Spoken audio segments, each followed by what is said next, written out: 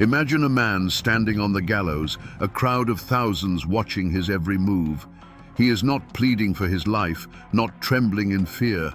Instead, he calmly inspects the hangman's rope and, finding it lacking, reties the knot himself to ensure a quick death.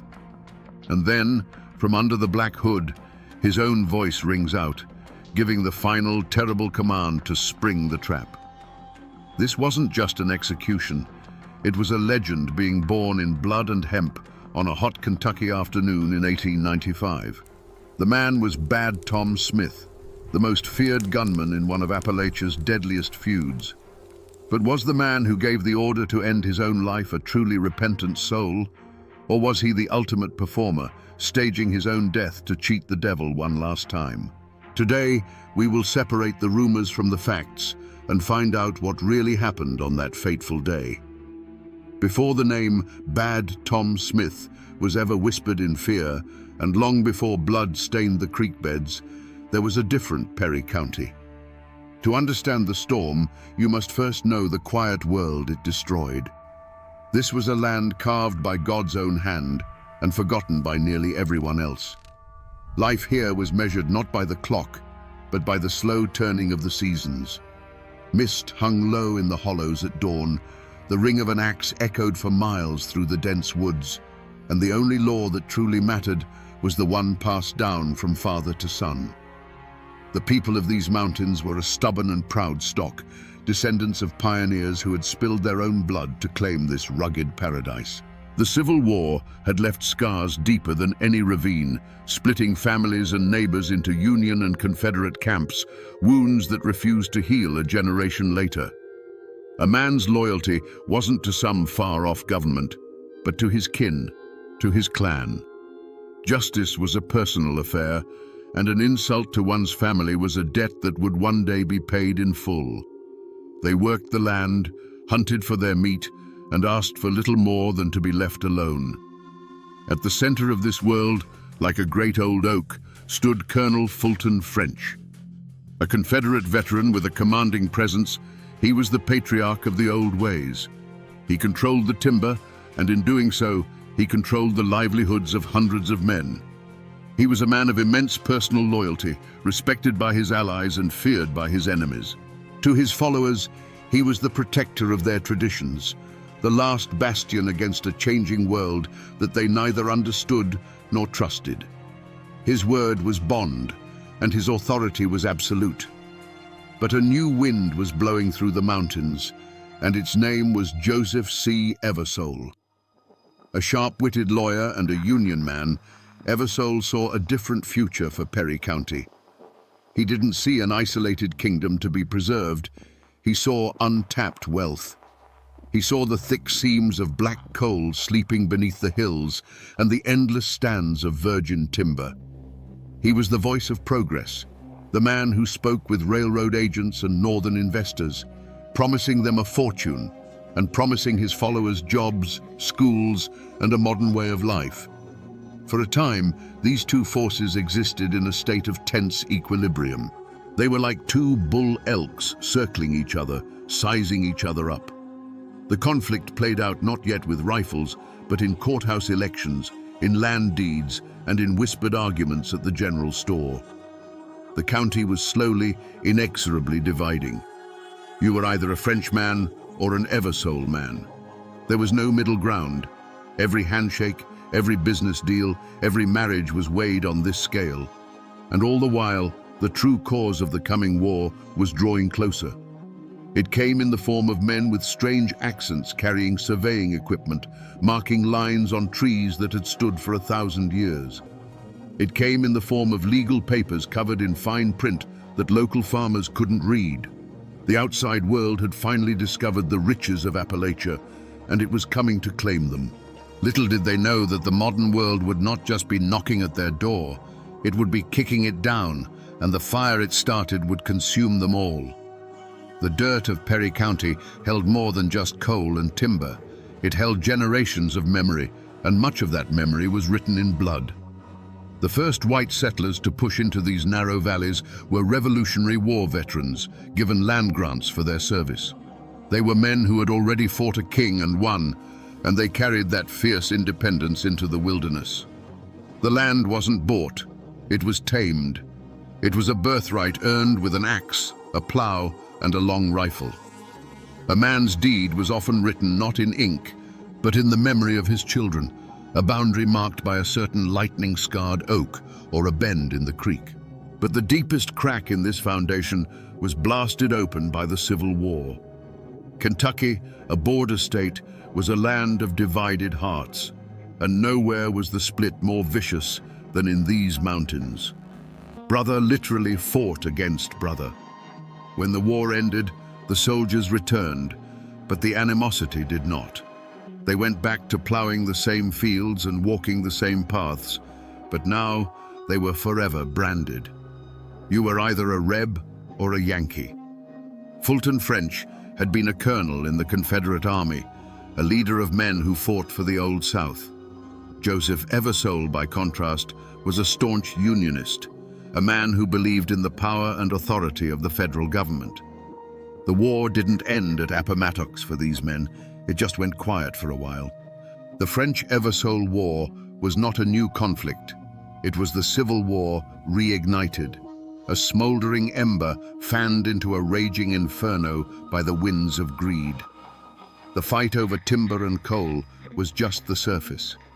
Beneath it lay the raw, unhealed wound of that older war, a deep well of bitterness and suspicion that poisoned everything it touched. In these mountains, a family name was a heavy burden, a thing that defined you from the cradle to the grave. It carried a history of pride, duty, and sometimes a legacy of hate.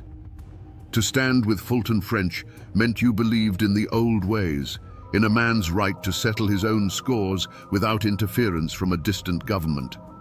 It meant your loyalty was to your kin first, your neighbor second, and the law a distant third. To side with Joseph Eversole meant you saw the law as a tool, a way to build a future, and you saw the old clan system as a roadblock to progress. It was a clash not just of men, but of worlds, and the ground had been prepared for it by 100 years of history. Long before the first ambush, the war was fought with whispers. In a place with no newspapers to speak of, and where news traveled by horseback, rumor was a powerful and dangerous weapon. The front porch of the general store, the smoky interior of the blacksmith shop, the churchyard after Sunday service, these were the battlefields. Every land sale, every new hire at the timber mill, every drunken brawl was picked apart and analyzed. Was he one of ours or one of theirs? A simple greeting could be mistaken for a threat, and a cold shoulder could be seen as a declaration of war. Into this poisoned atmosphere stepped the enforcers, the men who turned whispers into action. For Fulton French, that man was Tom Smith. Smith wasn't just a supporter, he was the physical embodiment of French's will. With eyes as cold as a mountain stream in winter and a reputation for being able to shoot the eye out of a squirrel at 100 yards, his presence was enough to intimidate jurors and silence witnesses. He was a walking, breathing threat, the human weapon that kept French's enemies in line. On the other side, Joe Eversole had his own men, often deputized lawmen, who used the color of law to serve their faction's interests. The county sheriff himself, a man beholden to Eversole, became a piece on the chessboard, his badge used to harass French's allies and protect Eversole's. The tension had already boiled over in smaller, uglier ways. Just a year before the killing started in earnest, there had been a bitter election for county judge. It was a contest of threats and bribes, not policies. Men loyal to French stood outside polling places, their rifles held casually but with clear intent. Votes were bought with moonshine and promises of work. When the Eversole-backed candidate won by a narrow margin, the French faction declared it stolen. A fistfight on the courthouse steps escalated until pistols were drawn, and only the intervention of cooler heads prevented a massacre right then and there. The incident was smoothed over, but the wound festered. This climate turned everyday disagreements into deadly feuds. A dispute over a line fence between two farmers became a proxy war for the entire county. One farmer was a Frenchman, the other an Eversole man. Soon, the rumor spread that one had deliberately poisoned the other's livestock. Then came the story of a barn being set on fire in the dead of night. There was no proof, only suspicion. But in the paranoid hollows of Perry County, suspicion was as good as a conviction. Friends stopped speaking, families split, and the entire community began to look at their neighbors not as people they'd known their whole lives, but as potential enemies in a war that everyone felt was coming. In the months leading up to the first killing, a deep sense of dread settled over the county, a feeling as thick and suffocating as the summer fog. The old folks, the ones who could still read the signs in the woods and the sky, saw the omens everywhere. A hoot owl, a creature of the night, was heard crying in the broad daylight from a dead chestnut tree, a sure sign that a death was coming to the hollow. The women whispered of dreams of muddy water and of snakes coiled in their path. The mountains themselves seemed to be holding their breath, the familiar sounds of the forest replaced by an unnatural quiet, as if all of creation was waiting for the first crack of a rifle. The human omens soon followed. Strangers began to appear in Hazard, men in city clothes with hard eyes who looked as out of place as a preacher in a saloon. They were hired guns, detectives from the Pinkerton agency, brought in by Eversole's faction to protect their business interests and intimidate their rivals. They didn't operate by the Mountain Code of Honor. They operated for cash. They carried new, repeating rifles and spoke in cold, clipped tones. Their arrival was a clear signal. This was no longer a local dispute.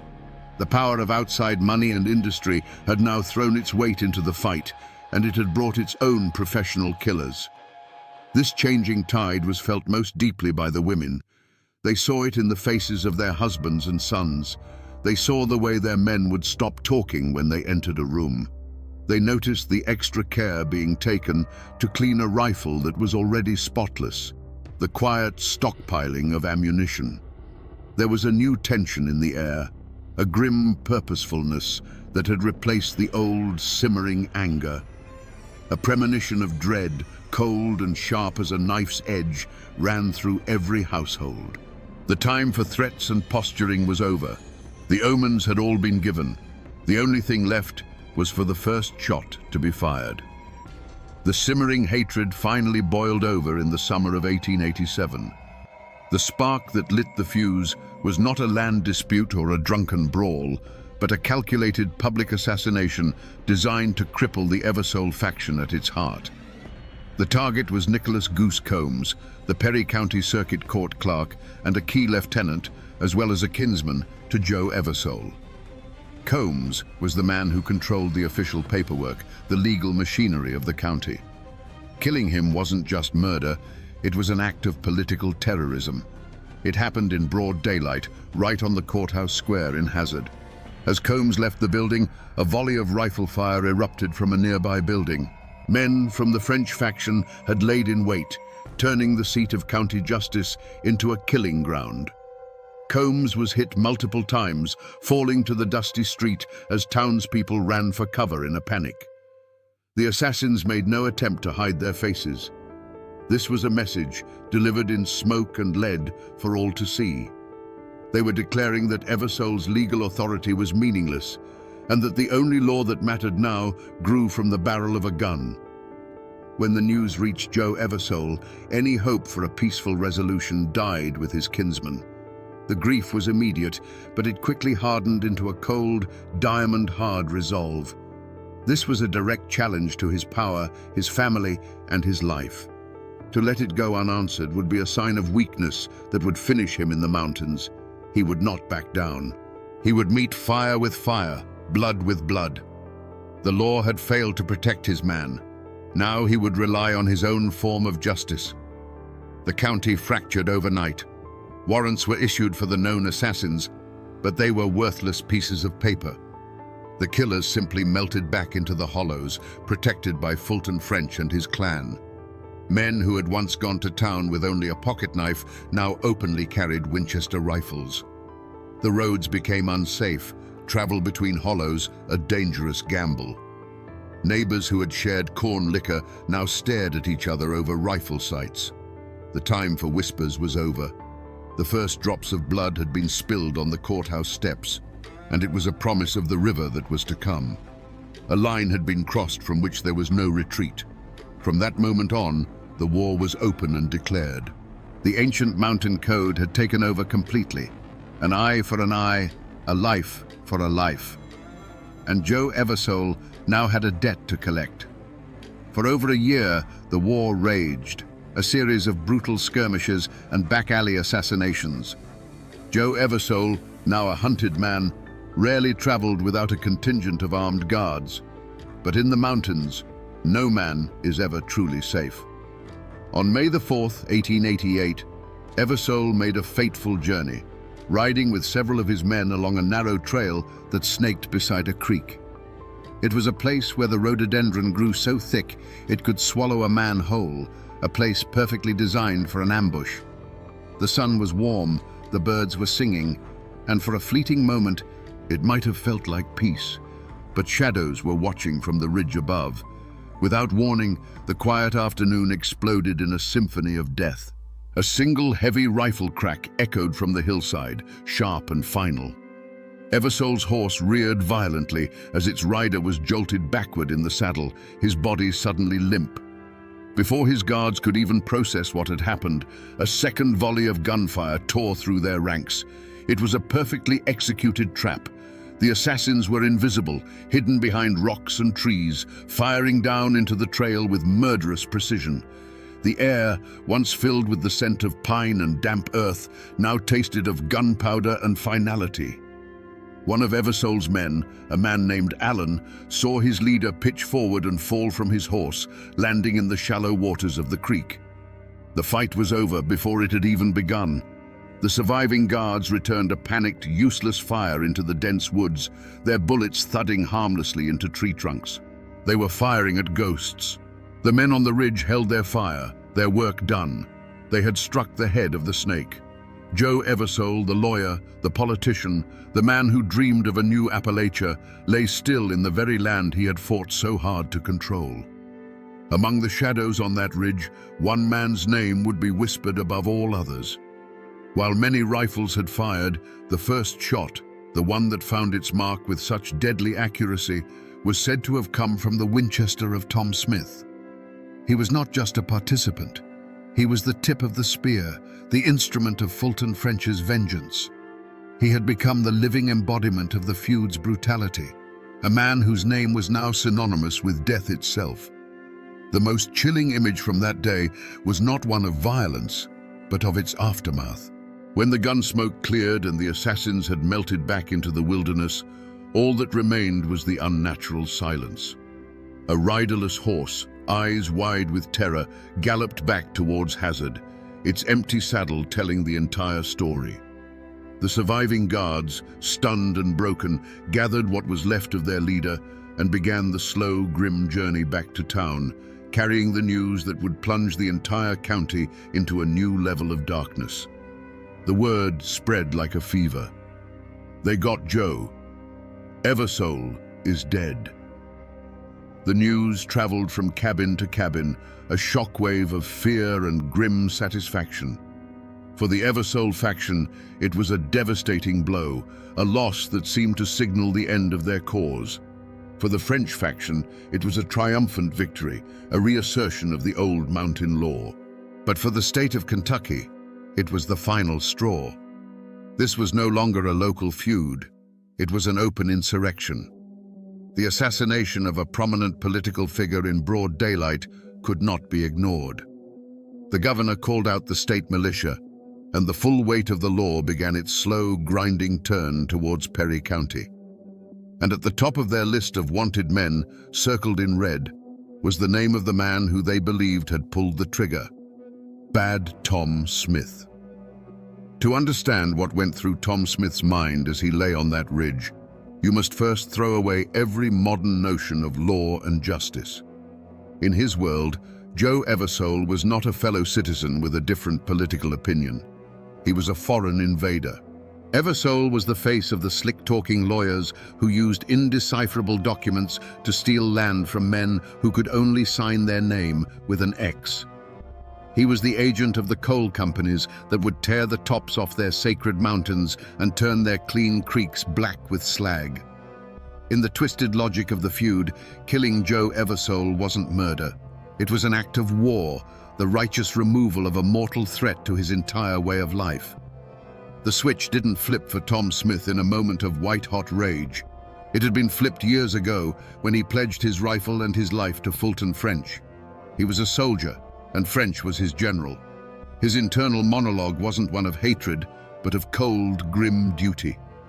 As he watched Eversole ride into the kill zone, there was no emotional storm. There was only the calm, practiced focus of a master hunter.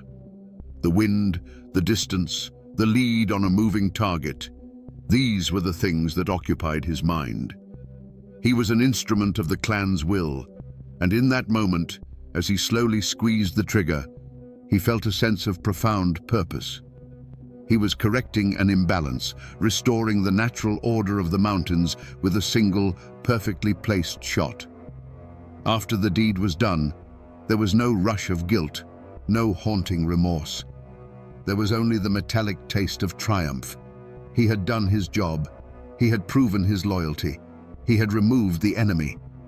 For a fleeting moment, lying there in the woods as the echoes of the rifles faded, he might have felt a deep, chilling satisfaction.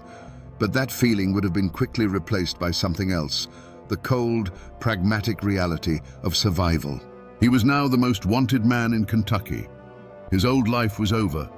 He was a ghost, a phantom who would have to live in the deepest shadows of the mountains he had just fought to defend. The satisfaction of the kill was gone, replaced by the grim calculation of the hunted.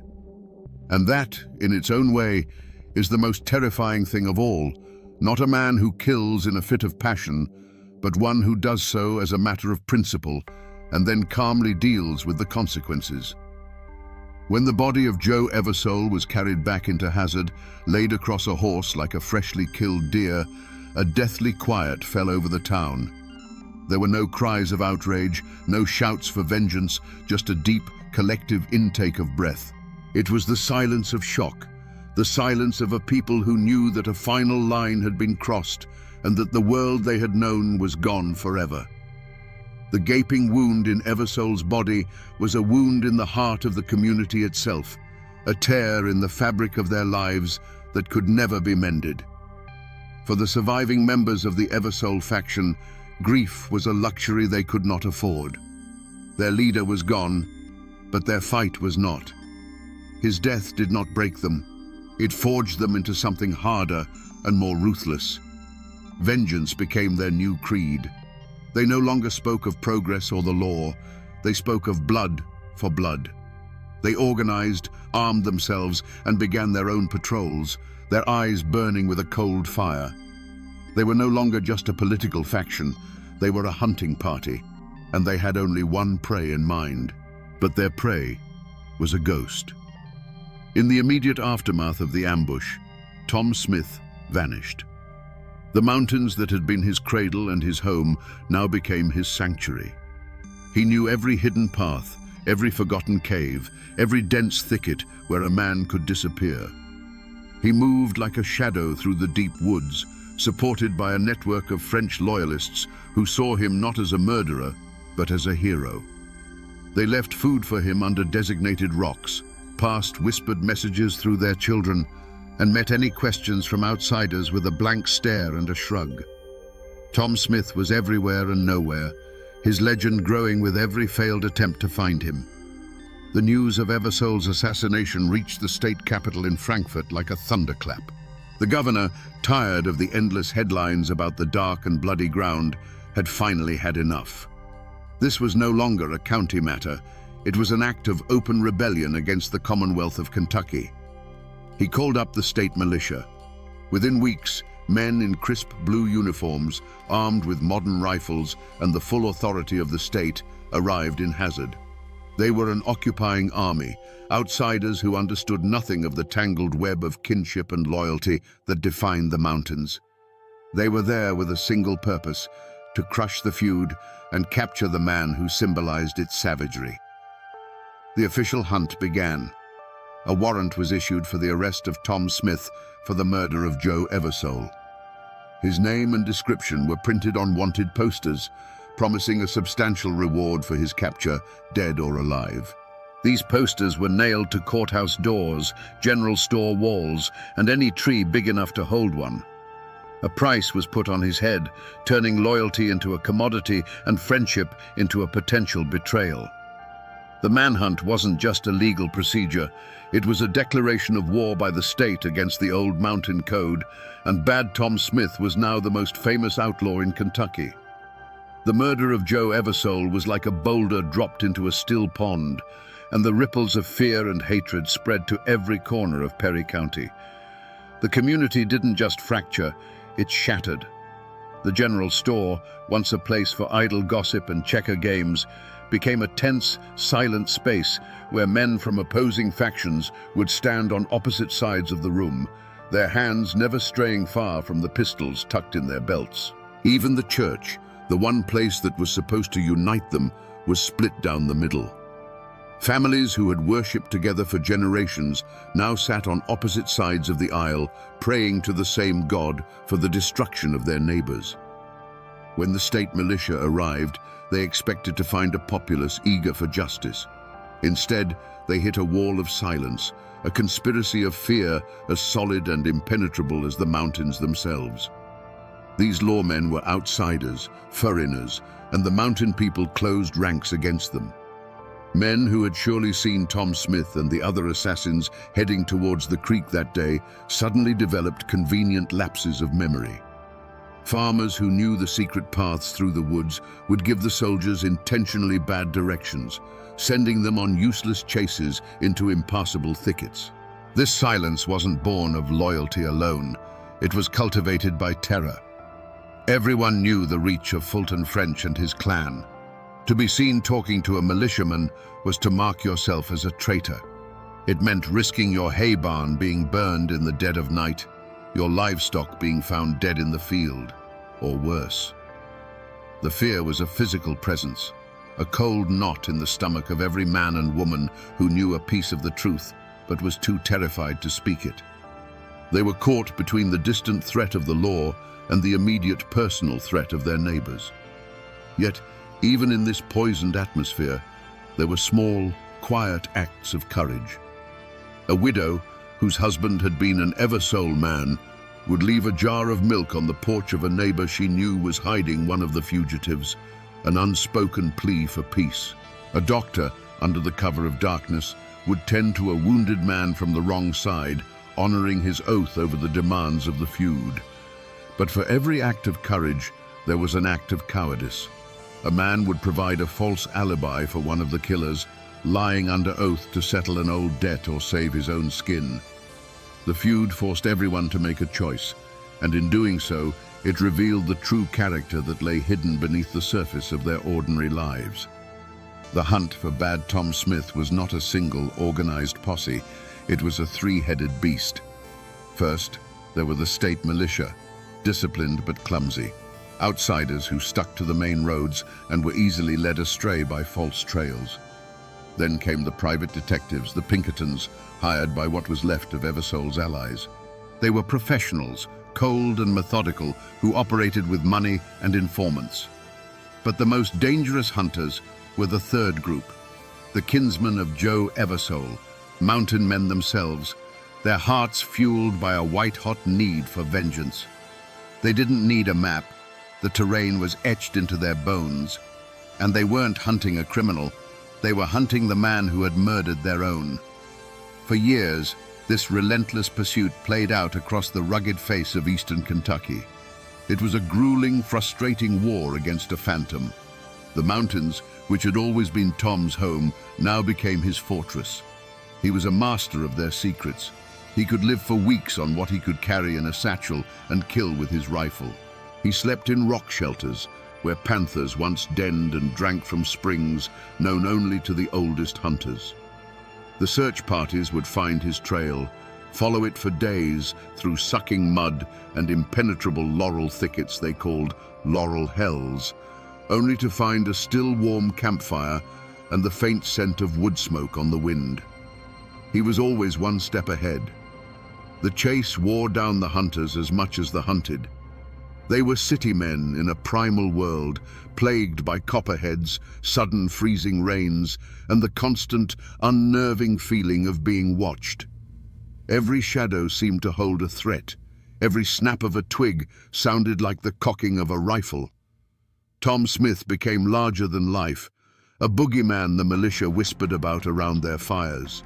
Stories spread that he could appear and disappear at will, that the woods themselves were protecting him.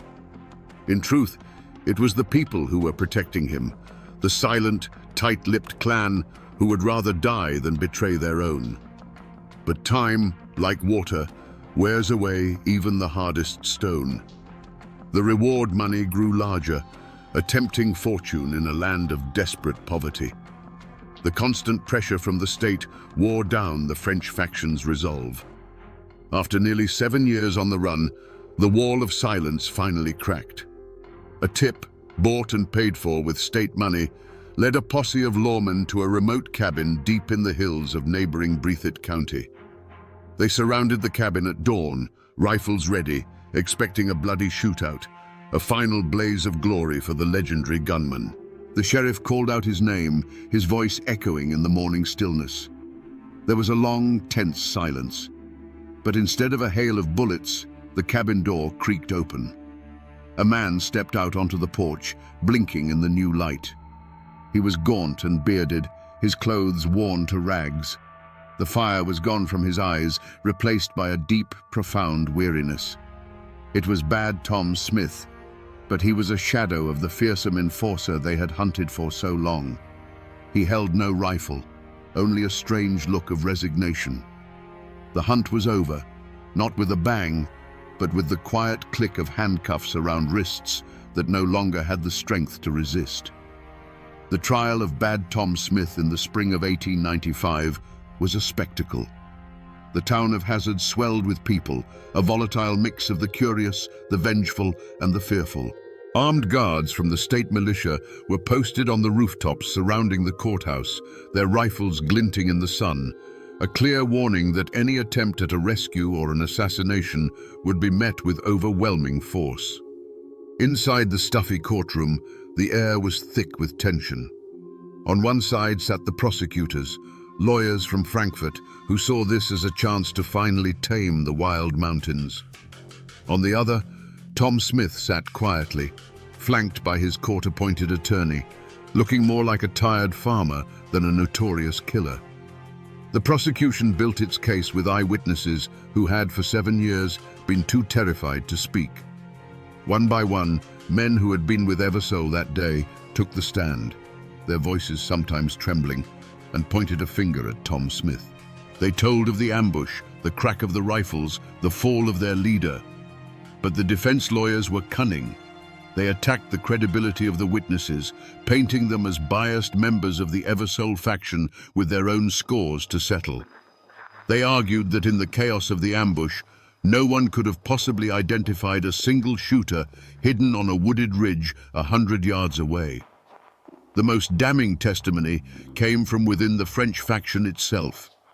Men who had once been Smith's comrades, now facing their own charges or tempted by offers of immunity, took the stand against him. They testified that Smith had bragged about the killing, that he had described it in detail, claiming the first and fatal shot as his own. As they spoke, Smith watched them with a look that was not of anger, but of a quiet, weary contempt. It was the look of a man who understood the final bitter truth of the mountain code. Loyalty lasts only as long as it is convenient. Throughout the trial, Tom Smith himself remained a silent, stoic figure. He never took the stand in his own defense.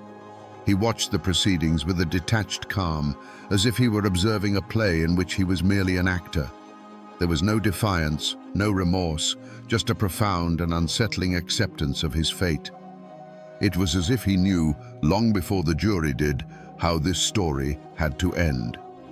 After days of testimony, the jury, a group of men carefully selected from a neighboring county to avoid bias, filed out. They returned in less than an hour.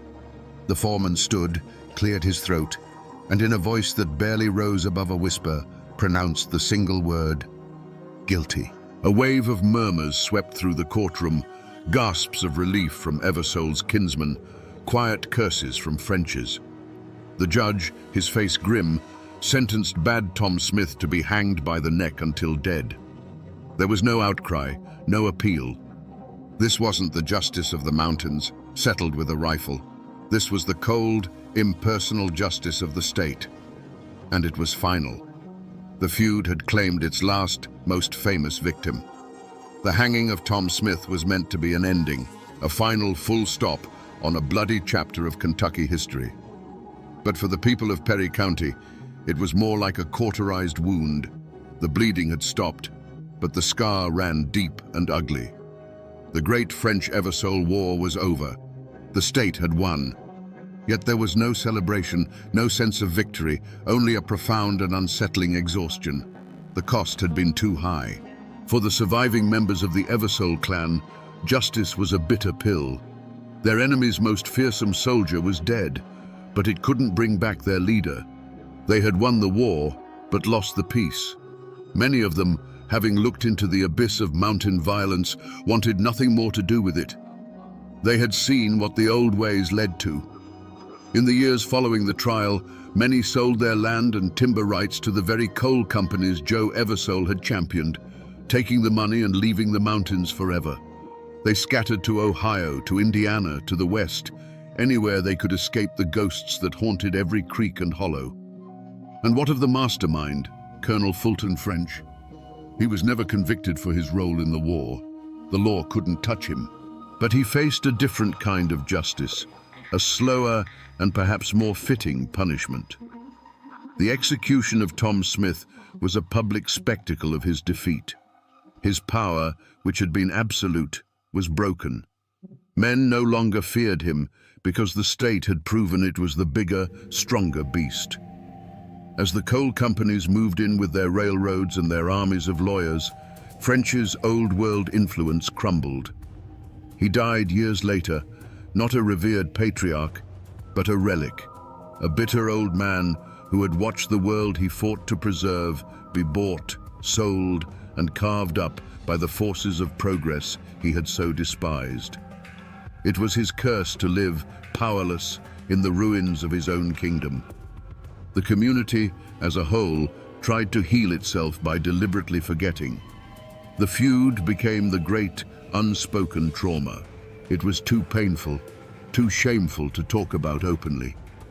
Parents stopped telling their children the full, brutal story, wanting to spare them the poison of that inherited hate. The tale of Bad Tom Smith and the war he fought in was pushed into the shadows, becoming the stuff of whispers and warnings rather than history.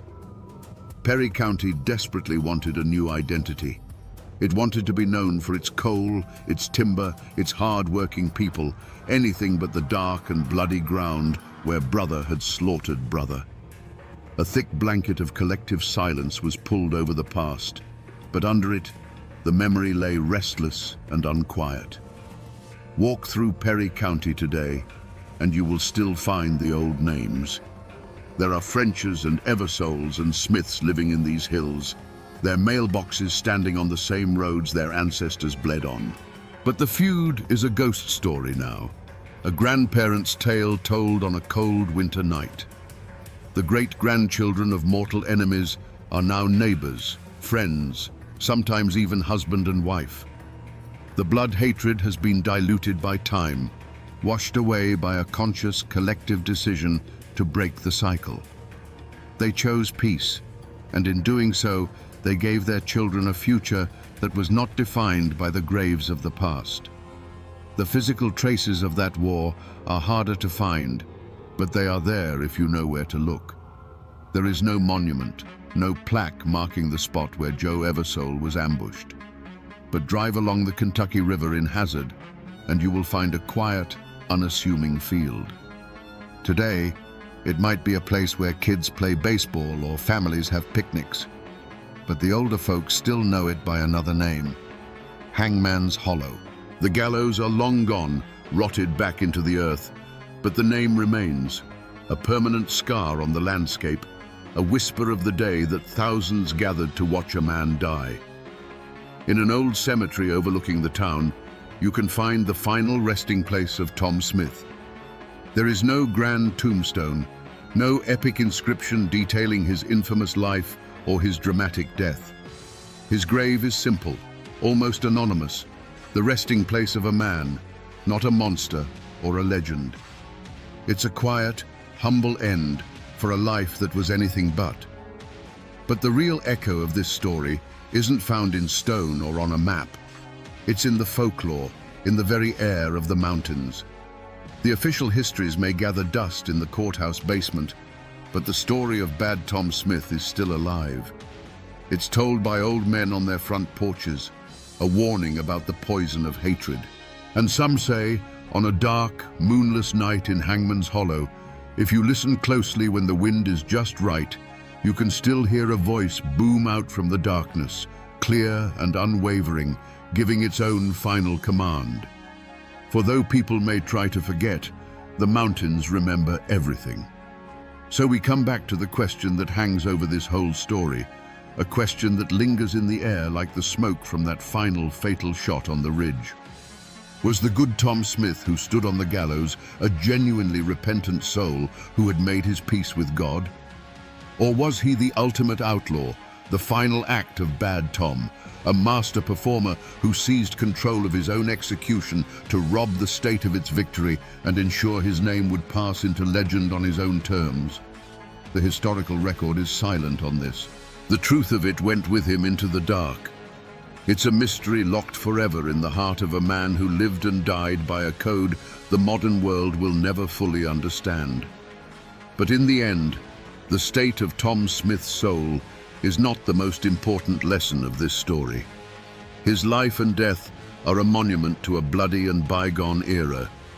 This is a story of how the poison of old hatreds, stirred by the coming of industrial greed, can turn a land of breathtaking beauty into a killing ground.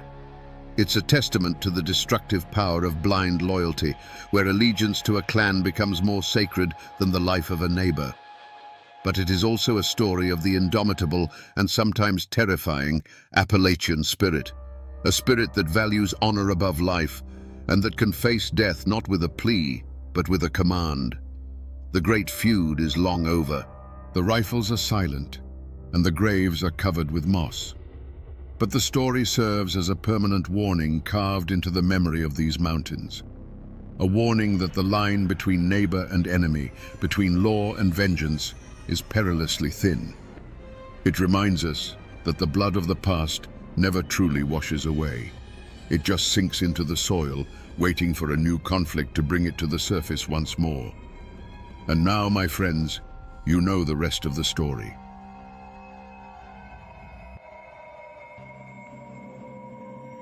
I'm standing here in the town square of Manchester, Kentucky, looking at the Clay County Courthouse. On a quiet afternoon like this, it looks like any other seat of county government. But these bricks have seen more history and more blood than most battlefields. A Kentucky governor once called this place the bleeding wound of the state. And for over 50 years, this very spot was the heart of that wound. Here, where all you hear now is the wind in the trees, the silence was once shattered by a war between families that turned the rule of law into a bitter joke. Today, we're going to listen to the whispers from this place and piece together the story of how it all began. To understand the explosion, you first have to see the powder keg. Let's go back to 1844. Manchester, Kentucky wasn't much more than a collection of log and clapboard buildings around a courthouse, set against the vast green wilderness of the Cumberland Mountains. Life here was hard, governed by the seasons and the unwritten laws of kinship. A man's word was his bond, and his honor was worth more than his life. In this world, some names carried more weight than others, and no name carried more weight than Garrard. They were the closest thing Clay County had to royalty. The family patriarch, Theophilus T. Garrard, was a powerful statesman, a name known all the way in the capital. His son Daniel moved through these dusty streets with an air of absolute confidence, the kind that comes from knowing your family's power is the ultimate law of the land. Then there was Dr. Abner Baker. He was a man of two worlds.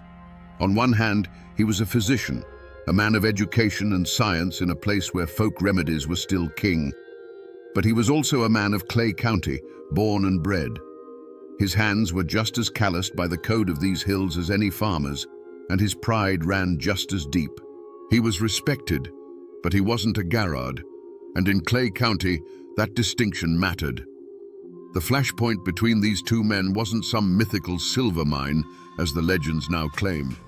It was something far more practical and far more valuable, the local saltpeter works. In the 1840s, saltpeter was the key ingredient in gunpowder. Controlling it meant controlling the means for every man to hunt, to defend his home, to be self-reliant. It was power, pure and simple, and both Baker and Garrard wanted control.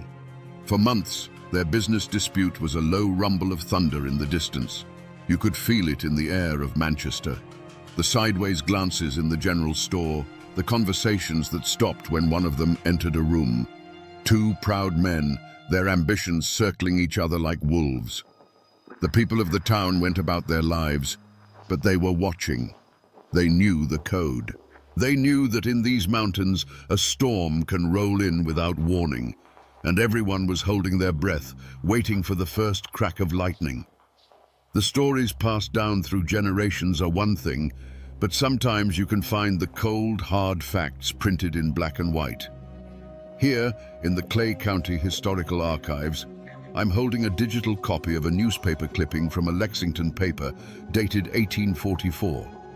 It's fragile, even as an image on a screen. The language is formal, a world away from our own. It describes the killing of Daniel Garrard not as a murder, but as an unfortunate and fatal affray. It speaks of the public shock and the immediate arrest of Dr. Abner Baker. But it's a small, almost overlooked detail in the third paragraph that truly matters. It mentions that Baker's defense team, some of the most expensive lawyers in the state, were preparing a novel argument, temporary insanity. This wasn't just a legal strategy. In a place like Clay County, where honor and accountability were everything, this was an insult. The idea that a man wasn't responsible for his actions, that he could kill the son of the most powerful man in the county and then hide behind a doctor's diagnosis, it was unthinkable. This piece of paper isn't just a news report. It's the official record of the moment the two sides stopped speaking the same language. One side started talking about the law, and the other was thinking only of justice. And that raised a critical question that would echo for decades. What happens when the law offers an escape, but the people demand a reckoning? That newspaper clipping only tells you what happened. It doesn't tell you how it felt on that hot, dusty day in Manchester. The argument between Dr. Baker and Daniel Garrard didn't start with a shout. It started as a low murmur in the middle of the street, two men standing toe to toe, the air crackling around them. The saltpeter works was the reason, but honor was the fuel. Voices rose with the heat of the day, and soon the whole town was watching from doorways and windows, silent witnesses to a prideful rage that was about to boil over. An insult was thrown. We'll never know the exact words, but in a place like this, a man's name is all he truly owns. Whatever was said, it was the point of no return.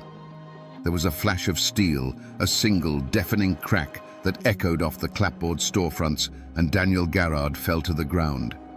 The son of the most powerful family in the county lay dead in the dust. In that moment, Dr. Abner Baker wasn't a man of medicine. He was just another Clay County man who had answered a perceived slight with finality. The law moved swiftly at first.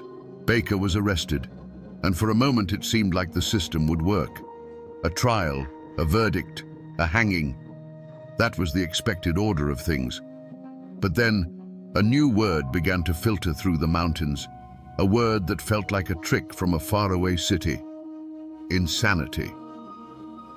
The Baker family, with its money, had hired lawyers who claimed the doctor hadn't known what he was doing, that his mind had snapped.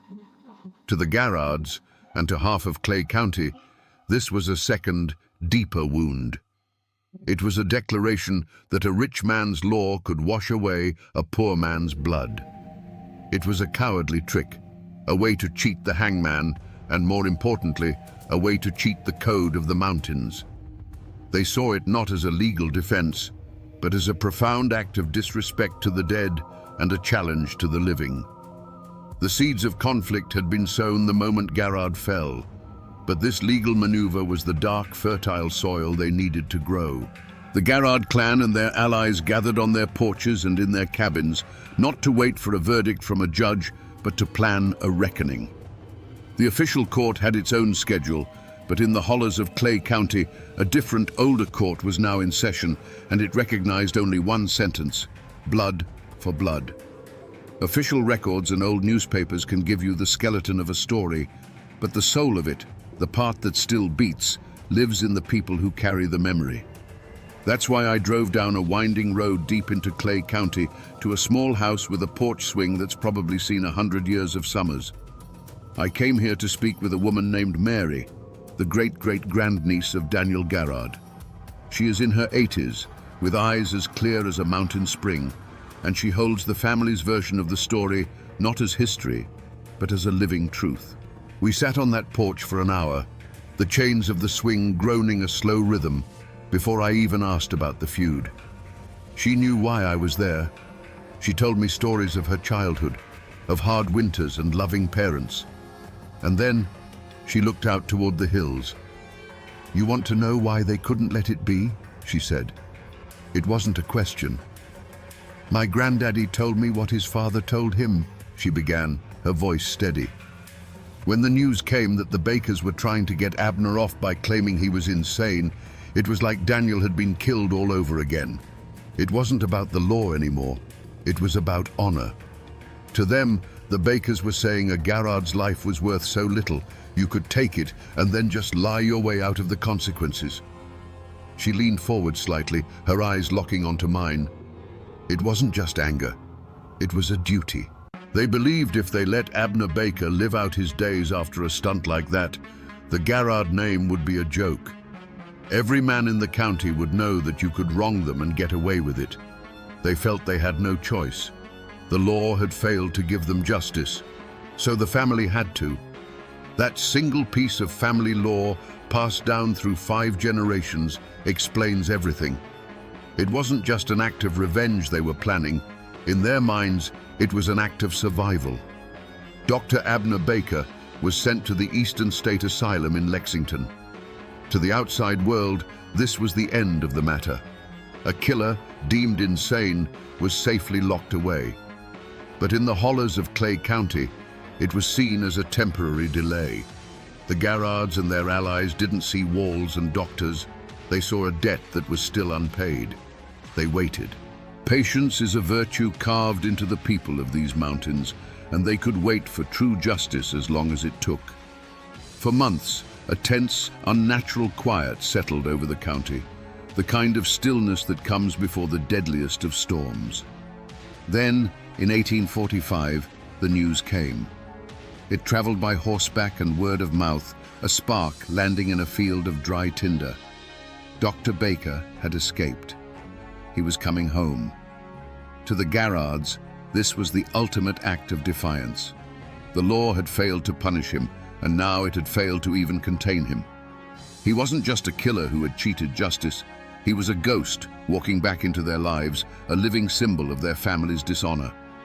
The time for waiting was over. There was no public call to arms. It happened quietly, with grim-faced men grabbing their long rifles from above the fireplace, nodding to their wives, and disappearing into the woods. This wasn't a mob. It was a posse, a self-appointed instrument of the only law they now recognized. They knew the trails, the creeks, and the hiding places better than any lawman from the city. They weren't hunting a fugitive. In their minds, they were escorting a man to the gallows that the state had been too cowardly to build. They found him. We don't know exactly where the ambush was laid, perhaps in a narrow hollow where the creek runs shallow, or along a ridge that offered a clear line of sight. But for Dr. Abner Baker, the journey home ended there. The deep silence of the Appalachian forest was shattered by a coordinated volley of rifle fire. It was swift, brutal, and final. There was no trial, no judge, no jury. Just the cold, hard arithmetic of the mountain code, a life for a life. This was the point of no return. The first killing had been a crime of passion, a dispute that ended in tragedy. This second killing was a calculated execution, a public statement written in gunpowder and blood. It was a declaration to all of Clay County and to the distant government in Frankfort that the official law had no authority here. The Garrards had reclaimed their family's honor, and in doing so, they had thrown down a gauntlet. Now, the Baker family and their allies had a blood debt of their own to repay. The feud was no longer a disagreement. It was an inheritance, and it would be passed down to the next generation with all its terrible weight. I'm back at the courthouse in Manchester, but this time, I'm looking closer. The afternoon sun is low, casting long shadows across the lawn. A building like this, over 100 years old, absorbs history. And if you run your hand along these old bricks, you're touching the last silent witness to the war's most violent chapter. This is the place where the feud stopped being a series of back-alley ambushes and became an open rebellion. They say if you look close enough at the stone pillars by the entrance, you can still find the chips and scars where bullets from a dozen different gunfights struck home. You have to imagine this lawn, not neatly trimmed, but churned to mud, filled with armed men loyal to the Howard clan. You have to picture those high windows, not with sunlight glinting off them, but barricaded from the inside with heavy oak desks and law books, with the glint of rifle barrels poking through the gaps. Because in 1898, this building wasn't a courthouse. It was a fortress, seized by Bad Tom Baker and his men. And right here, on this very lawn, the governor of Kentucky set up the state militia with a Gatling gun, a weapon of industrial warfare aimed at the heart of their own county seat. This is where it happened. The war came out of the shadows of the hollers and declared itself right here in the open. And on these very steps, years later, a final, fatal price would be paid. The feud didn't just smolder after the Civil War. It was forged into something harder, something colder. By the late 1890s, the fight was in the hands of a new generation, men who had grown up on stories of the first killings. On one side was Big Jim Howard, a man who could use a law book or a rifle with equal skill. On the other was the fearsome Bad Tom Baker, a one-armed Confederate veteran whose reputation was as hard as a coffin nail. The animosity between them finally reached its breaking point when Howard, using his political influence, began to stack the legal system against the Baker clan. Feeling the walls of the law closing in, Tom Baker made a decision that would stun the entire state. He would take the law itself hostage. In 1898, he and his heavily armed followers marched into Manchester, not as citizens, but as an occupying army. They stormed the courthouse, drove out the officials, and barricaded the doors. The seat of county justice was now the fortress of a clan warlord. From the second-story windows, the glint of rifle barrels sent a clear message to Jim Howard and his allies. The time for legal tricks was over. This would be settled with gunpowder. Manchester became a ghost town. Doors were bolted, windows shuttered. The only sounds were the scraping of boots on gravel and the sharp, ugly crack of a rifle shot that would echo through the empty streets, followed by an even more terrifying silence. A spider web of cracks would appear in a storefront window. A horse tied to a post would suddenly fall, its quiet death a warning to anyone who dared to show themselves. Inside the courthouse, the air was thick with tension and the smell of stale tobacco smoke. Tom Baker, his one arm as steady as iron, directed his men, their faces grim in the dusty shafts of light filtering through the barricades. The standoff dragged on for days. The news of a county courthouse under siege by its own citizens reached the governor's mansion in Frankfurt. It was an embarrassment, an open sore on the face of Kentucky. Governor William O. Bradley declared Clay County to be in a state of insurrection. He called it the bleeding wound of the state, and he decided to cauterize it with force. The arrival of the state militia was a sight no one in Manchester would ever forget. Uniformed soldiers marching in formation, followed by a wagon carrying a weapon of modern war, a Gatling gun. They set it up on the courthouse lawn, its brass casings gleaming in the sun, its multiple barrels aimed squarely at the front doors. This was no longer a family feud. This was a rebellion. The government of Kentucky was prepared to mow down its own citizens to restore order. The air grew heavy, silent. Inside, the Baker clan looked out at the machine gun, a weapon that could tear through their wooden barricades like paper. Outside, the militia commander stared at the courthouse, knowing the order to fire would result in a slaughter. This was the heart of darkness, a moment when all pretense of civilization had vanished, leaving only two armed camps separated by 100 yards of lawn and 50 years of hate. The siege didn't end with the roar of the Gatling gun. It ended with a quiet, cold calculation. Tom Baker, for all his fury, was not a fool. He saw the inevitable. The doors to the courthouse eventually swung open, and the Baker clan walked out, laying down their weapons. But it wasn't a surrender. Their eyes, burning with defiance, promised that this was only a pause. The state had taken back its building, but the war for Clay County was far from over. The bleeding had been stopped for a moment, but the wound was now deeper than ever. After the soldiers and the Gatling gun went home, the war moved from the courthouse lawn back into the courthouse itself. The weapons were no longer rifles, but pieces of paper, and I'm looking at one of them right now. This is a copy of the official indictment brought against Bad Tom Baker and his men following the siege. The script is formal, the ink faded, the language cold and precise. It lists the charges in stark legal terms: armed insurrection, sedition, conspiracy to intimidate an officer of the law. On paper, it paints a simple picture of a band of outlaws who tried to overthrow the government. It's neat, it's clean, and it's a masterclass in how history is written by the winners. But reading this is like reading a doctor's report that lists the cause of death as cessation of heartbeat. It's technically true, but it tells you nothing of the disease that ravaged the body for years. This document has no lines for the 50 years of bad blood. It doesn't mention the political machinations of the Howard clan or the deep-seated belief that a Baker couldn't get a fair hearing in that very building. The paper simply lists the crime. It completely erases the reason. It reduces a multi-generational war down to a few sterile legal phrases, stripping away all the honor, the rage, and the grief that led those men to make their stand. And with this document, the full weight of the state's power was about to come crashing down on the Baker clan. With the Gatling gun gone and the militia back in their barracks, a different kind of army descended on Clay County. This one wore suits and carried leather briefcases filled with law books. The state of Kentucky was determined to make an example of Bad Tom Baker. This wouldn't be a local trial with a jury of neighbors. This was the full weight of the Commonwealth coming down on one man.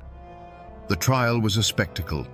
The Manchester courthouse, the very building Tom Baker had held as a fortress, was now his cage. Every day, the courtroom was packed to the rafters, a silent, divided sea of humanity. On one side sat the friends and family of the Baker clan, their faces set like stone. On the other side sat the allies of Big Jim Howard, their expressions a mixture of triumph and anticipation.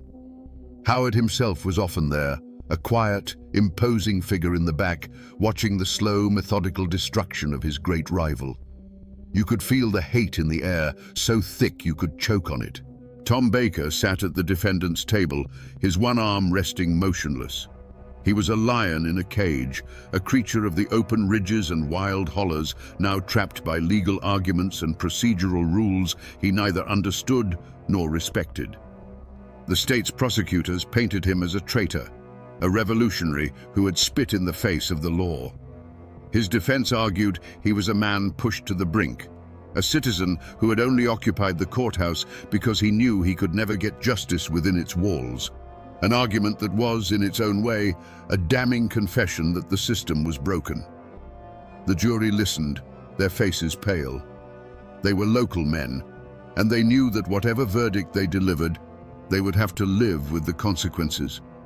They were judging not just Tom Baker, but the future of Clay County. But the outcome was never really in doubt. The state had been humiliated, and someone had to pay.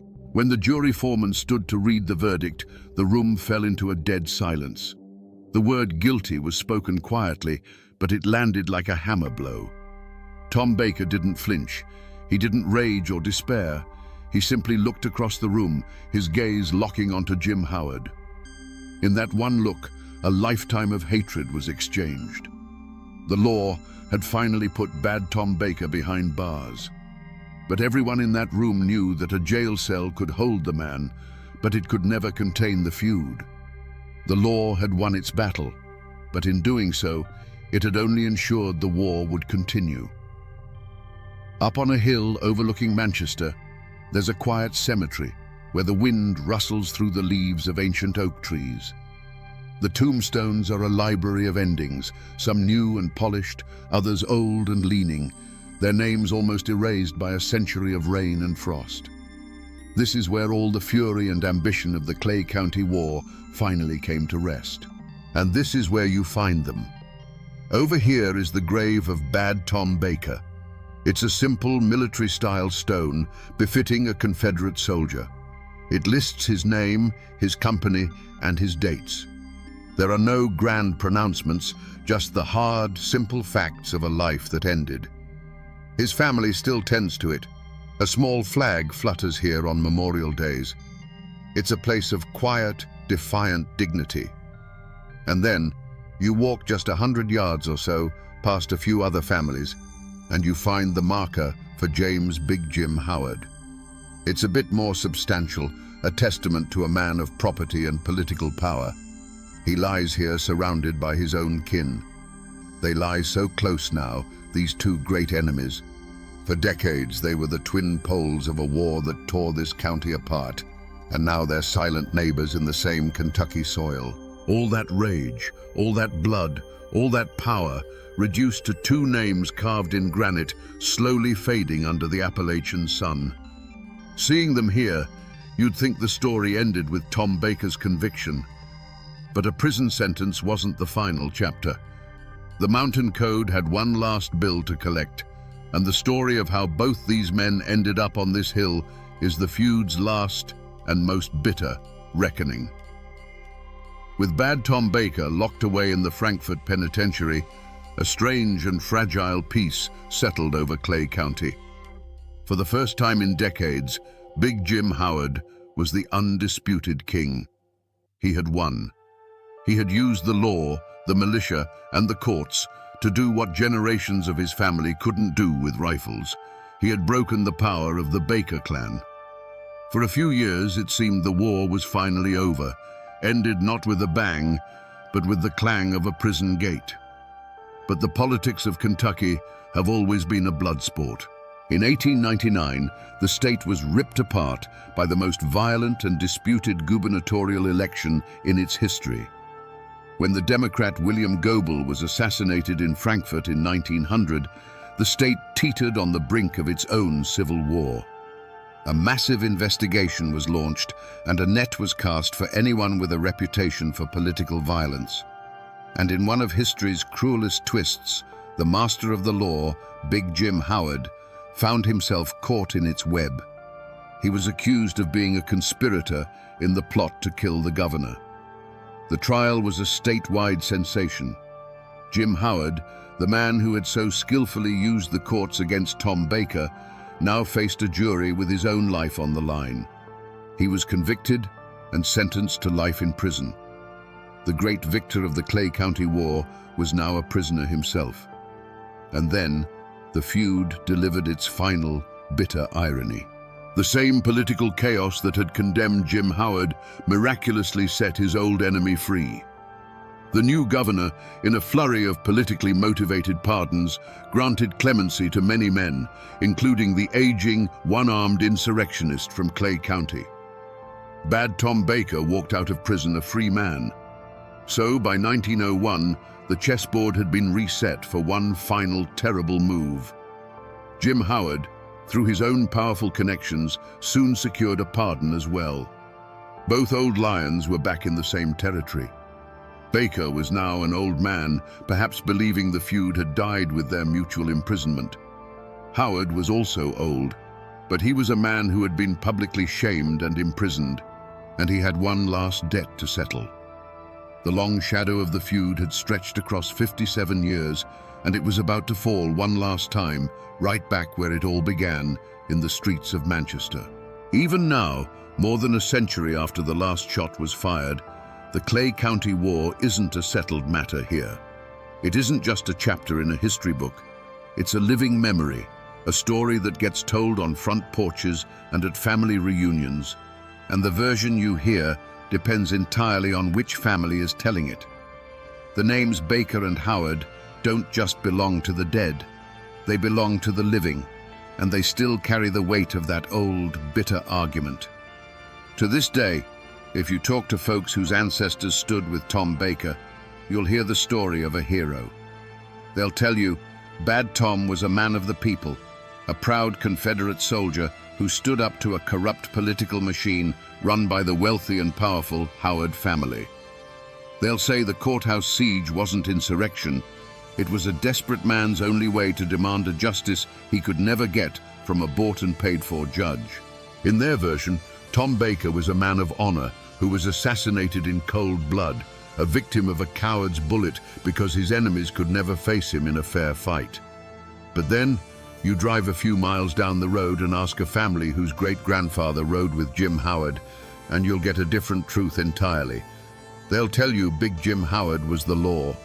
He was a sheriff, a leader, a man trying to drag a wild and violent county into the modern age. To them, Bad Tom Baker was a ruthless outlaw, a violent thug who thought he was above the law and terrorized anyone who stood against him. The courthouse siege was an act of treason, an attack on civilization itself. And his death on the courthouse steps, that wasn't an assassination. It was an execution, the long overdue end for a man who had lived by the gun. So which one is the truth? Was Tom Baker a folk hero or a homegrown terrorist? Was Jim Howard a civic leader or a political boss who used the law like a club? The honest answer is that after 100 years, the truth is a matter of blood and memory. The facts are a pile of dry bones, and it's the families that put the flesh and spirit back on them. The war is over, but the argument about who was right, who was wrong, and who deserved what they got, that argument will probably never end. When the shooting finally stops and the last of the warlords are in the ground, a story enters a new phase of its life. The hard, jagged facts of who did what to whom begin to get smoothed over by time, like a stone in a fast-running creek. History becomes folklore. The Clay County War was too big, too bloody, and too long for people to simply file away. They had to make sense of it, to turn the sheer, brutal chaos into a lesson, or a warning, or a ghost. Ask around Manchester today, especially among the older folks, and you might hear a story told in a hushed voice on a dark autumn night. They say that if you stand near the courthouse when the streets are empty and quiet, you can sometimes see a shadow moving on the steps where Bad Tom Baker fell. A tall, lonely figure with one empty sleeve that seems to sway in a breeze that no one else can feel. They say he's still waiting, still looking for the man who shot him, or perhaps for a kind of justice he never found inside that building. It's more than just a ghost story. The feud lives on as a cautionary tale, a lesson that became woven into the fabric of the community. It's the story a father would tell a hot-headed son to warn him about the poison of carrying a grudge. Remember the Bakers and the Howards, he'd say. They fought for so long, they forgot what they were even fighting about. and all they earned was a piece of land on Cemetery Hill. The war became a local proverb, a dark piece of wisdom paid for with generations of blood. This is how a community processes a trauma this deep. The specific details of the legal disputes and the political maneuvers fade away. What remains is a powerful myth, a story of two families locked in a death spiral, a one-armed ghost who haunts the seat of justice, and a bloody warning that echoes down through the years. The facts belong to the archives, but the legend belongs to the mountains. So here I am again, back on the square in Manchester, looking at the same courthouse as the day begins to fade. But I'm not seeing it the same way. It's no longer just an old brick building. I can almost see the shadow of Daniel Garrard falling in the dust, feel the tension of the siege with Tom Baker's men peering from the windows, and hear the echo of that final fatal shot on these very steps. We came here to listen to the whispers of this place, and what we heard was a 57-year-long scream. The Clay County War is a story about how honor, when it turns to pride, can become a prison. It's about how revenge can become a family's only inheritance. It's a hard lesson written in blood that shows how easily the law can be broken and how much harder it is to put back together.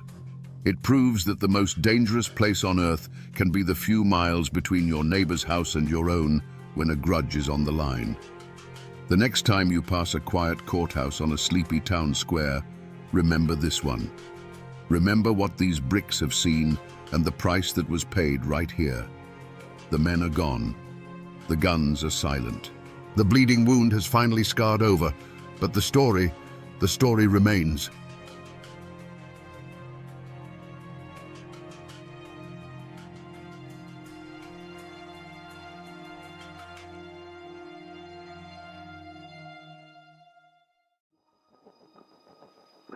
They say that on May 5th, 1931, the mountains of Harlan County themselves held their breath.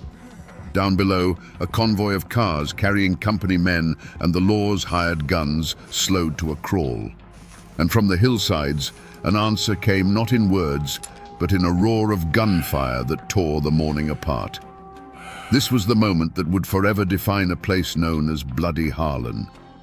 Was it a murderous ambush, as the coal barons screamed to the world? Or was it the last desperate act of men who had been beaten, starved, and cornered? The truth, as it always does in those dark hollows, is buried deep. Today, we're not just going to talk about a gunfight. We're going to uncover the story of the pressure, the pain, and the poverty that led to the Battle of Evarts, a day when ordinary miners decided they would rather die on their feet than live on their knees. To understand the men who took to the hills with rifles that day, you first have to understand the world that made them. Harlan County in the early 1900s wasn't a place of opportunity. It was a kingdom of coal, and every man, woman, and child was a subject. A boy was born in a house the company owned, breathing in the black dust that settled on his cradle. He played in the shadow of the tipple that would one day claim his father, and knew, with a certainty that chilled the bone, that it would one day claim him too. This wasn't just a job. It was a system of total control. You lived in the company's house, so you could be evicted at a moment's notice. You shopped at the company's store, where your dollar was worth 50 cents, and you were paid not in American money, but in company scrip. This private currency was a leash designed to keep you in a state of permanent debt. A man could spend his entire life deep in the earth, risking his life for a pittance, and still die owing the company money. His debt would then pass to his sons. It was a new kind of feudalism, hidden away in the American mountains. The land itself taught them to be hard. The mountains demanded self-reliance. A man learned to hunt, to fix what was broken, and to stand his ground because no one else was coming to help him. This forged a powerful code, an unspoken law that was older and deeper than any statute passed in a distant capital. You stood by your kin. You looked a man in the eye. You did not suffer an insult to your honor, and you never, ever let an outsider push you off your own ground. The mine was a brutal teacher, Every day was a gamble against a cave-in, a gas explosion, or the slow, suffocating death of black lung. Men watched their friends get crushed, their fathers waste away, their brothers carried out on a stretcher. They learned that their lives were cheap, just another cost on the company's ledger. This constant dance with death bred a certain kind of fatalism, but it also bred a deep, simmering rage. So when the Great Depression hit, and the operators demanded that these men work for even less, they weren't just cutting a wage. They were breaking a sacred, unspoken pact. The miners had endured the danger, the debt, and the dust. They had traded their health and their freedom for a life that was just barely livable. By trying to take that last crumb, the company wasn't just making a business decision. They were delivering the final, unforgivable insult to the mountain code. They were pushing men who had nothing left to lose. Before the strike, before the guns, there was a life. It was a hard life, to be sure, but it was theirs. A miner's day began in darkness and ended in darkness, but in between there were moments of light. A man's kingdom wasn't the mine, and it wasn't the company town. It was the few square feet of his front porch where he'd sit at the end of a shift, bone-tired, and watch his children play in the yard. It was the smell of supper cooking, the one time of day the scent of coal was overpowered by something that felt like home. These men weren't just workers, they were husbands and fathers. They held a deep, fierce pride in their ability to provide, to put food on the table, no matter how meager. They'd come home with their faces permanently stained with black dust, but they would wash their hands clean before holding their babies. Their world was one of small dignities, a well-tended garden, a hymn sung in church on Sunday morning, the quiet respect of their neighbors. This was the life they were defending. It wasn't about a theory of labor, it was about their kids having shoes in the winter. And there was a brotherhood forged in the belly of the earth. Down in the darkness, a man's life depended entirely on the man next to him. They learned to read the groans of the mountain, to listen for the shifting of rock, to trust each other's instincts without a word. This created a bond that outsiders could never understand. They were more than neighbors. They were soldiers in a daily war against the mountain. They shared their last chew of tobacco, covered for each other when the foreman was on the prowl, and mourned together when the mountain inevitably claimed one of their own. This was the world the coal operators failed to see. They saw numbers on a ledger, a list of employees, a cost to be managed. They did not see the tight-knit fabric of a community woven from shared hardship and fierce loyalty. They didn't understand that when you threatened one family, you threatened them all. The world they had built, this fragile ecosystem of kinship and honor, was the only thing they had. And when the company came for it, they were coming for everything. The same mountain that gives a man his strength also carves his deepest flaw. For the miners of Harlan County, that flaw was a pride as hard and sharp as a shard of slate.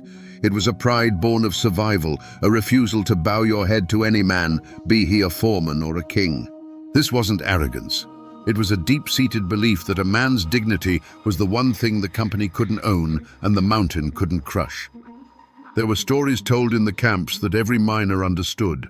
A story of a man who put down his tools and walked out of the mine, sacrificing his job and his family's next meal, all because a young foreman from up north had called him boy. He wasn't being defiant for the sake of it. He was upholding a code. To accept the insult would be to admit that the company owned his spirit as well as his labor, and that was a line he would not cross. He lost his job, his home, and was blacklisted from every mine in the county, but he kept his honor intact. This unwavering pride was a kind of psychological armor against the crushing darkness of the mines. It's what allowed a man to walk into the earth each morning with his head held high. But it was also a fatal vulnerability. The operators, in their distant offices, may not have understood the men, but their enforcers on the ground, the gun thugs and the sheriffs, they understood this pride perfectly. They learned it was a button they could push. They knew that these were not men who could be shamed or intimidated into submission indefinitely. They were men who would bend and bend and bend, absorbing every hardship with a stoic silence. But when you pushed them past that breaking point, when you made it a question of their honor as men, they would not break. They would explode. This pride, this absolute refusal to be seen as less than a man, was the powder keg sitting in the heart of Harlan County.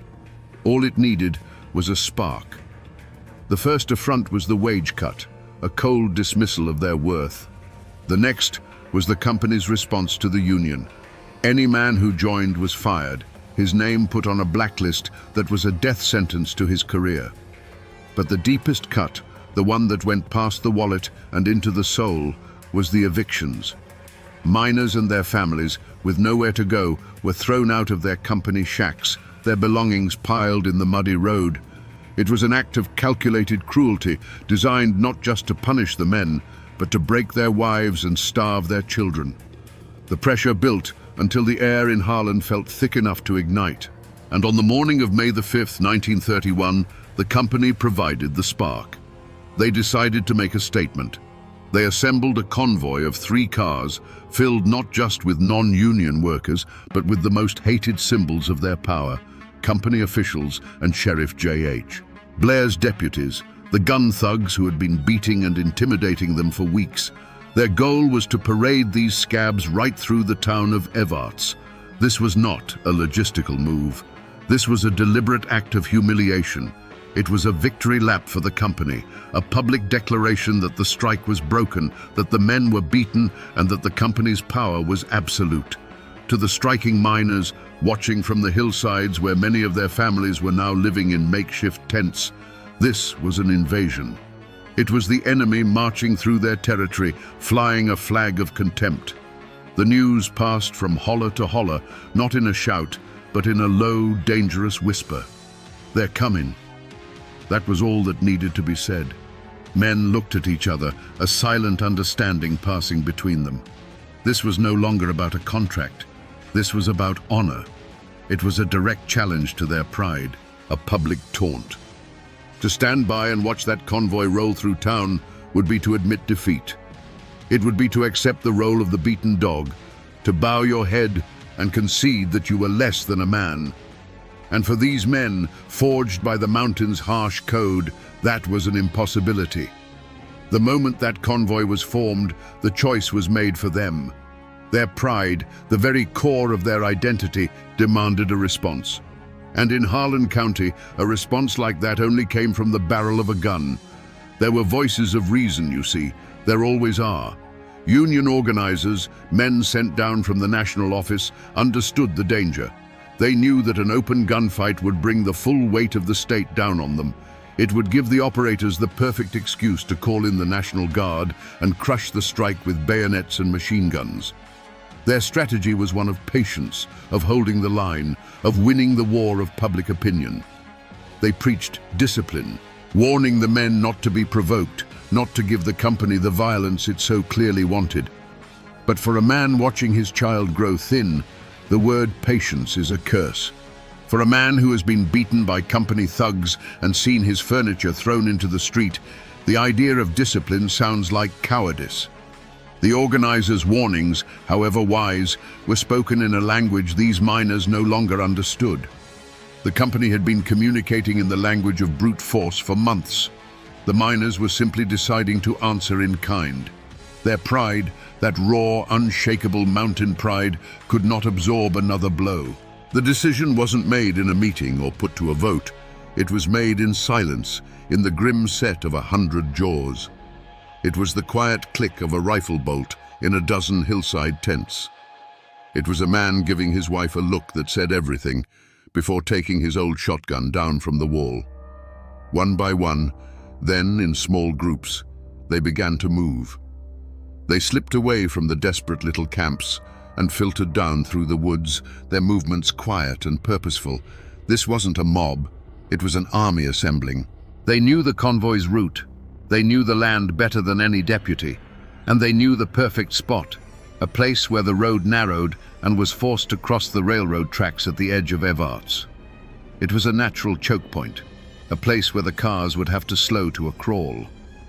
They took up positions on the wooded hillside overlooking the road, some behind trees, others in the shallow ditches. They were no longer just striking miners, they were choosing a battlefield. Every man who took his place on that hillside was consciously rejecting a path of peace. He was ignoring the warnings of the organizers. He was turning his back on the slim hope of a negotiated settlement.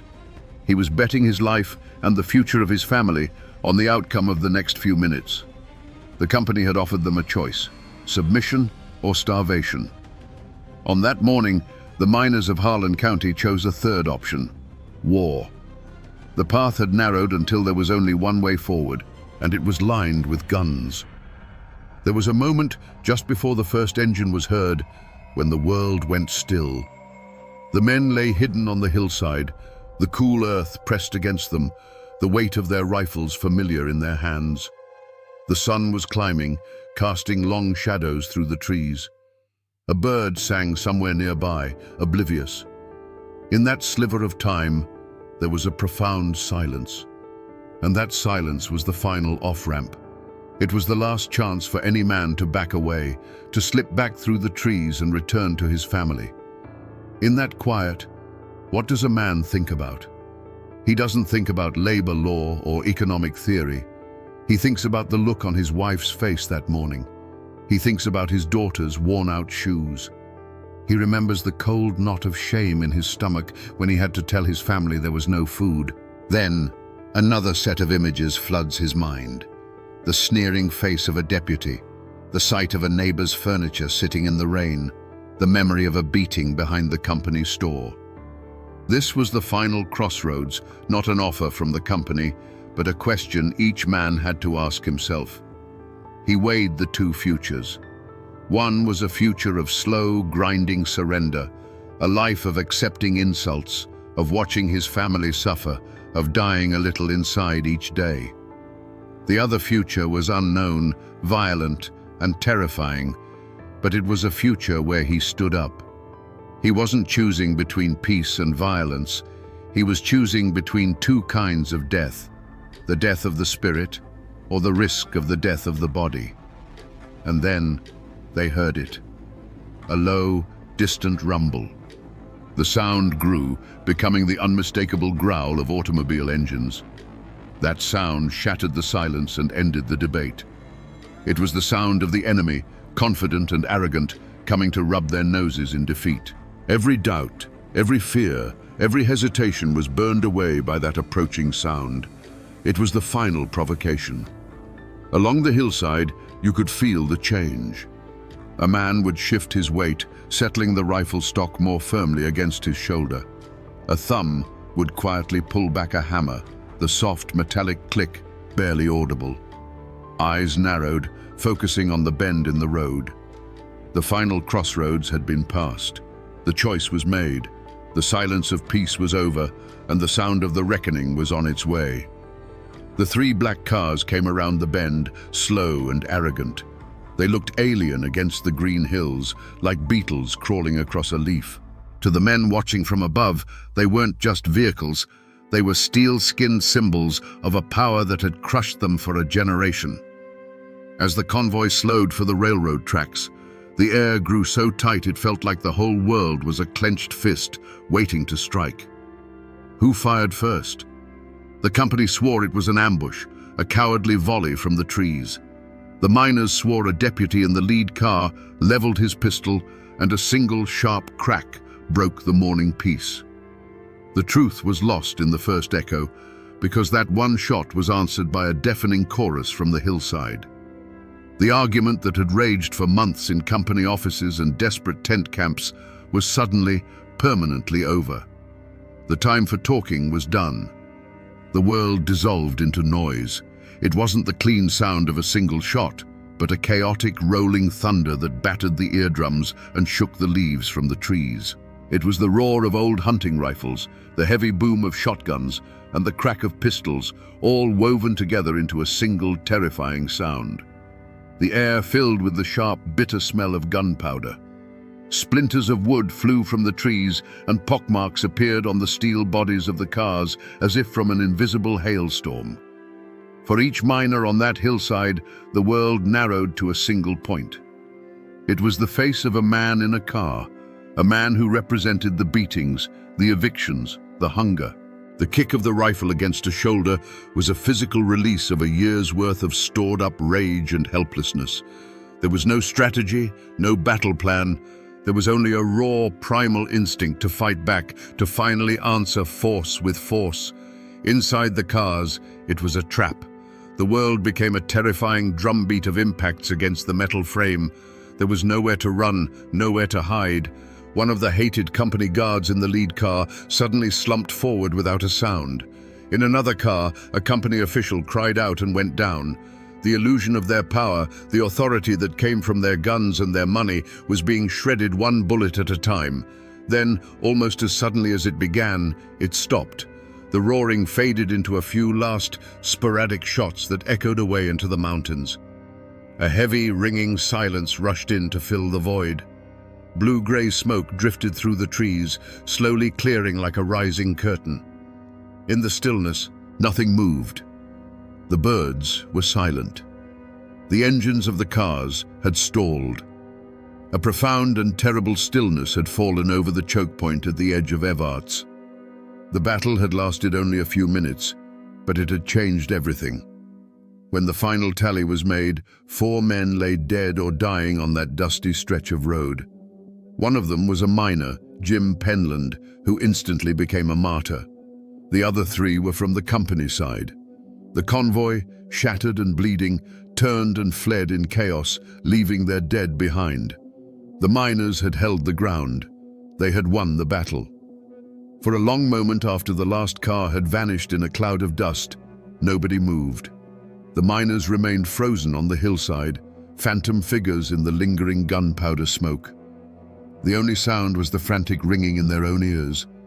There was no cheering, no shouts of victory. There was only a cold, stark realization of what had been done. Below them, on the road, lay the undeniable proof. The still bodies, the abandoned cars riddled with holes. They had faced the monster, and for the first time they hadn't flinched. They had fired back, and they had won.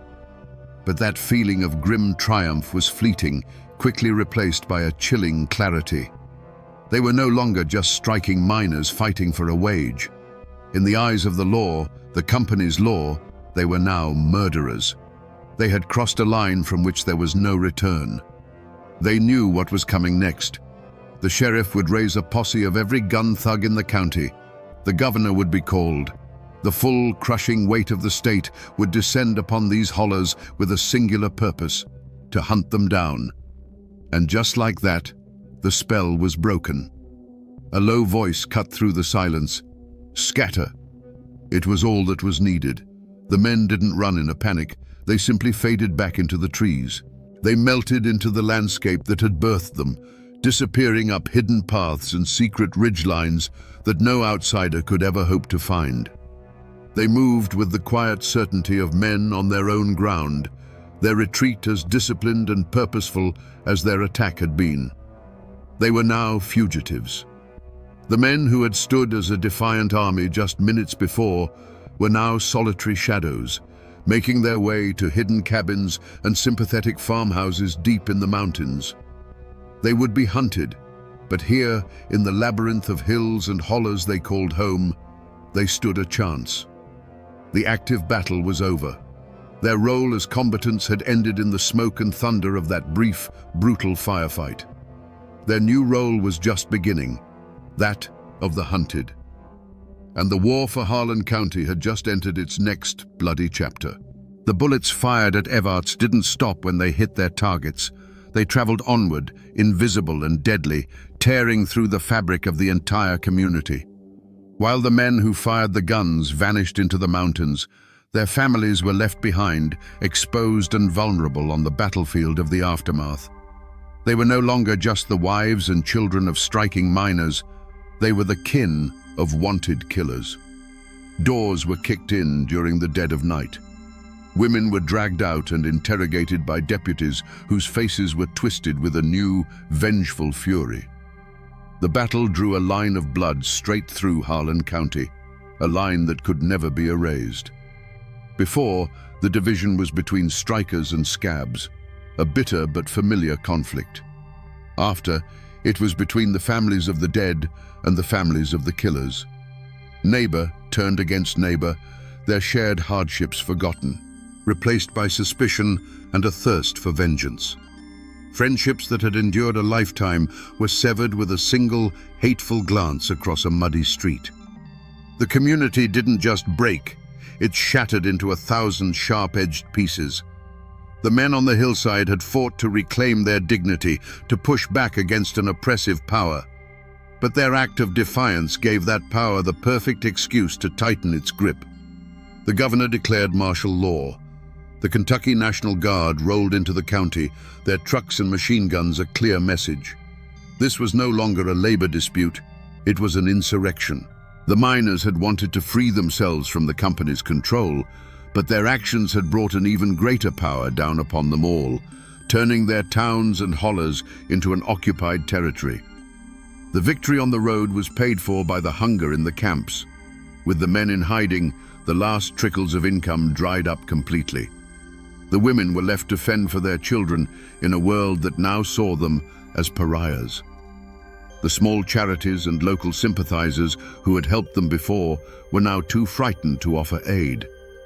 The cost of that brief, violent stand was measured in the bellies of hungry children and the desperate, haunted eyes of their mothers. The tragedy of Evarts wasn't confined to the 4 men who died.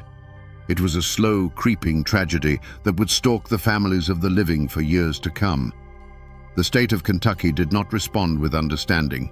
It responded with handcuffs and indictments. Dozens of miners and union organizers were hunted down, arrested, and charged with murder and conspiracy. The iron machinery of the law, a power far more methodical and relentless than a posse of gun thugs, was brought to bear. These men, who had lived their lives by a simple, brutal code of honor, were now dragged into a world they didn't understand, a world of courtrooms, lawyers, and the foreign language of affidavits and statutes. The trials were a spectacle, a perfect illustration of the clash between 2 Americas. On one side stood the prosecution, funded by the coal operators and backed by the state, arguing points of law and presenting a clean, simple narrative of a cold-blooded ambush. On the other side stood a miner in a borrowed suit, his hands still bearing the calluses of the coal face.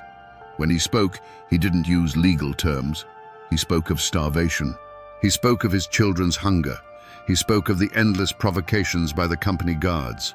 His defense wasn't written in a law book. It was etched on the faces of his neighbors.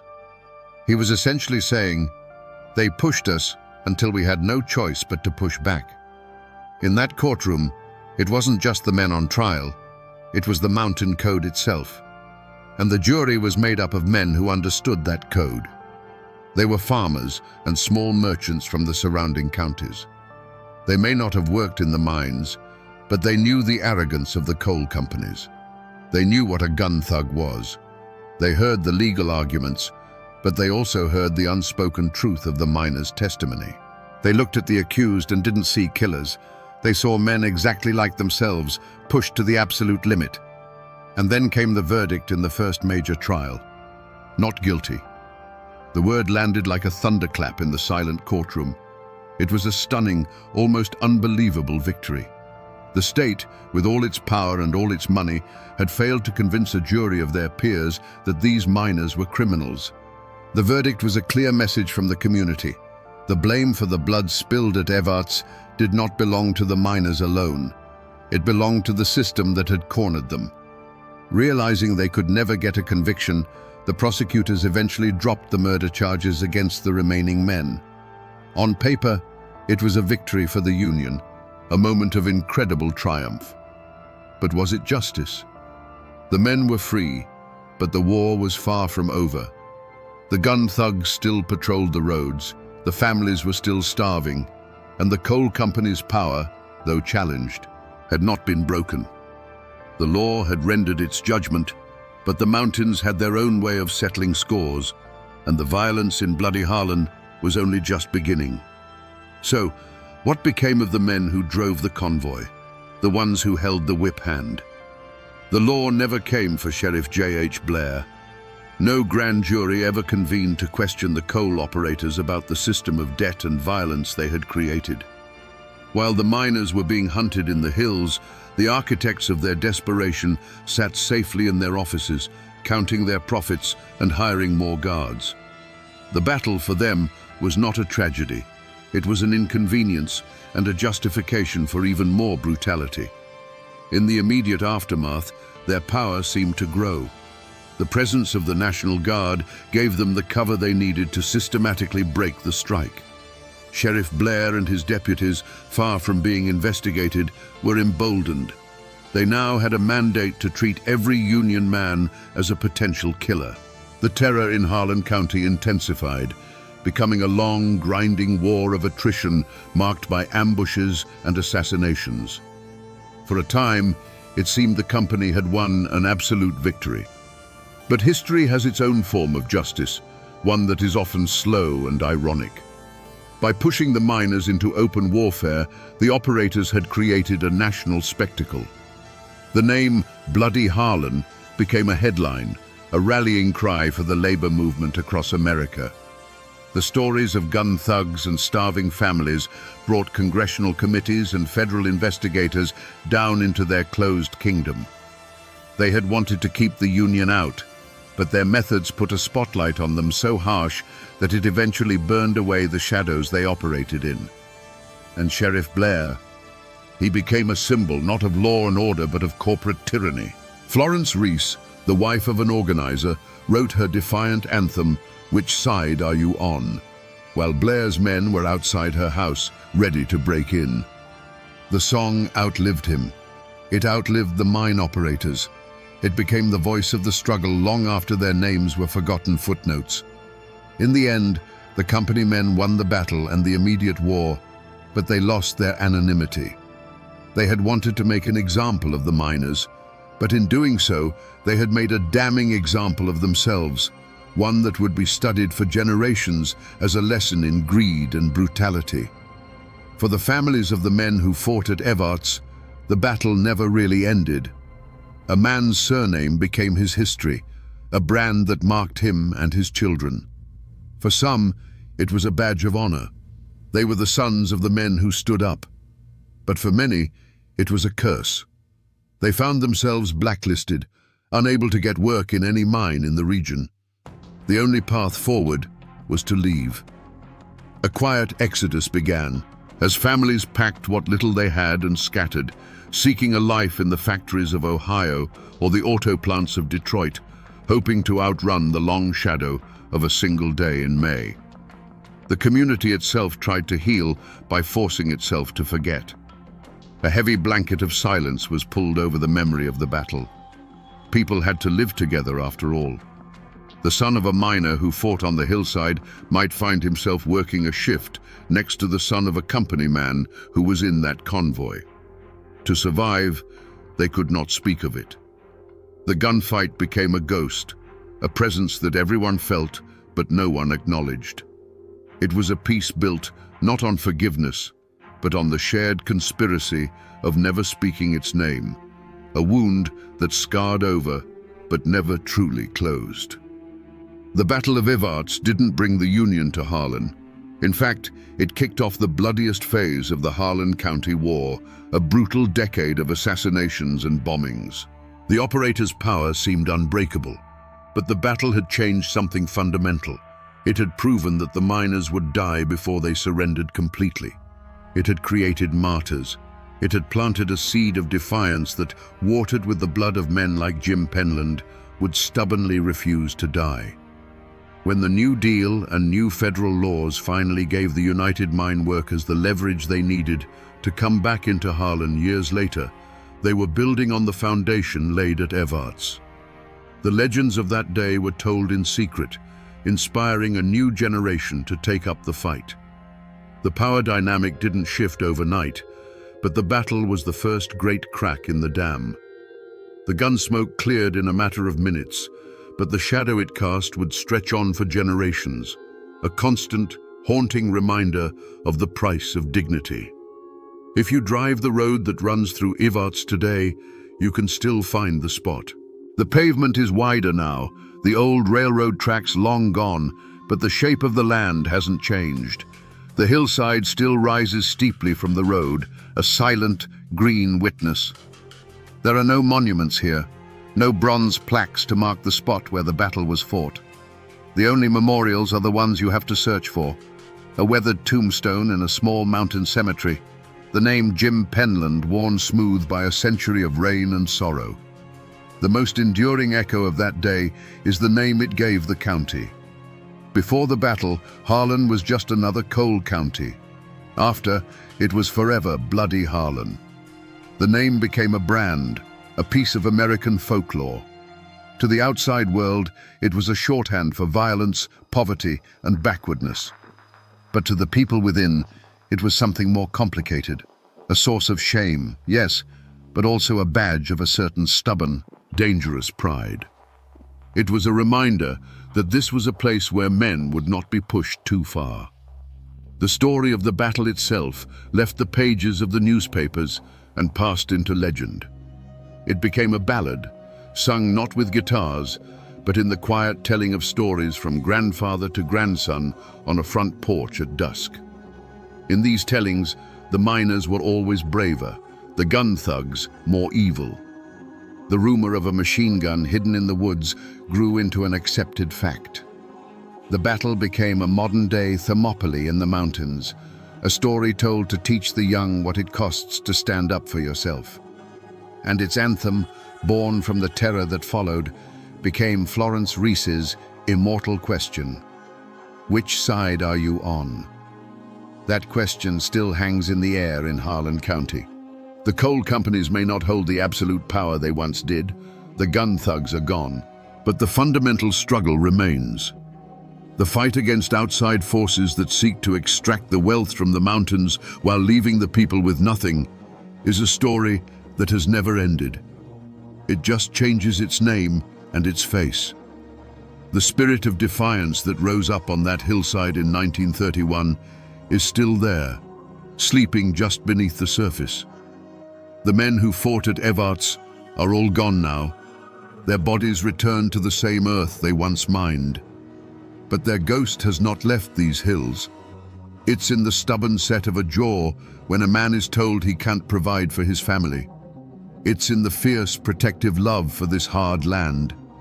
And it's in the understanding that sometimes, when you're pushed to the wall, the only answer the world seems to understand is the roar of a gun.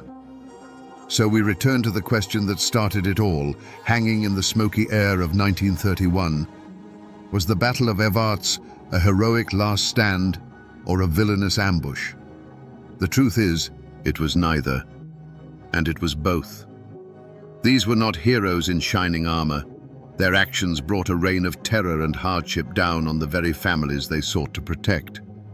But they were not villains. They were the inevitable product of a cruel and calculated system. They were what Harlan County had made them. Desperate men who had been shown time and again that violence was the only currency the company truly respected. The Battle of Evarts is a timeless, brutal lesson in what happens when you push a people past the breaking point. It teaches us that you cannot strip a man of his home, his wages, and his hope, and expect him to bow his head in silence. Sooner or later, he will stand up. This wasn't a clash of armies. It was a clash of worlds. The cold, mathematical logic of profit ran headlong into the hot-blooded, unwritten code of the mountains, a code where a man's honor was worth more than his life. The 4 men who died that day were only the first casualties. The battle's true toll was measured in the years of fear, the families broken apart, and the legacy of bitterness that stained the ground for a generation. It stands as a monument, not of victory or defeat, but as a testament to the explosive power of wounded pride. And that, my friends, is the ballad of Bloody Harlan. A story not about a wage, but about what a man will do when his dignity is the last thing he has left to lose. In the coal-dusted hollows of eastern Kentucky, whispers followed Luana Mooney like a cold mountain fog. Death was her constant companion. One husband died in a fiery car crash. Another, from a gunshot wound, ruled a suicide. A lover was consumed by a house fire that left her miraculously unscathed. Was she the unluckiest woman in all of Appalachia, cursed by some dark mountain hex? Or was the simple, tired-looking woman a calculating predator, collecting insurance policies like funeral bouquets? Today, we separate the chilling facts from the folk legend to uncover the truth behind the woman they called the Black Widow. To understand the darkness that followed, you first have to understand the world that Luana and her first husband, Jim Muncie, inhabited in the early 1970s. Pike County, Kentucky, was a land of stark contrasts. Breathtaking mountains, ancient and stoic, cradled valleys choked with the grit of the coal industry. The air itself seemed heavy, a mix of damp earth, wood smoke, and the ever-present metallic tang of the mines. Life here was carved out of the rock, and it was just as unyielding. Jim Muncie was a product of this world, an ordinary man, which in Pike County meant he was extraordinarily tough. He likely spent his days deep in the earth, his face permanently smudged with coal dust, his hands calloused and strong. He was the kind of man who worked without complaint, because complaining didn't pay the bills or put food on the table. His dreams were probably simple: a steady paycheck, a warm house, and seeing his children grow up with a little more opportunity than he had. He was the backbone of Appalachia, the silent, hard-working man upon which everything was built. In this life, Luana was the quintessential miner's wife. From the outside, she fit the mold perfectly. She kept a home, raised a family, and bore the quiet anxieties that came with loving a man who worked in one of the most dangerous professions on earth. Neighbors saw a plain, unassuming woman, her face etched with the same weary resignation as so many others in the holler. She was part of the community, another soul bound to the rhythm of the mine whistle and the slow turning of the seasons. But the hollers are more than just collections of houses. They are intricate webs of observation. Nothing goes unseen. Every family's struggle, every hushed argument, every small joy is noted and filed away in the collective memory of the community. People survived by leaning on each other, but that closeness meant there were no secrets. The community was a safety net, but it could also be a cage where everyone knew your past and watched your future. And beneath the surface of this hardscrabble existence, a dangerous current flowed. In a world where a man's life was a daily gamble against collapsing rock and failing equipment, death was never a stranger. It was a practical matter. Life insurance wasn't an abstract financial tool. It was often the only legacy a man could leave his family, the one final payday earned with his very life.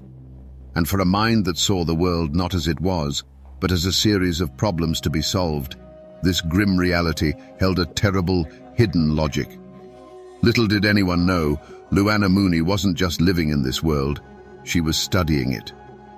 After Jim Muncie's car plunged into that ravine, the initial reaction in the holler was exactly what you'd expect, a wave of genuine, heartfelt sympathy. Casseroles appeared on Luana's doorstep. Neighbors offered to watch the children. The church ladies spoke in hushed, sorrowful tones about the poor widow. In Appalachia, community is the bedrock of survival, and when one of their own falls, everyone feels the tremor.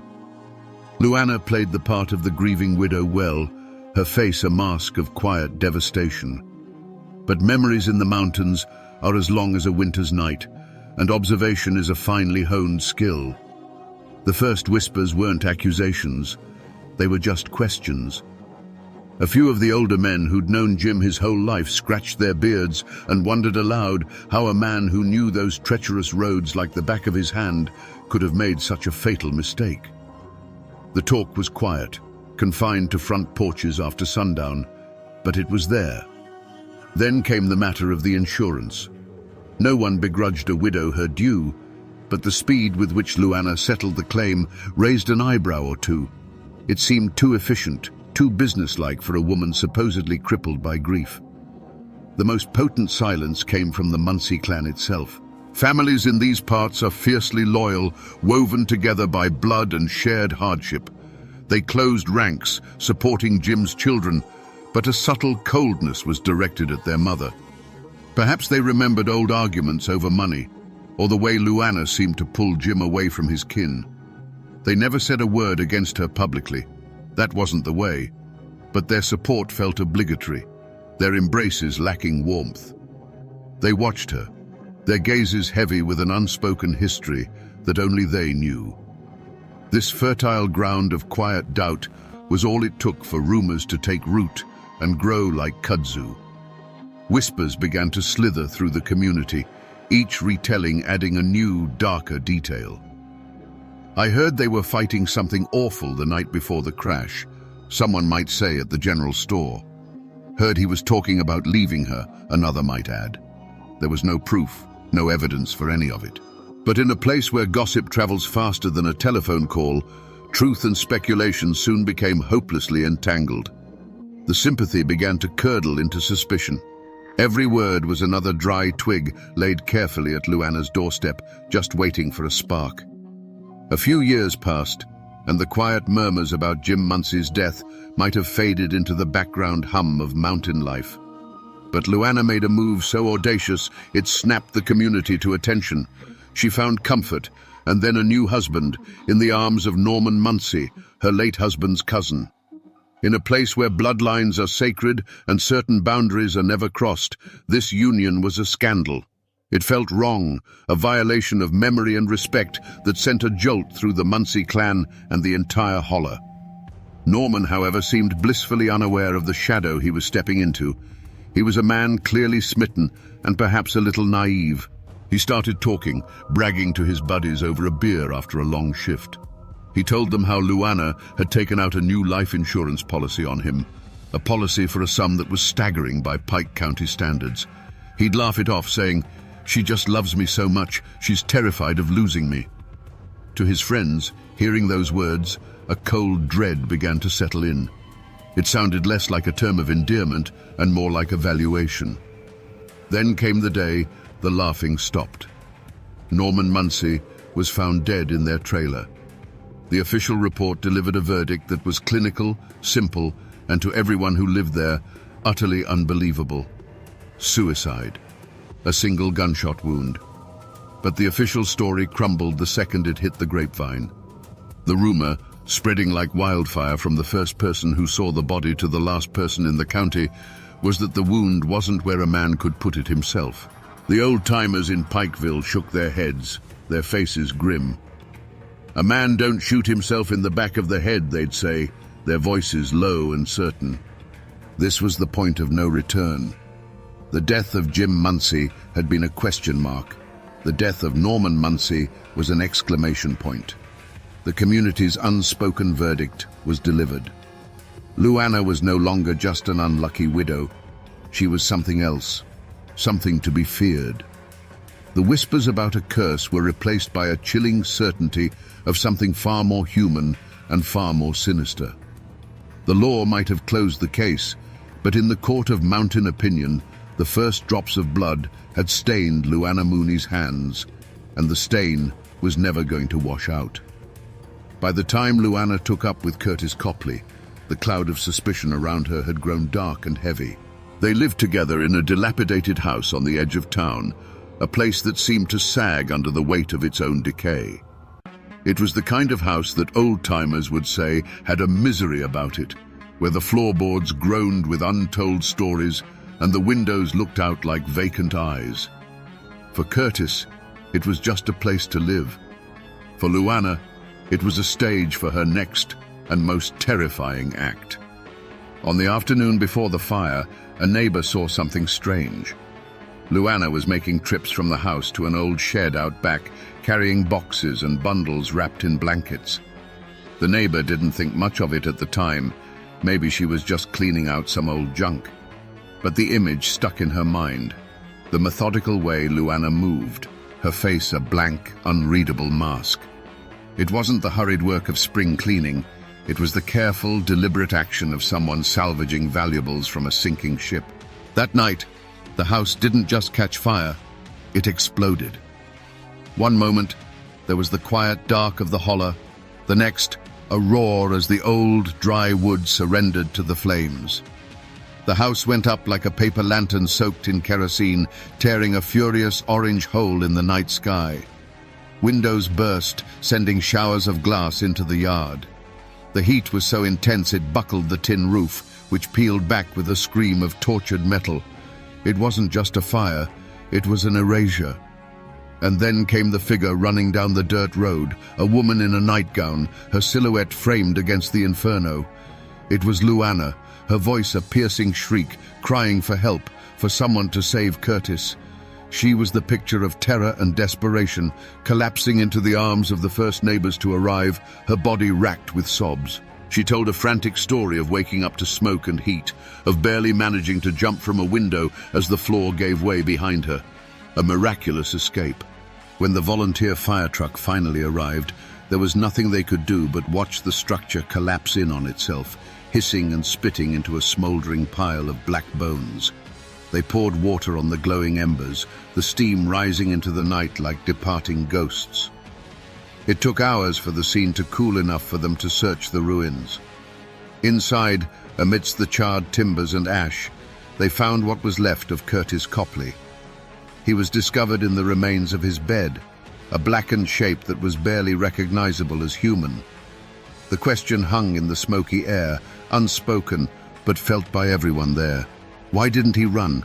Why didn't he even try to get out? The fire had been a monster, but it hadn't been silent. Yet Curtis had never moved. The whispers that followed were no longer whispers. They were spoken aloud, in tones of dread and certainty. People remembered the boxes Luana had moved. They replayed her frantic performance on the road, and it now seemed hollow, rehearsed. The talk of the evil eye returned, the legend of the woman who brought death to any man who shared her bed. Luana Mooney was no longer just a woman followed by tragedy. She was the tragedy itself, a walking, breathing folktale of Appalachian horror. The sun rose on a black, jagged wound in the heart of the holler. Where Curtis Copley's house had stood was now just a steaming skeletal ruin. The smell of wet ash and finality clung to the morning air. Investigators, what few the county had, poked through the debris, their faces grim. They found the remains of a wood stove, some twisted bed springs, and the charred remnants of a simple life. The fire had been too hot, too complete.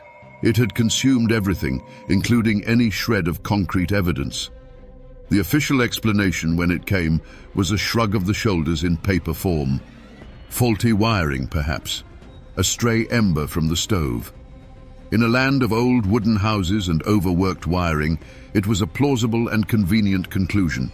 It was ruled a tragic accident. Case closed. The system, lacking the tools or the will to dig deeper, moved on. Luana Mooney collected another insurance payment, a modest sum for a house and a life that had been reduced to cinders. In the days that followed, Luana played her role to perfection.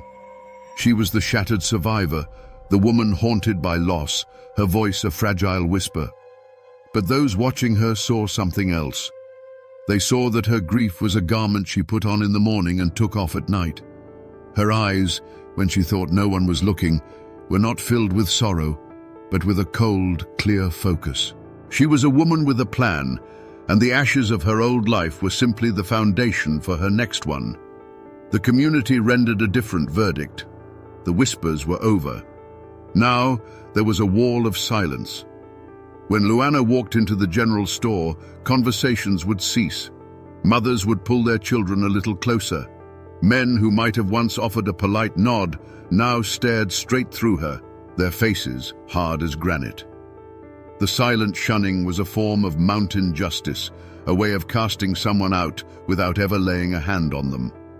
She had become a ghost in her own town, a living pariah.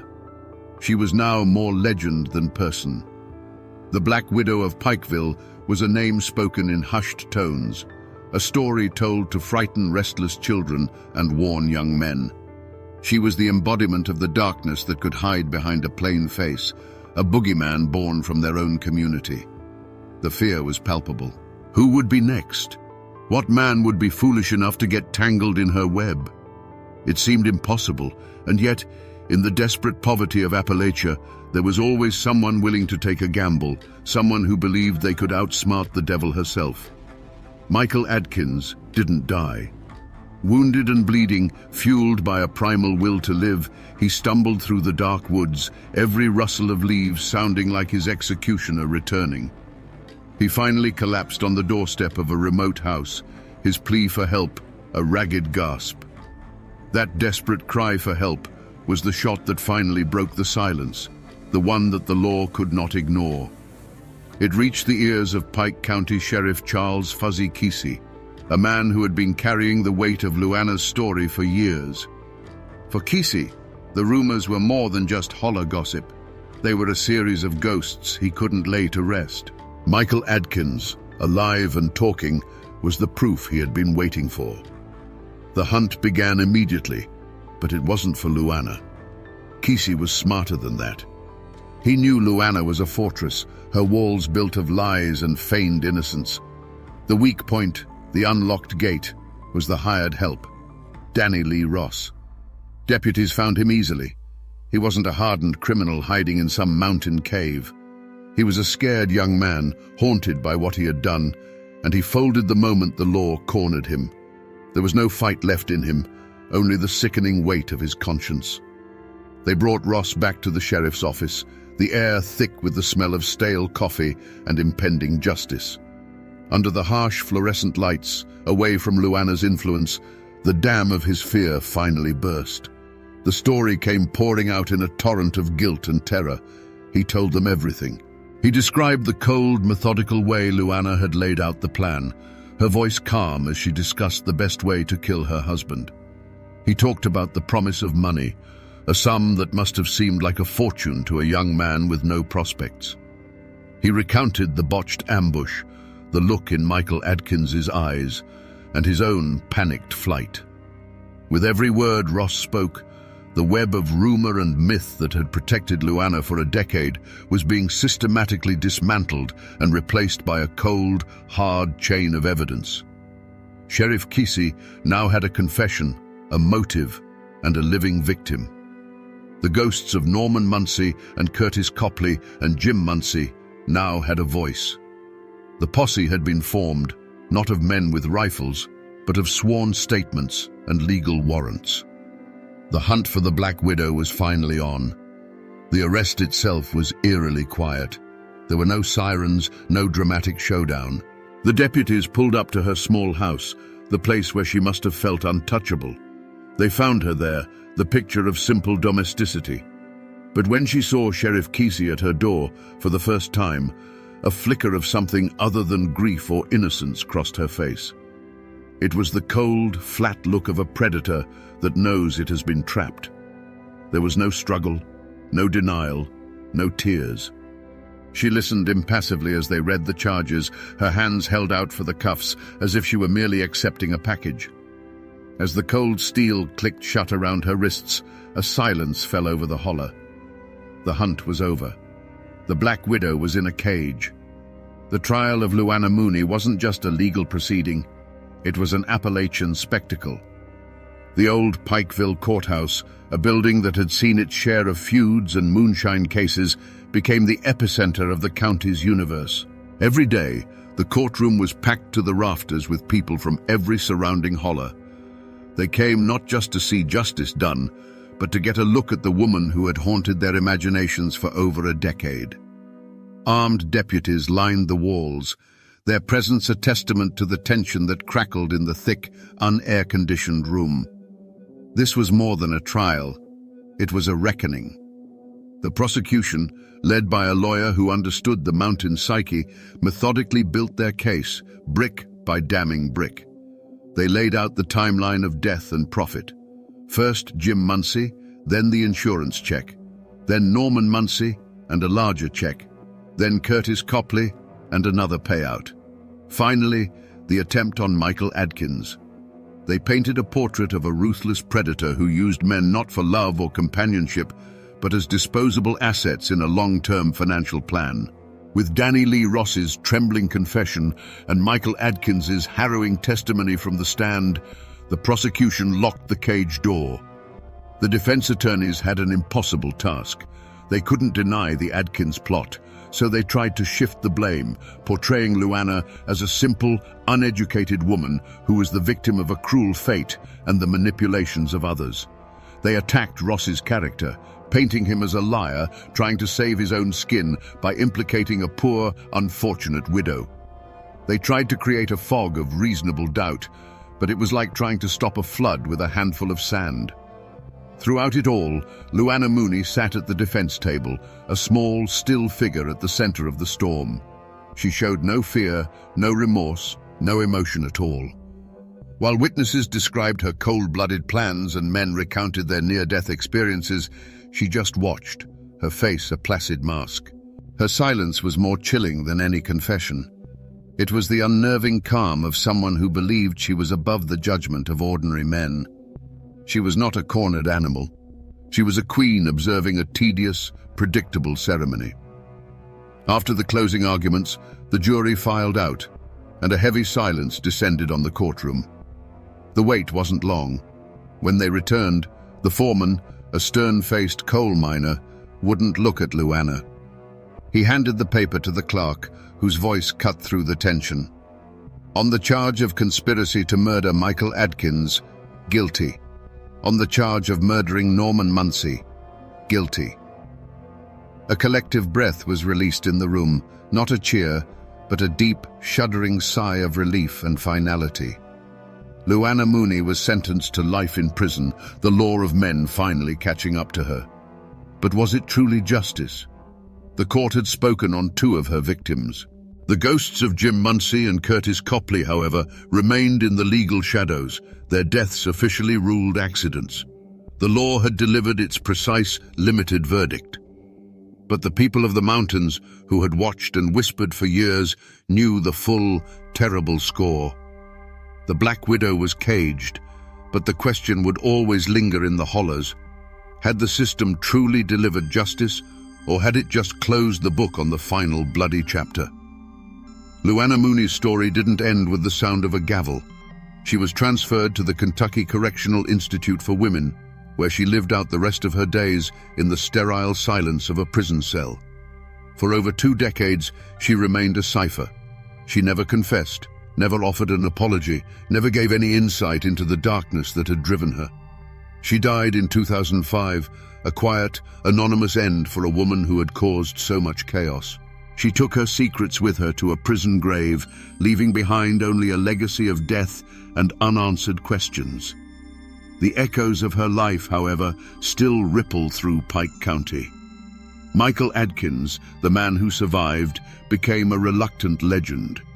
He was forever known as the one who got away, a living testament to Luana's evil and the one loose thread that unraveled her entire murderous tapestry.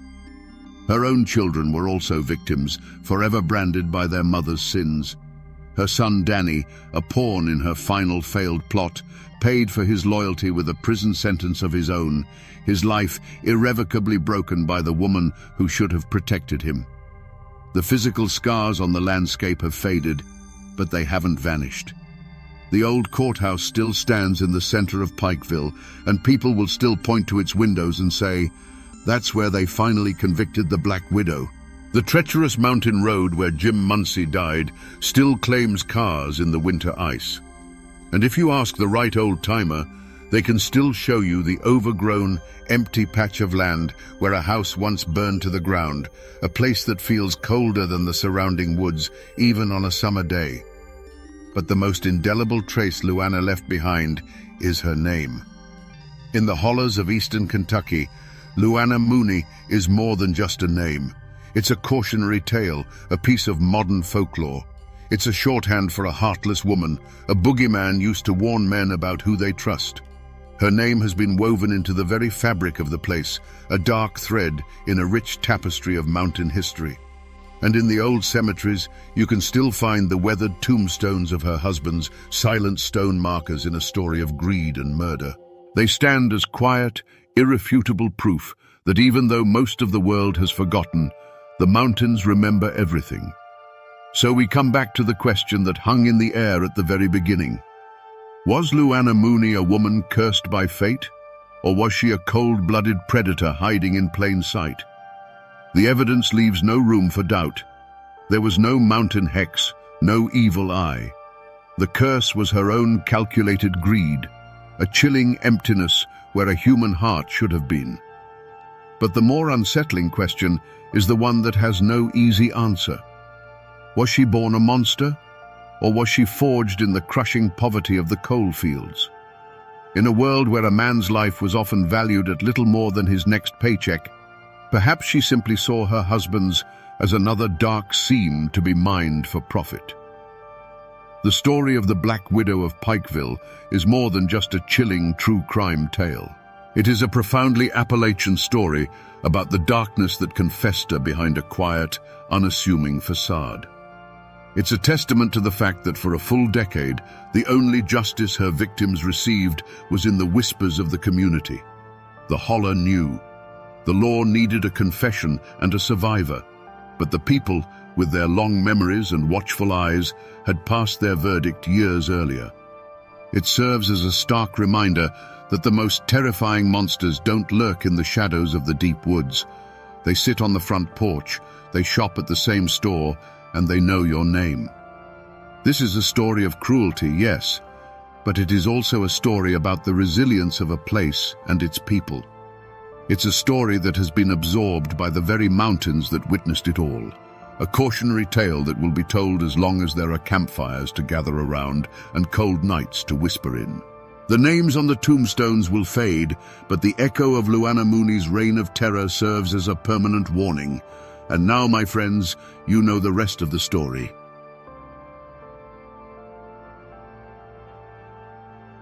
In the heart of Appalachia, there was a city that lived a double life. By day, it was Wheeling, West Virginia, a town of steel, smoke, and hard-working men. But when the sun bled out behind the mountains, it became something else entirely. A place whispered about in neighboring states, a place that earned the sinister nickname Little Chicago. How could a city in the middle of conservative America become a gangster's paradise, a capital of vice where the law was just a suggestion? The official records talk about crime, but the mountains remember a different story. The tragedy of a city that sold its soul for a few decades of neon lights and easy money. Wheeling wasn't born a monster.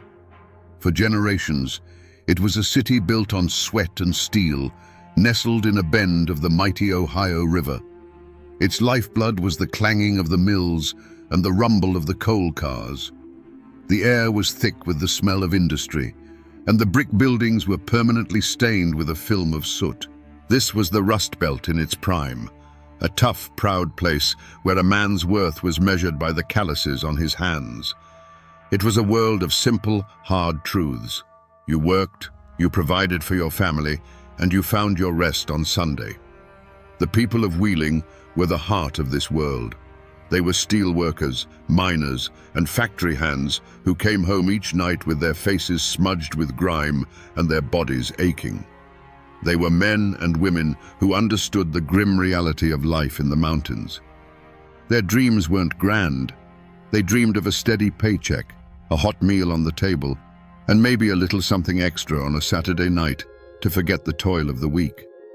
This city was their home, their legacy, a place they had built with their own two hands. Into this world of grit and labor stepped a man named William Leas, known to everyone as Big Bill. He wasn't a gangster in a pinstripe suit who rolled in from New York or Chicago. He was the son of Greek immigrants, a local boy who understood the city's hunger. He had a disarming smile and a way of speaking that made you feel like he was your oldest friend.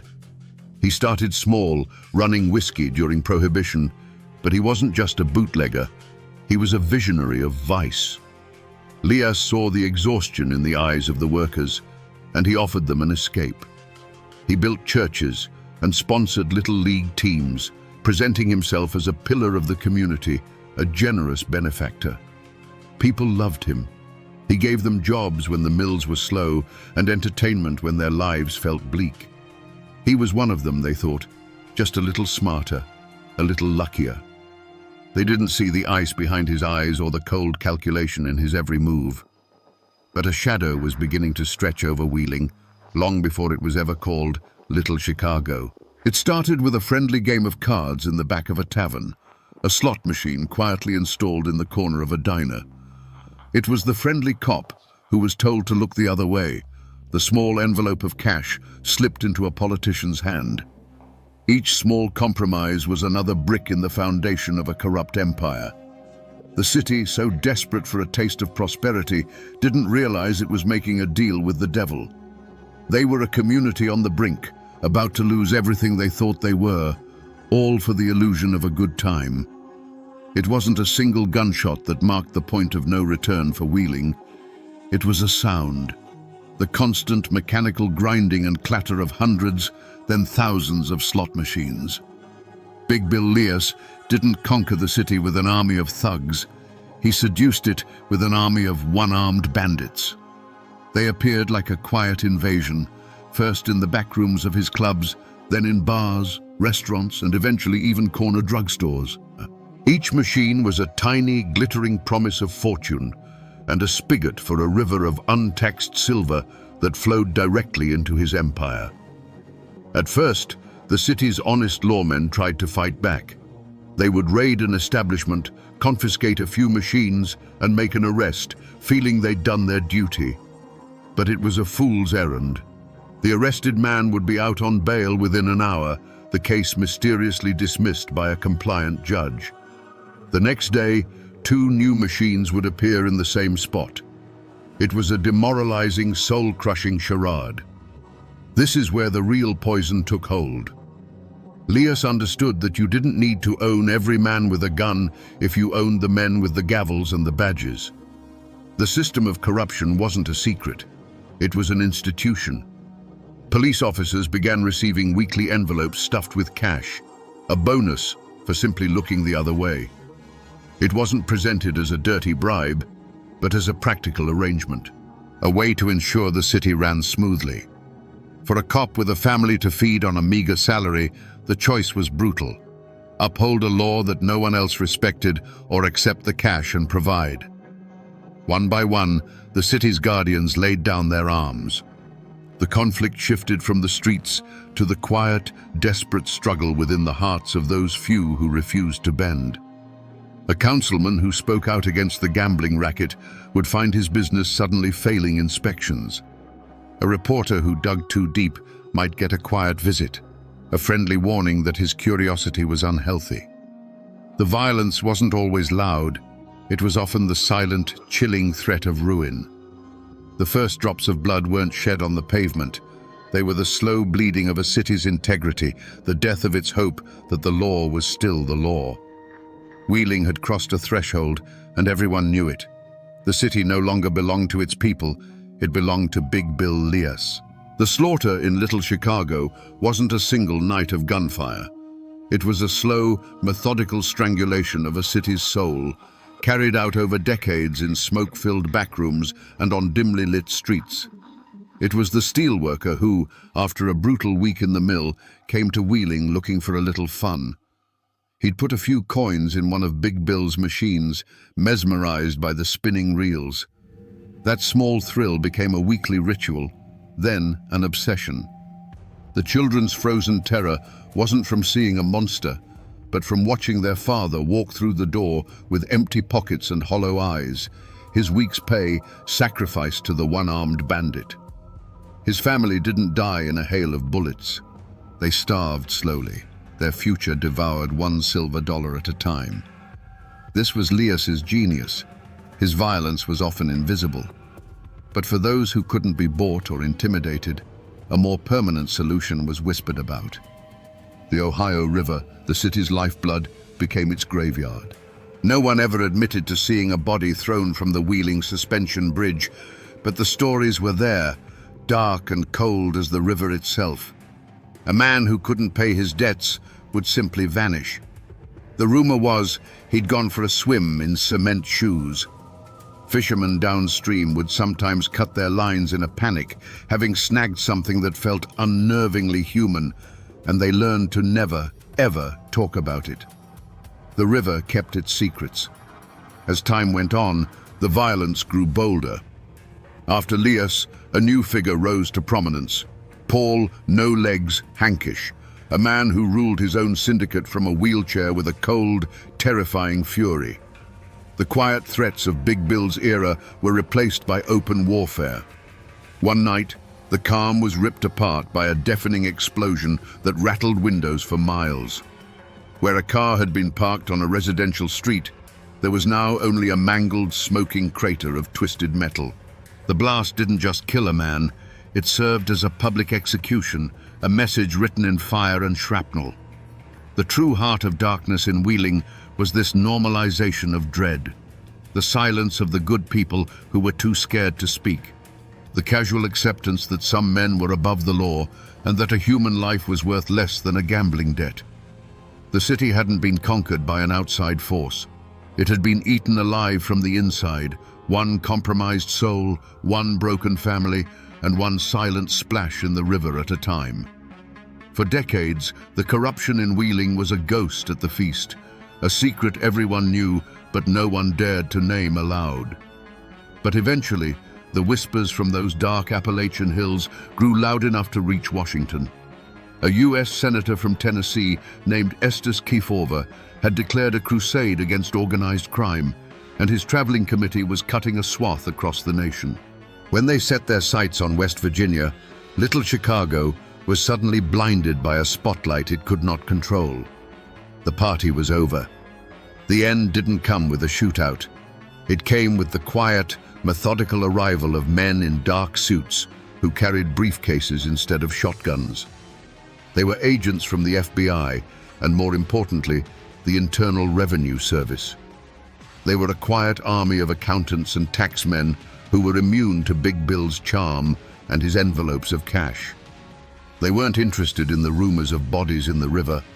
They were interested in the river of money that flowed from the slot machines, a river that had never once touched the ledger books of the U.S. Treasury.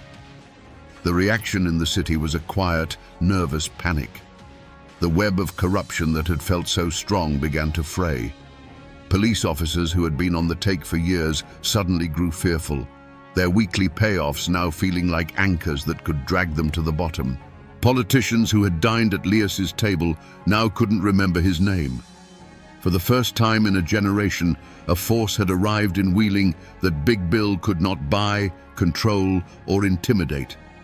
The fear that had held the city in his grip was now turned against his own people. Then came the raids. But these were not the staged, theatrical raids of the local police. Federal agents moved with cold efficiency.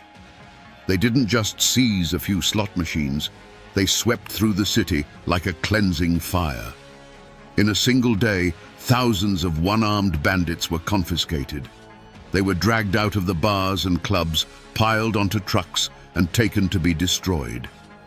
The signature sound of Little Chicago, that constant, hopeful, greedy grinding of the machines, was replaced by the sound of smashing glass and splintering wood as they were broken apart with sledgehammers.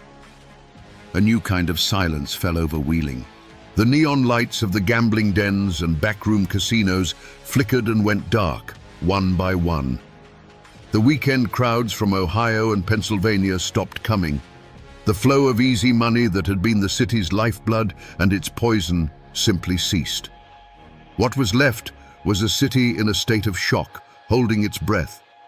The king was cornered, his empire was in ruins, and the ashes of his fallen kingdom were still settling in the quiet, empty streets. The federal courthouse in Wheeling wasn't one of Big Bill's smoky backrooms. It was a place of cold marble, polished wood, and unwavering fluorescent lights, a world where his charisma and cash held no power. His trial was the greatest show the city had ever seen. The courtroom was packed every day with a strange mix of his loyalists, his victims, and the morbidly curious, all wanting to see if the king would finally fall. Armed federal marshals stood guard, their presence a stark reminder that the old rules no longer applied. For the first time, justice in Wheeling would be decided not by a backroom deal, but by a jury of 12. In the defendant's chair sat William Lias, and he looked like a man out of time. The confident, charming benefactor was gone. In his place was an aging man in an ill-fitting suit, looking confused and diminished under the weight of federal authority. He would scan the faces in the crowd, perhaps searching for the familiar fear and respect he once commanded.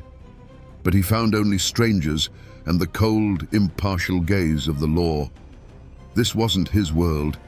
He was a mountain lion dragged from his territory and put in a cage, surrounded by hunters who spoke a language he didn't understand. The prosecution's case was a masterpiece of methodical destruction. They didn't call witnesses to speak of rumored murders or broken legs. They didn't speak of the fear that had paralyzed the city for a generation. Instead, they brought in accountants. They presented ledgers, bank statements, and sworn testimony from Lias's own bookkeepers.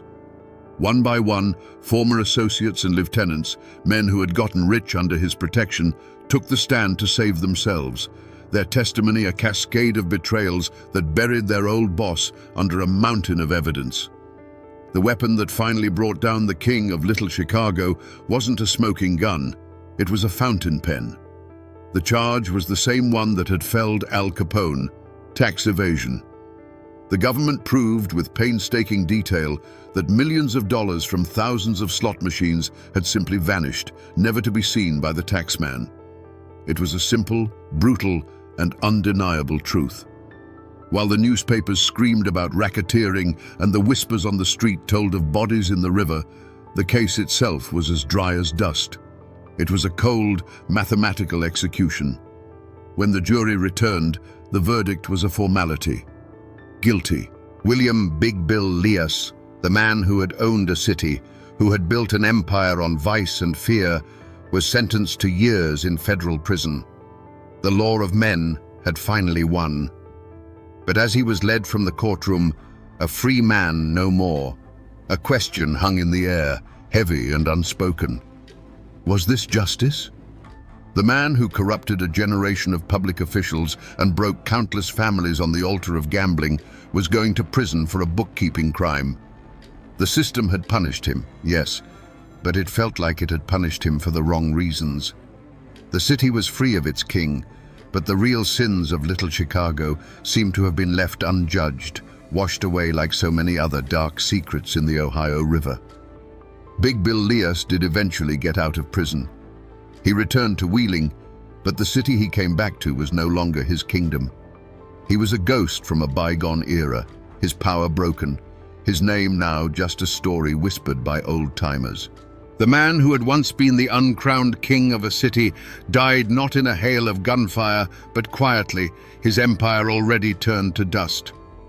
The vacuum he left behind was filled for a time by more vicious predators like No Legs Hankish, whose reign was one of bombs and fear, but that too eventually crumbled under the relentless pressure of federal law enforcement. If you drive through Wheeling today, you can still visit the heart of Big Bill's old empire, Wheeling Downs. It's a modern racetrack and casino now, clean, bright, and perfectly legal. The clatter of slot machines is back, but now every dollar is counted and taxed. It stands as a sanitized monument to a dark past, a place where families can go for an afternoon of fun, with no idea of the illegal betting syndicates and hidden currents of cash that once defined its very existence. It's the ghost of what it once was, tamed and put on display. Walk the older streets of downtown, past the brick facades that have stood for a century, and you can almost feel the echoes. That building there, now a law office, might have been the 19th hole, where deals were made in clouds of cigar smoke. That empty storefront could have been a club where a politician and a gangster shook hands. The neon signs are gone, the secret tunnels are sealed or forgotten, and the Ohio River flows on, carrying its secrets silently to the sea. Most people who live in Wheeling now have only a vague sense of this history. Little Chicago is a nickname, a local legend. But the deepest scars left by that era aren't in the brick and mortar. They are in the city's soul. It's an ingrained distrust of authority, a cynical belief that every system can be bought. It's in the stories passed down from grandfathers who remember the open secret of the city's double life. The official records are filed away in dusty archives, but in Appalachia, the true history is the one that lives in the memory of the people. The mountains saw it all, and the mountains never forget. So we come back to the question that hung in the smoky air at the start of our story. How did a hard-working Appalachian city become a gangster's paradise? The answer is as simple as it is tragic. Little Chicago wasn't built by force. It was built on a quiet, desperate bargain. Big Bill Leas didn't conquer Wheeling. He seduced it. He offered a city, weary from the toil of the mills and the mines, an escape. He offered them the illusion of prosperity, the thrill of the jackpot. And all he asked for in return was their silence and their soul. This is more than just a crime story. It is a cautionary tale, a lesson etched into the very hills of West Virginia. It's a story about the danger of looking the other way, of accepting small compromises until there is nothing left of your integrity to compromise. The tragedy of Wheeling wasn't just that a criminal empire rose in its streets, but that so many good people stood by and let it happen, convinced that the easy money was worth the moral rot that came with it. It is a timeless story of how a community, desperate for a better life, can make a deal with the devil, never realizing the price is always far higher than they can imagine. The steel mills have cooled, and the bright neon signs are dark. But the ghost of Little Chicago still haunts these hills, a cold lesson written in the heart of Appalachia. Its legacy is a reminder that the most dangerous monsters are not always the ones who break down your door, but the ones you willingly invite inside.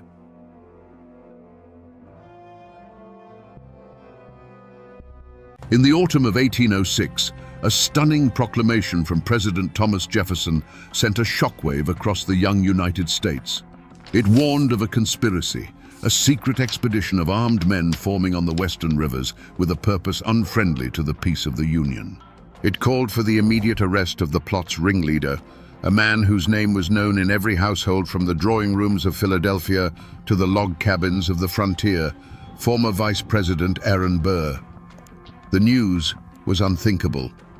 This was a man who had stood just one heartbeat from the presidency, a hero of the revolution, a founder of the nation.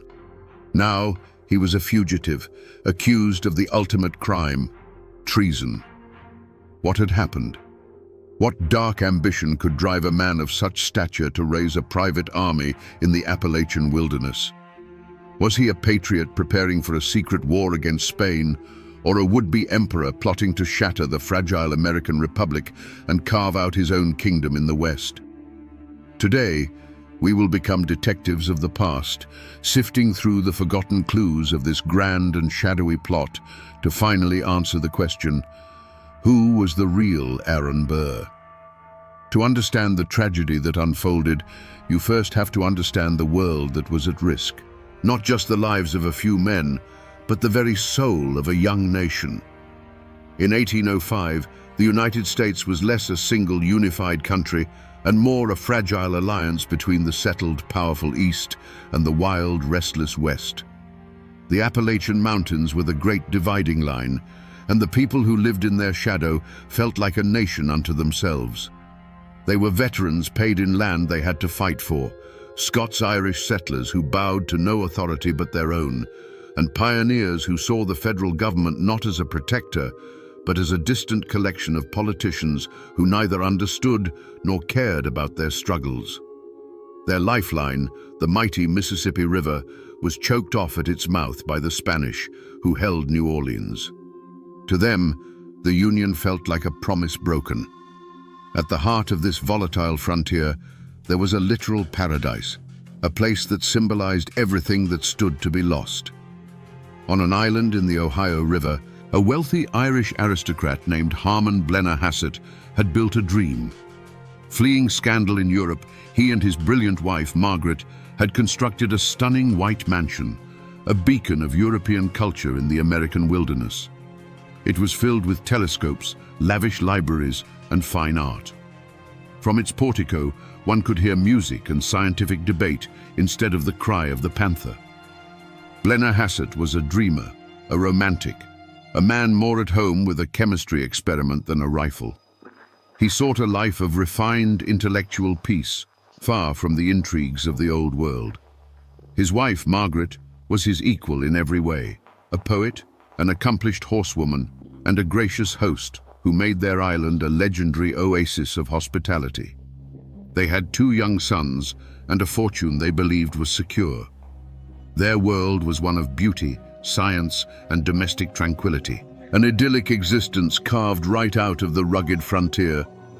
They were not the only ones with a stake in the future.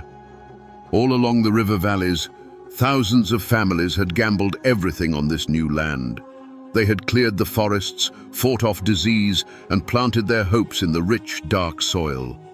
Their lives were hard, their dreams simple: to own their land, to provide for their children, and to have a say in their own destiny.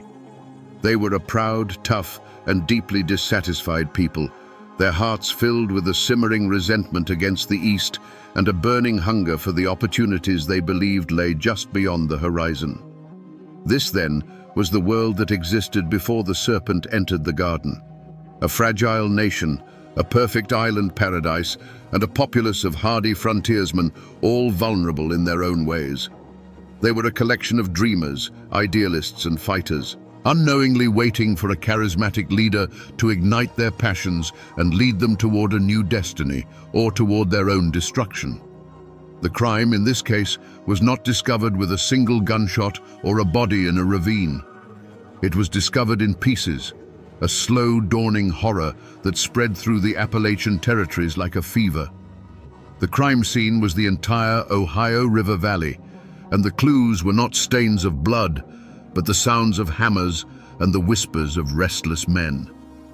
The epicenter of it all was Harmon Blennerhassett's idyllic island. The once peaceful estate had been transformed. The music and philosophical debates were replaced by the ring of blacksmiths' anvils and the thud of axes. Locals paddling past the island in their skiffs saw things that made no sense. A fleet of 15 massive keelboats was being constructed, far more than any group of simple settlers would need. Harmon Blennerhassett, the gentle scholar, had turned the grand halls of his mansion into a workshop, using his fireplaces to kiln dry the wood for the boats. Huge quantities of supplies were being stockpiled: barrels of pork, sacks of flour, and casks of whiskey, enough to sustain an army, not a handful of families heading to a new farm. The most unsettling clues were the men themselves. Young, rootless, and ambitious men from Pennsylvania, Ohio, and Kentucky began to gather on the island. They weren't farmers. They carried new rifles and spoke not of planting seasons, but of adventure and glory. When questioned, they were evasive, offering a sly grin and a vague promise of riches to be won in the South.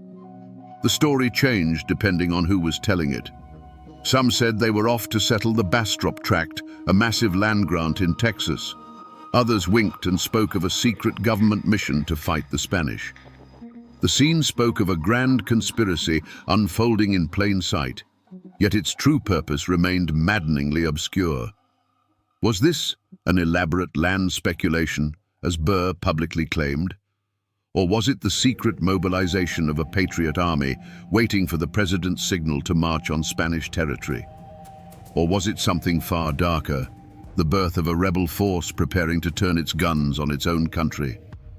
The wilderness offered no easy answers, only a multitude of unsettling questions that grew louder with every plank nailed into place. At the center of this storm of rumor and preparation stood one man, the obvious and immediate suspect: Aaron Burr. This was not some backwoods rabble-rouser. This was a political giant, a fallen angel of the Republic. By 1805, Burr was a political ghost, a man whose career had been immolated in the fires of scandal. As vice president, he had been sidelined and distrusted by Thomas Jefferson. Then came the final, fatal blow, his duel with Alexander Hamilton. By killing his great rival, Burr had made himself a pariah in the East, a man reviled in the very halls of power he had once commanded. His motive, whispered from the taverns of Pittsburgh to the halls of Congress, was not simple greed, but something far more potent: a burning desire for revenge.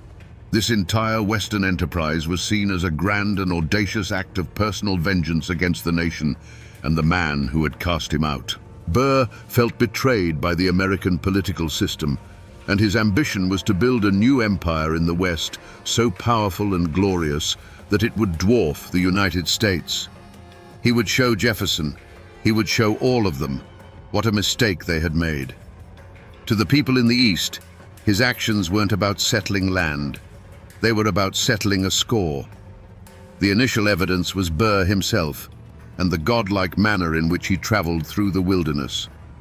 He journeyed down the Ohio not in a humble canoe, but on a magnificent 60-foot barge, a floating mansion complete with a dining hall and wine cellar. Imagine the spectacle, this vessel of Eastern luxury gliding past the rough log cabins of the frontier. It was a statement of power and intent, the procession of a king, not the humble transport of a pioneer. Whispers followed him everywhere, born of his almost hypnotic personal charm. Witnesses described a man with piercing dark eyes who could hold a room captive with his words. He didn't just ask for support, he seduced men into his vision. He made every farmer, every militia captain, every wealthy planter feel as though they were the single most important person to the success of his grand and secret enterprise. The sheer number of influential men who flocked to his banner was damning evidence in itself. From the moment his grand barge appeared on the river, there was no doubt who the leader was. Every rifle purchased, every boat built, every secret oath sworn in the dead of night pointed directly back to one man, the disgraced Vice President, Aaron Burr. But as grand as Burr's ambition was, he wasn't acting alone. He couldn't be. To seize New Orleans and control the West, he needed more than a few dozen frontiersmen in keelboats. He needed a military man on the inside, a powerful ally who could deliver the U.S. Army itself into his hands. He had such a partner, a man whose position made the entire scheme seem not just possible, but destined for success. General James Wilkinson, the commanding general of the entire United States Army and the governor of the Louisiana Territory. He was Burr's most trusted confidant, his co-conspirator, the sword that would carve out their new empire. And here, my friends, is where the story twists from a simple tale of ambition into a shadowy labyrinth of deceit. For what no one in Burr's inner circle knew, what the frontiersmen flocking to his banner could never have imagined, was that General Wilkinson, the highest-ranking soldier in the United States, was living a lie. For years, he had been a secret agent on the payroll of the Spanish government, known to his handlers only as Agent 13. Wilkinson's loyalty was not to Aaron Burr, nor was it to President Jefferson. His true master was himself, and his motive was a toxic cocktail of greed and a desperate instinct for self-preservation. He was playing the most dangerous game imaginable, promising support to Burr's conspiracy while feeding information to his Spanish masters, all while maintaining his position as America's top general. With this horrifying truth in mind, all of Wilkinson's actions snap into a darker focus. His letters to Burr, filled with encouragement and bold promises of delivering New Orleans, were not the communications of a loyal partner. They were the calculated words of a master manipulator, luring Burr deeper and deeper into the trap. He fanned the flames of Burr's ambition, assuring him that the army was ready, that the Creole population of New Orleans would welcome him as a liberator. Each promise was another thread in the web he was weaving around his supposed friend. His apparent support was pure theater, a performance for an audience of one. Re-examined, every action reeks of a darker truth. Wilkinson was not helping Burr build an empire. He was helping him build a gallows. He waited, letting Burr invest his money, his reputation, and the lives of his followers. He let the conspiracy grow just large enough to be a credible threat, all the while holding an axe over its neck, positioning himself to be the hero who would eventually save the very nation he was helping to endanger. The greatest threat to Aaron Burr wasn't the president in Washington, but the trusted brother-in-arms standing right beside him. But the conspiracy wasn't just a drama between American titans. The Appalachian frontier was not some isolated stage. It was the explosive friction point between competing empires, a grand chessboard where the players were not just ambitious individuals, but entire nations. Beyond the personal vendettas and internal betrayals, there was a third looming force at play, the shadowy hand of foreign powers, particularly Great Britain and Spain. They were the external threat, the silent partners whose interests stood to be served by chaos on the American frontier. Their motives were as cold and impersonal as they were powerful. Great Britain, still stinging from its defeat in the Revolution, saw in Burr's plan a golden opportunity to fracture and weaken its upstart rival. A new, independent Western Republic, hostile to the United States and friendly to the Crown, would be a strategic masterstroke. It would halt American expansion and give Britain effective control over the Mississippi River and the heart of the continent.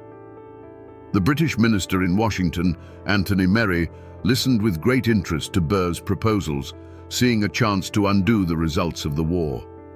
Spain, on the other hand, was a crumbling empire motivated by pure fear. They looked at the aggressive, land-hungry American frontiersmen pouring over the Appalachians and saw an existential threat to their most valuable colonial possession, silver-rich Mexico.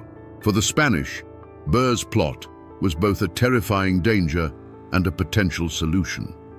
A successful invasion would be a catastrophe, but a civil war that turned Americans against each other could keep them occupied for decades, protecting the Spanish border through mutual destruction.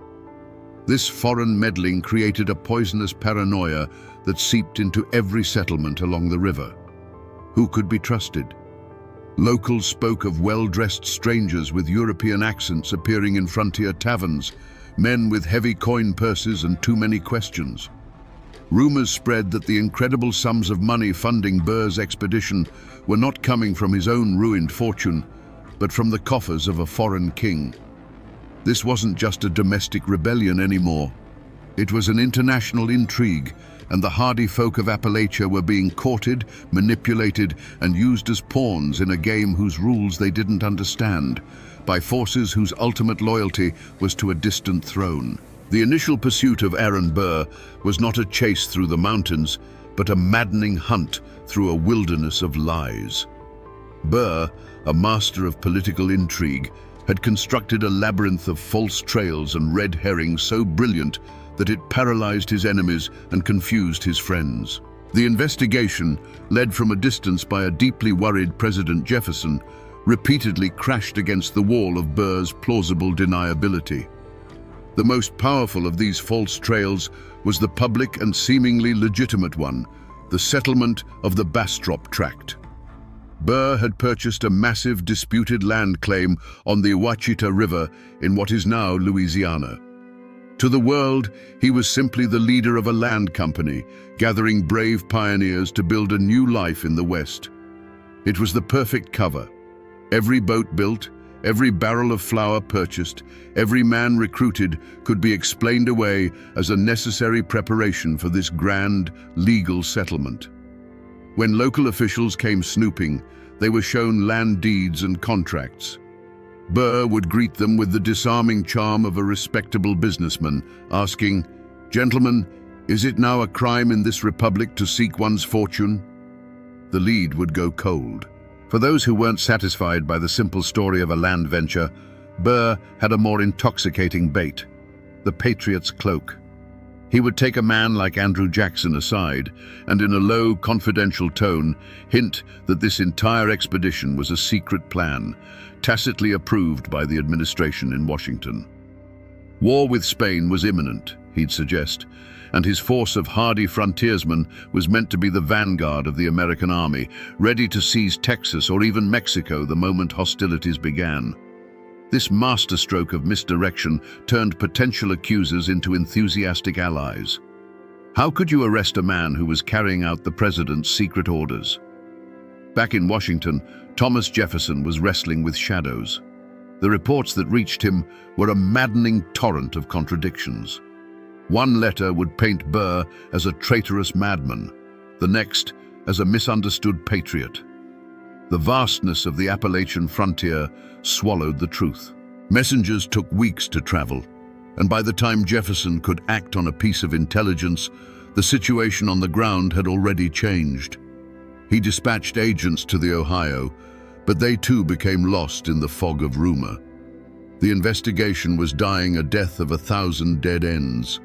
The posse would gather, ready to act on a damning rumor, only to find Burr had already sailed downriver, leaving behind a camp of men who swore they were just simple farmers. Promising leads evaporated in the Appalachian mist. This growing frustration in Washington and the rising confusion on the frontier was exactly what Burr intended. His campaign of misdirection was his greatest weapon, allowing his conspiracy to grow in plain sight, shielded by a brilliant wilderness of lies. President Jefferson's agents quickly discovered they were not just fighting against Aaron Burr, they were fighting against the entire culture of the Appalachian frontier. When they arrived in the bustling river towns and isolated homesteads to ask questions, they were met with a wall of silence, as thick and impenetrable as the mountain laurel. Doors were politely shut in their faces. Men in taverns would suddenly fall quiet, turning to stare into their mugs of ale. Neighbors who saw everything suddenly saw nothing. Those who heard the feverish preparations heard only the wind in the trees. You see, this was not the silence of simple ignorance. It was a deliberate collective act of defiance born from a deep and abiding distrust of the federal government. To these people, the men from Washington were the outsiders, the tax collectors, the agents of Eastern bankers who held their land titles. Aaron Burr, by contrast, was one of them. He was a war hero, a man of action, an enemy of the very Eastern elite they despised. Asking a Kentucky farmer to betray Aaron Burr to a federal agent was like asking him to side with the fox against his own hounds. It went against the grain of his very soul. This silence was also rooted in a shared dream. Burr wasn't just selling a conspiracy, he was selling hope. His vision of a Western empire, of conquering the riches of Mexico, became their vision. Their sons and brothers were the young men signing up for the expedition. Their crops were feeding the recruits, their whiskey filling the barrels on the boats. The entire region was complicit, bound together by a web of kinship, commerce, and a mutual gamble on a glorious future. To speak against Burr was to speak against their own community, against their own aspirations, and against the prospect of a better life that felt, for the first time, within their grasp. The psychological toll on anyone who considered breaking the code was immense. A man who voiced his doubts about Burr at the local store might find himself ostracized, his credit suddenly no good. A ferryman who reported the movement of armed men might find his boat mysteriously cut adrift in the night. There was no need for overt threats. The fear of retribution was a cold, unspoken understanding. In a land where a man's survival depended on his neighbors, isolation was a death sentence. And so, the people saw nothing, heard nothing, and said nothing, creating a perfect, silent incubator where treason could grow in the open air. For months, the conspiracy had been protected by Burr's masterful deceptions and the frontier's code of silence. But the turning point, the clue that finally broke the case wide open, did not come from a dusty attic or a deathbed confession. It came in a sealed dispatch, carried by military courier across hundreds of miles of wilderness, penned by the hand of the conspiracy's most important architect. The clue was a letter, and the man who wrote it was General James Wilkinson. Stationed in Louisiana, far from the prying eyes of the East, Wilkinson played his double game as long as he could. But by the late autumn of 1806, he realized the plot was faltering. The expected money from Britain hadn't arrived, recruitment was slower than hoped, and President Jefferson was growing more suspicious by the day. Wilkinson saw that the ship was sinking, and he decided his best move was not just to jump, but to set the entire vessel on fire and claim the reward for sounding the alarm. He chose a side, and it was his own. The letter that arrived on President Jefferson's desk was a masterpiece of calculated treachery. To save himself, Wilkinson had to portray Burr as the greatest villain the Republic had ever known, and himself as the loyal soldier who had uncovered the plot. He laid out the conspiracy in the most terrifying terms imaginable. He spoke of a plan to seize New Orleans, rob the banks, incite a civil war, and create a Western empire with Burr on the throne. He painted Burr not as a mere adventurer, but as an American Napoleon, a devil whose ambition threatened the very existence of the United States. This letter was the forgotten clue that had been hiding in plain sight all along, the word of a traitor. For Jefferson, it was the moment of horrifying clarity. The fog of rumor was instantly burned away. The contradictory reports, the whispers, the vague warnings, they were all replaced by this one damning account from the highest-ranking general in the army. The labyrinth of lies that Burr had so carefully constructed collapsed in an instant. The letter changed everything. There was no more room for doubt, no more need for cautious investigation. The threat was real, it was imminent, and its full, treasonous scope was finally laid bare. A renewed and terrible urgency seized the capital. The time for waiting was over. The time for action was now. The moment Jefferson broke the seal on that letter, the game was over, and the manhunt was about to begin. With Wilkinson's damning letter in hand, President Thomas Jefferson acted. He issued a presidential proclamation that swept down the Ohio and Mississippi rivers like a flood, a single sheet of paper that tore away the web of lies and unmasked Aaron Burr before the entire nation. The proclamation ordered all civil and military officers to seize the illegal expedition, its boats, its supplies, and its leader. There was no more ambiguity, no more talk of secret government plans or peaceful settlement. The President of the United States had officially branded Aaron Burr a traitor.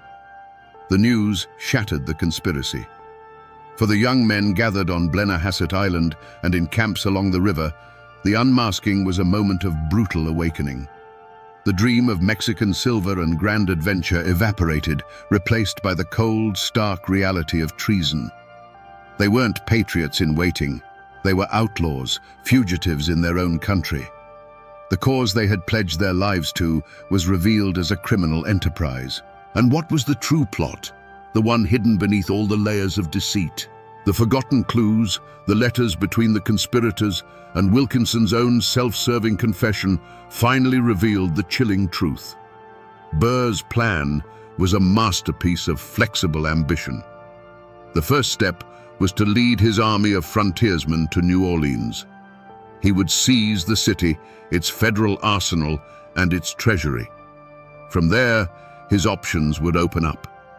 If the moment was right, he would persuade the western states, Kentucky, Tennessee, Ohio, to secede from the Union and form a new Western empire with himself as its head.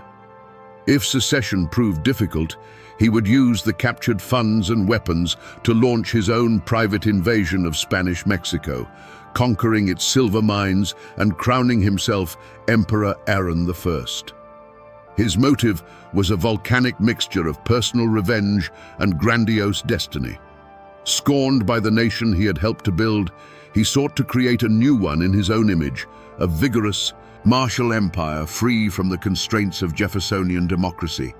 He saw himself not as a traitor, but as a new Napoleon, a man of action destined to forge a continent. But as Burr was unmasked as a traitor to his country, a second, more profound unmasking was taking place in the shadows of history. The man who brought him down, General James Wilkinson, was revealed to be a traitor of a different order. He was a man who betrayed everyone. He betrayed Spain by plotting with Burr. He betrayed Burr by exposing him to Jefferson. And he betrayed the United States by serving as a paid foreign agent while commanding its armies. The Great Burr Conspiracy was not ultimately foiled by loyal patriots. It was cannibalized from within, brought down by the successful treachery of its second-in-command, a man whose only motive was his own survival and profit. This was the final, ugly truth. The plot to create a new empire was destroyed by an even deeper, more personal betrayal. The president's words fell upon the frontier not like rain, but like shards of ice. The proclamation, spreading from rider to rider, shattered the grand conspiracy in 1,000 pieces.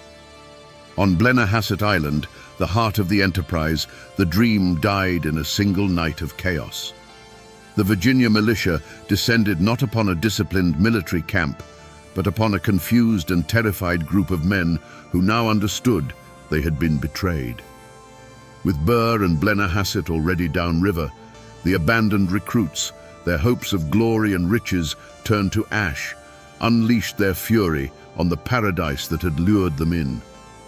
Through the eyes of Margaret Blennerhassett, who had been left behind, paradise was lost in a symphony of destruction. She didn't see a battle, she heard the end of a world.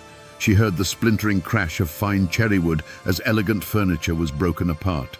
The air filled with the sharp, sickening sound of shattering Venetian glass and the reek of whiskey spilled on priceless Persian rugs. She heard the drunken shouts of men she had once fed at her own table, their voices no longer filled with hope, but with a bitter, aimless rage. In the main hall, dark, ragged holes began to appear in the fine linen draperies, the silent witnesses of a dream being shot to pieces. Forced to flee with her children into the freezing December night, her only transport was an open riverboat. As it was pushed out into the icy current, she looked back at her magnificent home, its windows blazing with light, not from a joyous party, but from the fires set within by the rampaging men. The world had turned into a hell of screams, followed by a ringing silence as her home, her dream, and her future were consumed by the darkness. Miles downriver, Aaron Burr himself heard the news of Wilkinson's betrayal and Jefferson's proclamation. The unmasking was absolute. In an instant, his grand design crumbled. The man who dreamed of an emperor's throne was now forced into the disguise of a common boatman, hoping to slip through the net that was closing around him. He became a fugitive, his flight a desperate scramble toward the Spanish territory in Florida. The end came not in a blaze of glory on a battlefield, but in a muddy swamp in the backwoods of what is now Alabama. He was not cornered in a heroic last stand. He was simply recognized by his aristocratic bearing and his fine, elegant boots, mired in the filth. The would-be emperor was captured without a single shot being fired. The Grand Western Army was no more. The boats were impounded, the men scattered to the winds, and the beautiful mansion on the island stood silent and ravaged, a monument to a spectacular failure. The conspiracy was over, ending not with a bang, but with the hollow echo of a dream breaking. Aaron Burr was brought to Richmond, Virginia, to stand trial for treason, and what followed was not merely a legal proceeding, but a political war waged in a courtroom. It was a spectacle that gripped the entire nation.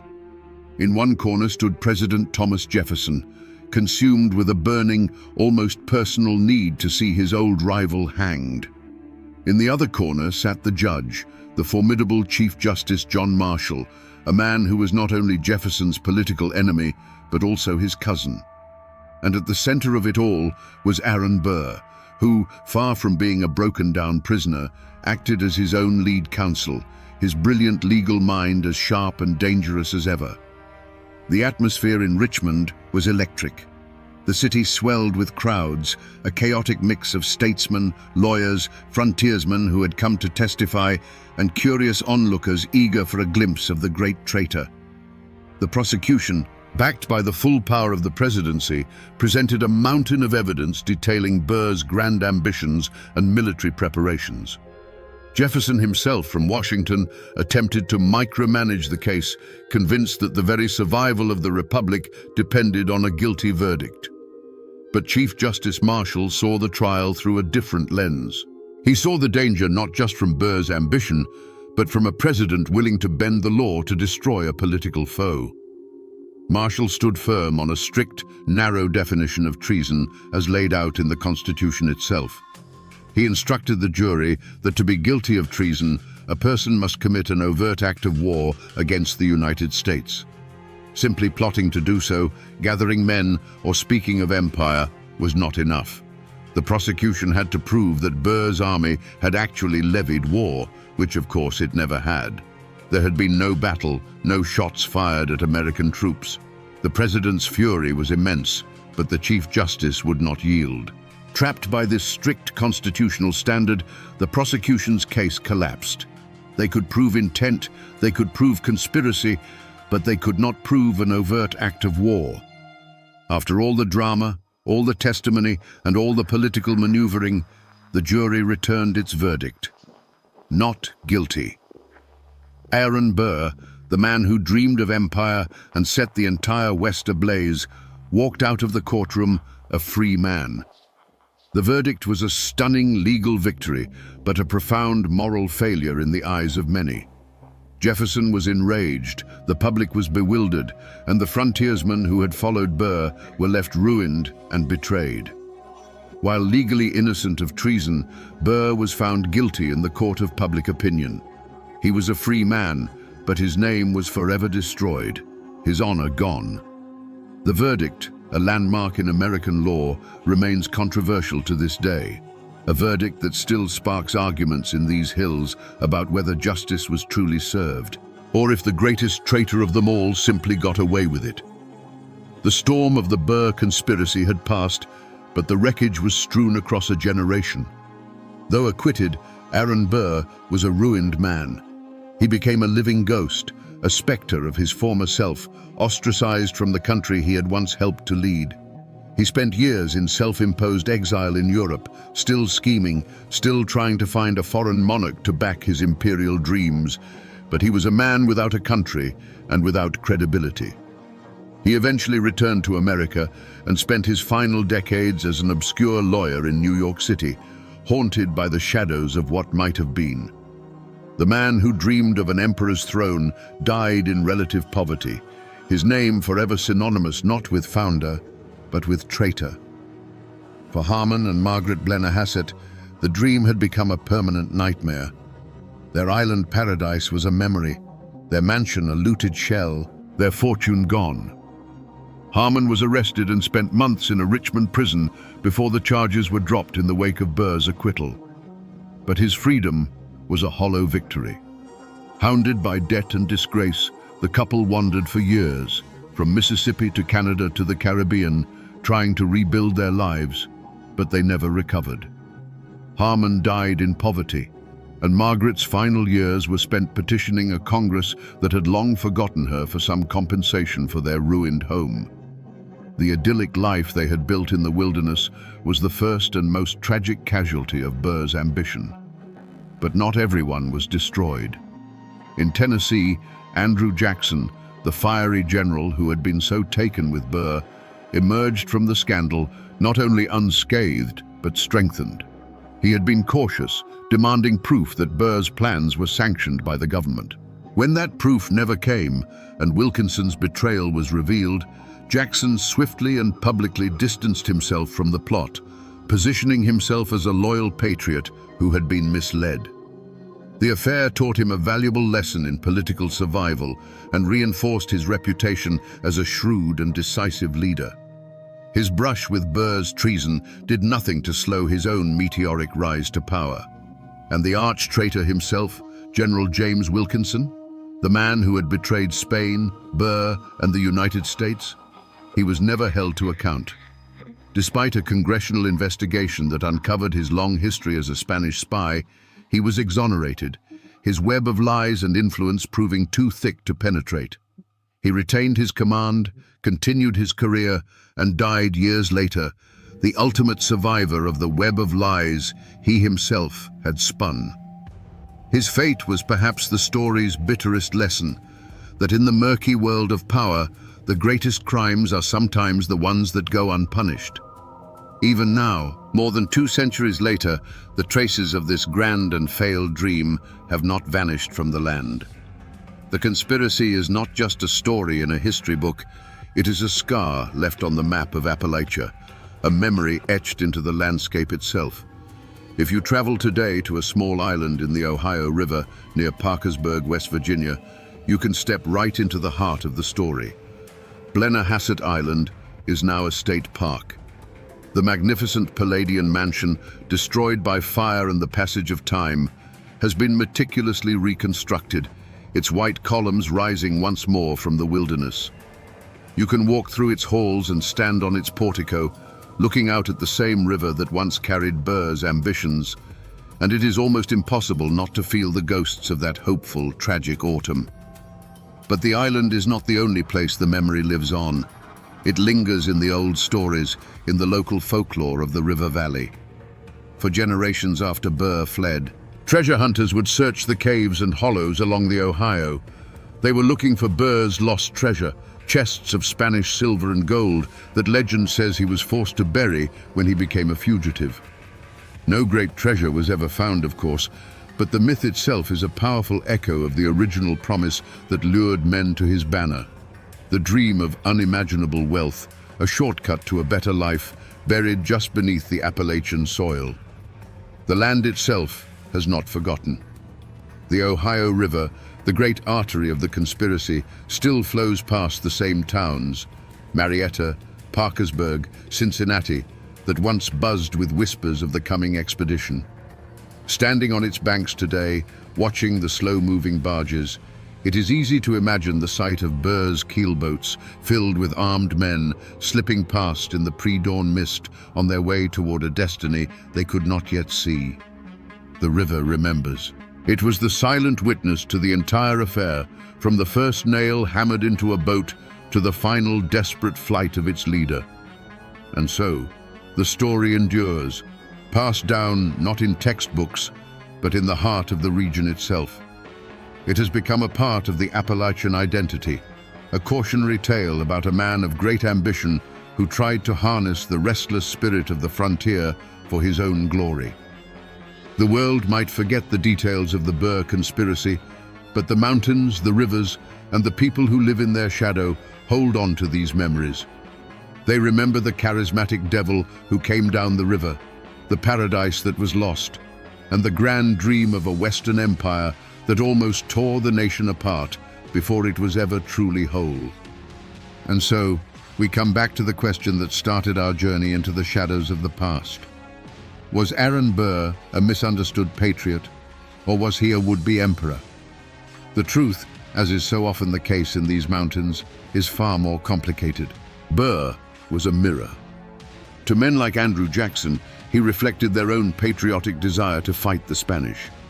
To the dreamer Harmon Blennerhassett, he reflected a vision of an enlightened new society. And to the restless young men of the frontier, he reflected their own hunger for glory and wealth. The terrible genius of Aaron Burr was his ability to be all of these things at once, a man whose true plan was so cloaked in ambiguity that it allowed everyone to see in it the fulfillment of their own deepest desires. But this is a story not just of one man's ambition. It is a timeless lesson on the fragility of a nation. The Burr conspiracy laid bare the deep and dangerous cracks in the foundation of the young American Republic. It showed how easily the souls of a proud and forgotten people can be stirred by a charismatic leader who speaks to their grievances. The resentments of the Appalachian settlers were real, their feeling of abandonment was justified, and their discontent created a powder keg that Burr, for a moment, held the match to. This story serves as a stark and chilling warning that a union is not held together by laws and documents alone, but by a shared sense of purpose and trust. When that trust is broken, when a part of the nation feels its voice is not heard, the door is opened for men like Aaron Burr. It is a tale of how personal vendetta can masquerade as political destiny, and how the dream of a more perfect union can so nearly be shattered by the dream of a private empire. And now, my friends, you know the story of the phantom empire that rose and fell on these western waters, or at least as much of it as the river is willing to give up. They said bullets curved around him in the air. They whispered that he could melt into the mountain fog like a ghost, that he'd made a deal with the devil himself in some dark and lonely hollow. For years, the name Jacko Fraser was enough to make a child stop crying and a grown man bolt his door at night. The law called him a murderer. But the people who lived and died in these hills had another name for him, the White Devil. But how does a man become a monster? How does flesh and blood turn into a legend that haunts a landscape for 100 years? Today, we hunt for the truth behind the ghost story. To understand a man like Jacko Fraser, you first have to understand the world that made him. Imagine the Cumberland Mountains in the late 1800s on the jagged border of Virginia and Kentucky. This was a land forgotten by God and the government, a place of stunning beauty and breathtaking cruelty. The mists that clung to the hollows hid deep secrets, and the ancient hills had seen more than their share of blood and tears. The Civil War had ripped through these communities, leaving behind not just poverty, but a generation of men who had been taught that the fastest way to solve a problem was with a rifle. They came home to find their farms in ruins and their futures uncertain. The law, in this part of the world, was a distant rumor. A county sheriff might hold authority in the dusty courthouse square, but out in the winding creeks and isolated cabins, his power faded to nothing. Here, a different law held sway, the law of the clan. Family was everything. Your name was your flag. Your cousins were your army. An insult to one was an insult to all, and debts of honor were paid in blood. This was the era of the great feuds, like the Hatfields and McCoys, where violence was not just an outburst of anger, but a structured part of life, a grim inheritance passed down from father to son. This fierce loyalty was born of isolation. The dense forests and impassable ridges didn't just separate families from the outside world, they separated them from each other. Every farmstead was its own small kingdom, every cabin a fortress. Strangers were viewed with suspicion, and a man representing the government was seen as the biggest stranger of all. People here learned to rely on themselves, their kin, and their own judgment. But self-reliance couldn't always put food on the table. This was a world of grinding poverty. Families survived on what they could scratch from the rocky soil, what they could hunt in the deep woods, and what they could distill in a hidden still under the light of the moon.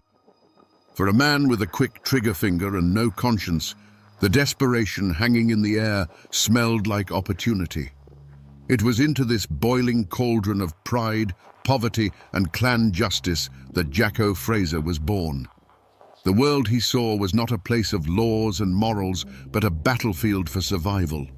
The mountains were poised on a knife's edge, holding a fragile, violent peace. But that peace was about to be shattered, not by an invading army, but by a monster it had created in its own image.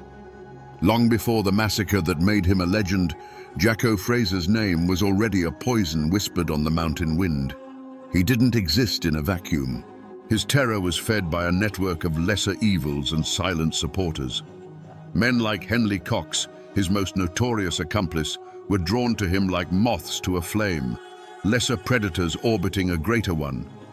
And there were others, the small-time crooks who bought his stolen goods, the informants who'd trade a neighbor's whereabouts for a silver dollar or just to settle an old score. The Mullins clan, on the other hand, were the opposite of everything Jacko stood for.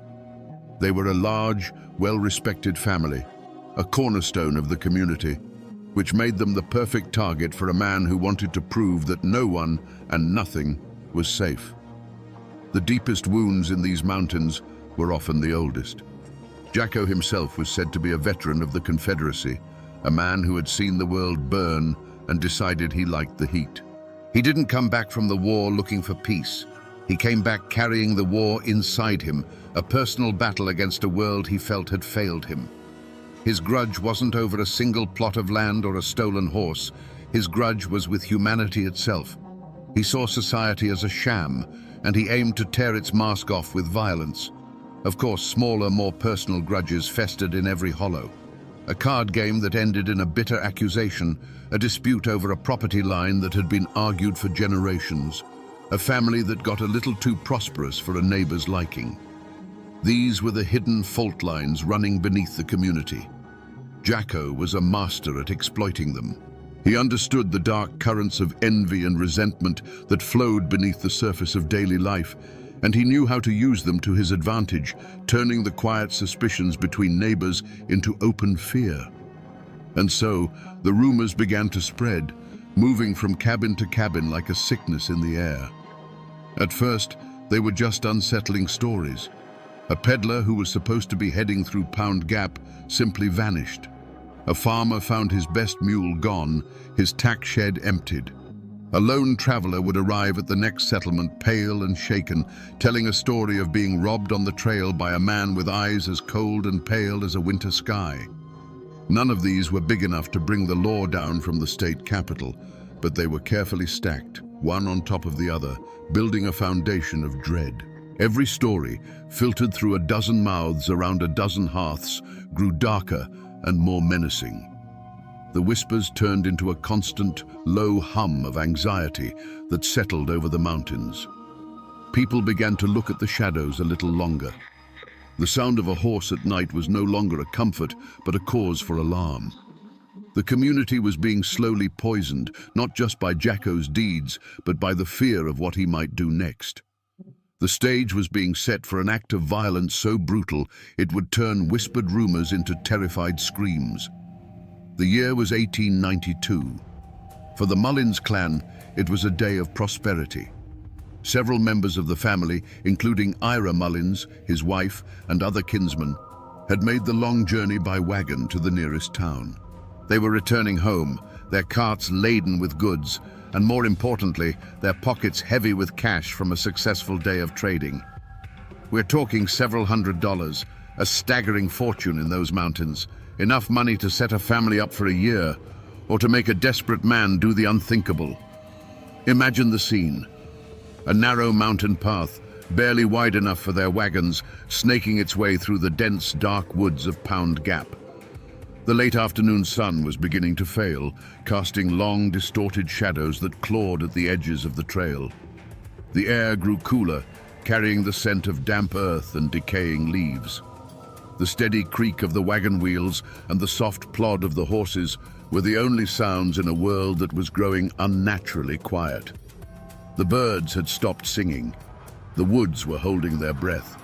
It was a feeling every mountain person knows in their bones. The difference between a peaceful silence and a waiting one. Perhaps one of the men glanced nervously into the darkening trees. Perhaps a child in the wagon pulled a blanket a little tighter around their shoulders, sensing a shift in the air. They were on their own land, just miles from the safety of their homes. But that feeling of safety was beginning to fray like an old rope. They were being watched. Suddenly, from the deep shadows of the forest, a command rang out, a harsh voice slicing through the quiet, telling them to halt. But this wasn't a warning. It was a declaration.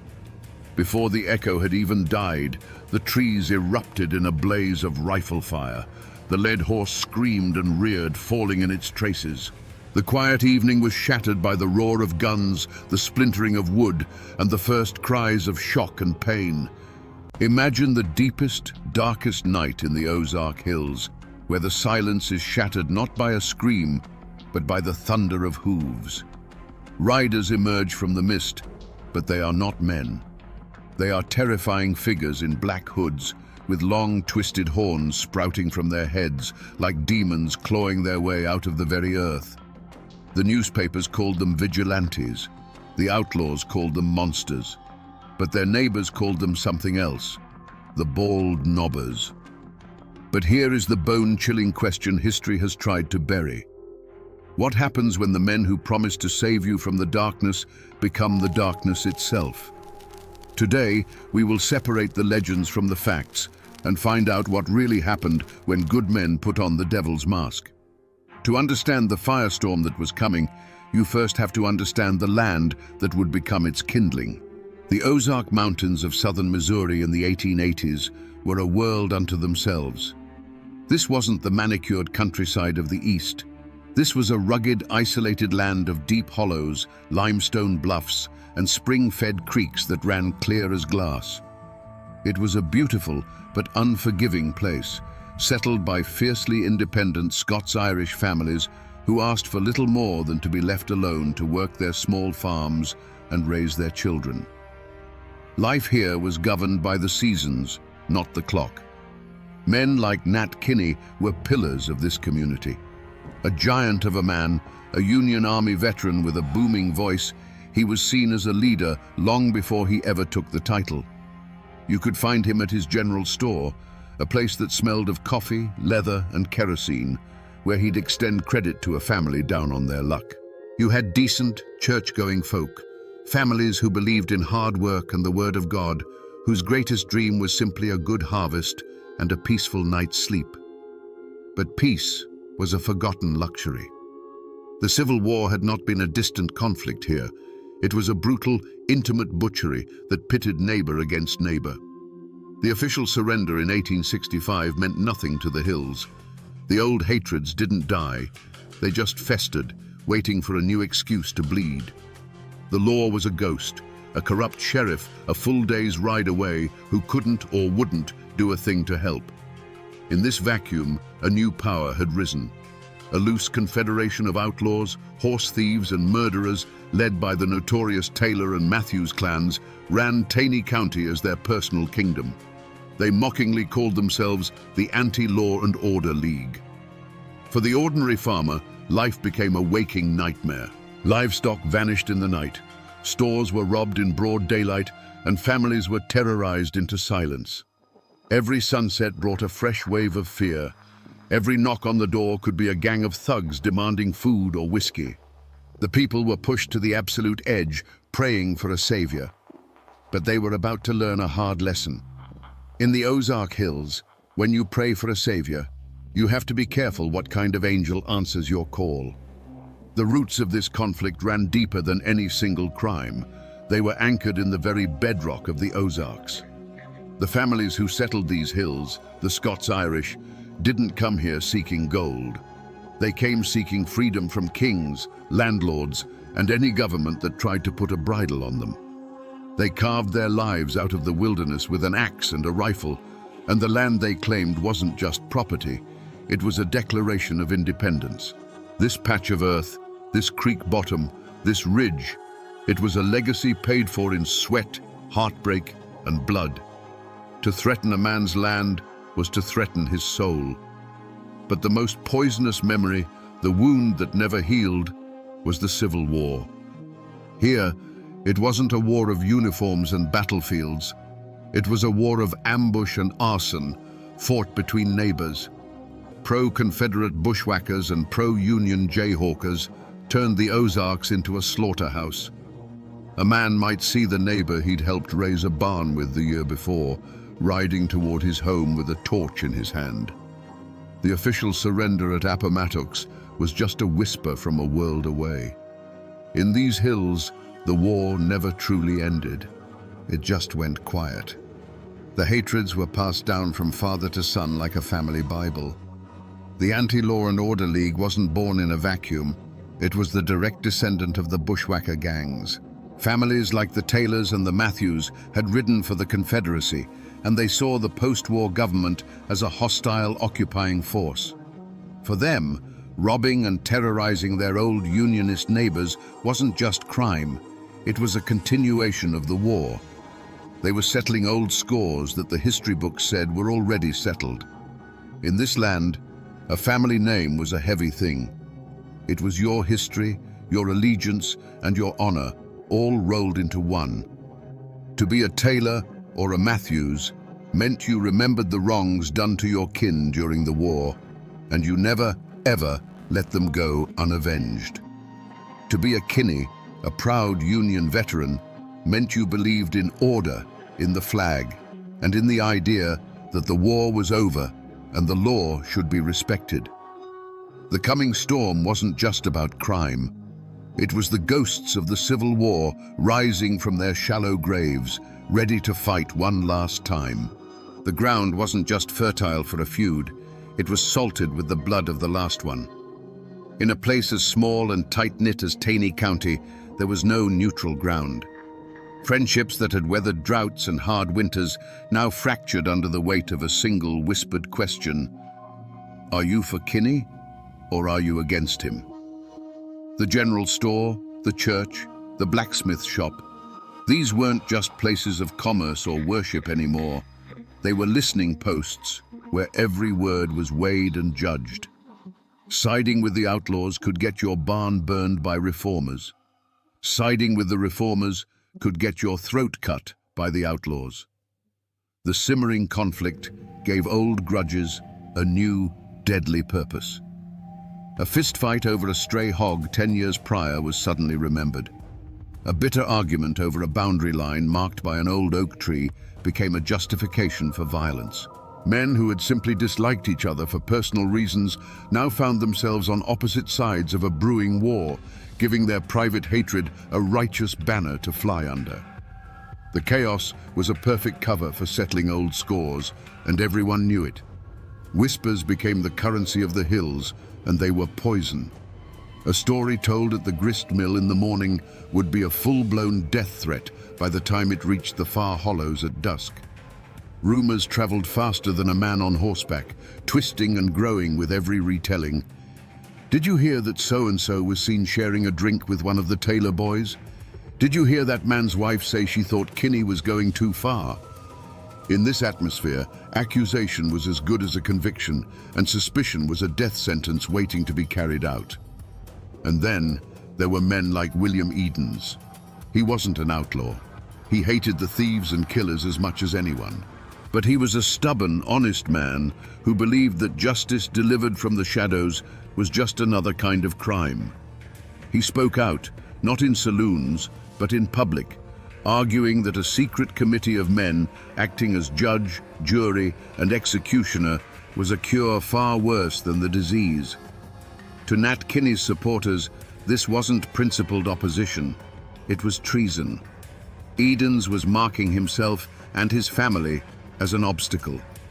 He was a voice of reason in a world that was rapidly going deaf with rage. The community was no longer a community. It was a tangled web of fear, loyalty, and festering resentments. Every man was sizing up his neighbor, wondering which side he'd be on when the shooting started. The air itself felt heavy, charged with unspoken threats. It was a place holding its breath, waiting for the first man to reach for his gun. In the hollows, where old beliefs clung like moss to the north side of an oak, people felt the change in the air. The old folks would tell you the land itself was sick. They said the panthers cried with a human voice at night, a sound that meant blood was about to be spilled. A strange, unseasonable fog would roll in before dusk and refuse to burn off by morning, shrouding the hills in a ghostly silence. Women spoke in hushed tones of unsettling dreams, dreams of faceless riders and burning homes, of a darkness that had a shape and a name they couldn't quite speak. These weren't just superstitions, they were the collective dread of a community beginning to fracture under an unbearable pressure. The true omen, however, wasn't in the sky or the woods. It was in the eyes of Nat Kinney. The man who once offered easy credit and a kind word was gone. In his place was a figure of pure, righteous fury. His voice, once used for friendly greetings, now boomed with the fire of an Old Testament prophet calling down damnation. He was the human catalyst, the gathering storm cloud. When he sent word, man by man, for a secret meeting at the schoolhouse on that treeless hill, that bald knob, it wasn't an invitation. It was a summons. It was the moment the vague, simmering anger of the people began to sharpen into a weapon. On that cold night in 1885, as a dozen men slipped away from their cabins, their wives felt a knot of dread tighten in their stomachs. They saw their husbands clean their rifles, not with the calm focus of a man going hunting, but with the grim determination of a man going to war. They didn't know the specifics of the meeting, but they understood its nature. This wasn't about building a new fence or organizing a church social. This was about blood. They were trying to cast out the devil, but they couldn't shake the terrible feeling that to do so, their husbands were about to invite a whole new kind of demon into their homes.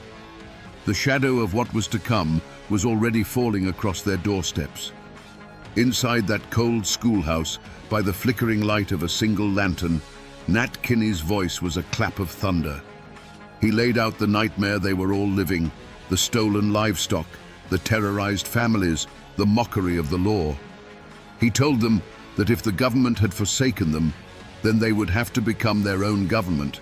If the law wouldn't protect them, they would become the law. That night, they swore a blood oath of secrecy and allegiance. They were no longer just a dozen angry farmers. They were an army. They were the Bald Knobbers. And an army needs an enemy to fight. They didn't start with the hardened outlaws. Their first target was chosen carefully. A notorious wife-beater. A man despised by the community, but untouchable by the law. One moonless night, the silence of a lonely hollow was shattered by galloping hooves. The man was dragged from his bed, not by his neighbors, but by a circle of horned, silent demons. They tied him to a tree and whipped him raw with a hickory switch. They didn't speak a single word. When they were done, they melted back into the darkness, leaving him bleeding and terrified. It was a message, brutal and clear. There was a new power in the hills, a power that saw everything. The reaction was immediate. Decent folk, who had lived in fear for so long, breathed a collective sigh of relief. The whispers were no longer of fear, but of gratitude. Justice had been done. This success was like a drug to the Bald Knobbers. It emboldened them, swelling their ranks and hardening their resolve. They moved from punishing social outcasts to targeting the outlaws themselves. They burned down the corrupt saloons and gambling dens that served as the gang's headquarters, a direct assault on their power. The true point of no return came a few weeks later. A crude notice was nailed to the door of a known horse thief's cabin. It didn't have a signature, only a crude drawing of a horned mask. It gave the man and his associates 24 hours to leave Taney County. There was no negotiation, no trial. It was an ultimatum: leave or be found hanging from an oak tree. This was no longer about punishing a single sin. This was a declaration of war. The Bald Knobbers had taken it upon themselves to cleanse the entire county by force. The first drops of blood, drawn by a hickory switch, had been a test. Now, having found their power, they were promising a flood. The outlaws, for the first time, were scared. And a scared man with a gun is the most dangerous thing in the Ozark Hills. The war had begun. Power born from rage is a fire that eventually consumes the hand that wields it. The Bald Knobbers, once hailed as saviors, had begun to believe their own legend. Their enemy was no longer just the outlaw, it was anyone who questioned their methods. William Edens, the outspoken farmer who dared to call their shadow justice a crime, became the focus of their festering anger. On a cold night in 1887, they decided his voice would be silenced forever. This time, there were no ghostly horns, no pretense of demonic judgment. A large group of men, their faces bare in the moonlight, surrounded the small, isolated cabin. The pretense was over. This wasn't a warning, it was an execution. Inside, the Edens family and their house guest, Charlie Green, were asleep, unaware that their world was about to end. The first sound was not a knock, but a chorus of angry shouts from all sides, a predator's cry that left no room for escape. Then, the night exploded. It wasn't a single shot, but a deafening, continuous roar as dozens of rifles opened fire at once. The thin wooden walls of the cabin offered no protection. They might as well have been made of paper.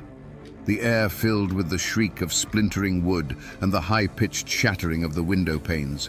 Inside, it was a hurricane of lead and splinters. The lantern on the table danced crazily from the impacts before its glass chimney burst, plunging the room into a terrifying darkness pierced only by the muzzle flashes from the tree line. Through the eyes of Edens's wife, it was a nightmare of incomprehensible chaos. She felt a searing pain in her own body as she fell. She heard a sharp final gasp from her husband, followed by the heavy, dull thud of his body collapsing onto the floorboards he had laid with his own hands. From the corner where their guest, Charlie Green, had been sleeping, there was a second thud. and then a profound silence. The attackers kept firing long after any movement inside had ceased, their fury needing to exhaust itself into the unresisting wood. And then, just as suddenly as it began, the shooting stopped. The silence that rushed back in was heavier, more terrifying than the noise. The only sound was the wind whistling through the new, ragged holes in the walls. The sharp, acrid smell of gunpowder hung in the air, thick enough to taste. It was the smell of murder. When the first rays of dawn finally crept into the shattered cabin, they illuminated a scene of utter devastation. The moonlight streamed through dozens of fresh holes in the walls, creating a horrifying constellation of death. There were no masks, no warnings, no hickory switches. This wasn't vigilante justice. This was a cold-blooded massacre. The bald knobbers had crossed a line from which there was no return. The heroes of the Ozarks were now just murderers. To the men who surrounded that cabin, this wasn't murder. It was a grim, necessary surgery. In their minds, William Edens was not an innocent man exercising his right to speak. He was a cancer. His words were a poison that threatened to undo everything they had accomplished. They had faced down killers and thieves. They had brought a semblance of peace to a land of terror. And now this one man, with his talk of process and law, was giving comfort to the enemy. He was making them look like villains, turning the very people they'd sworn to protect against them.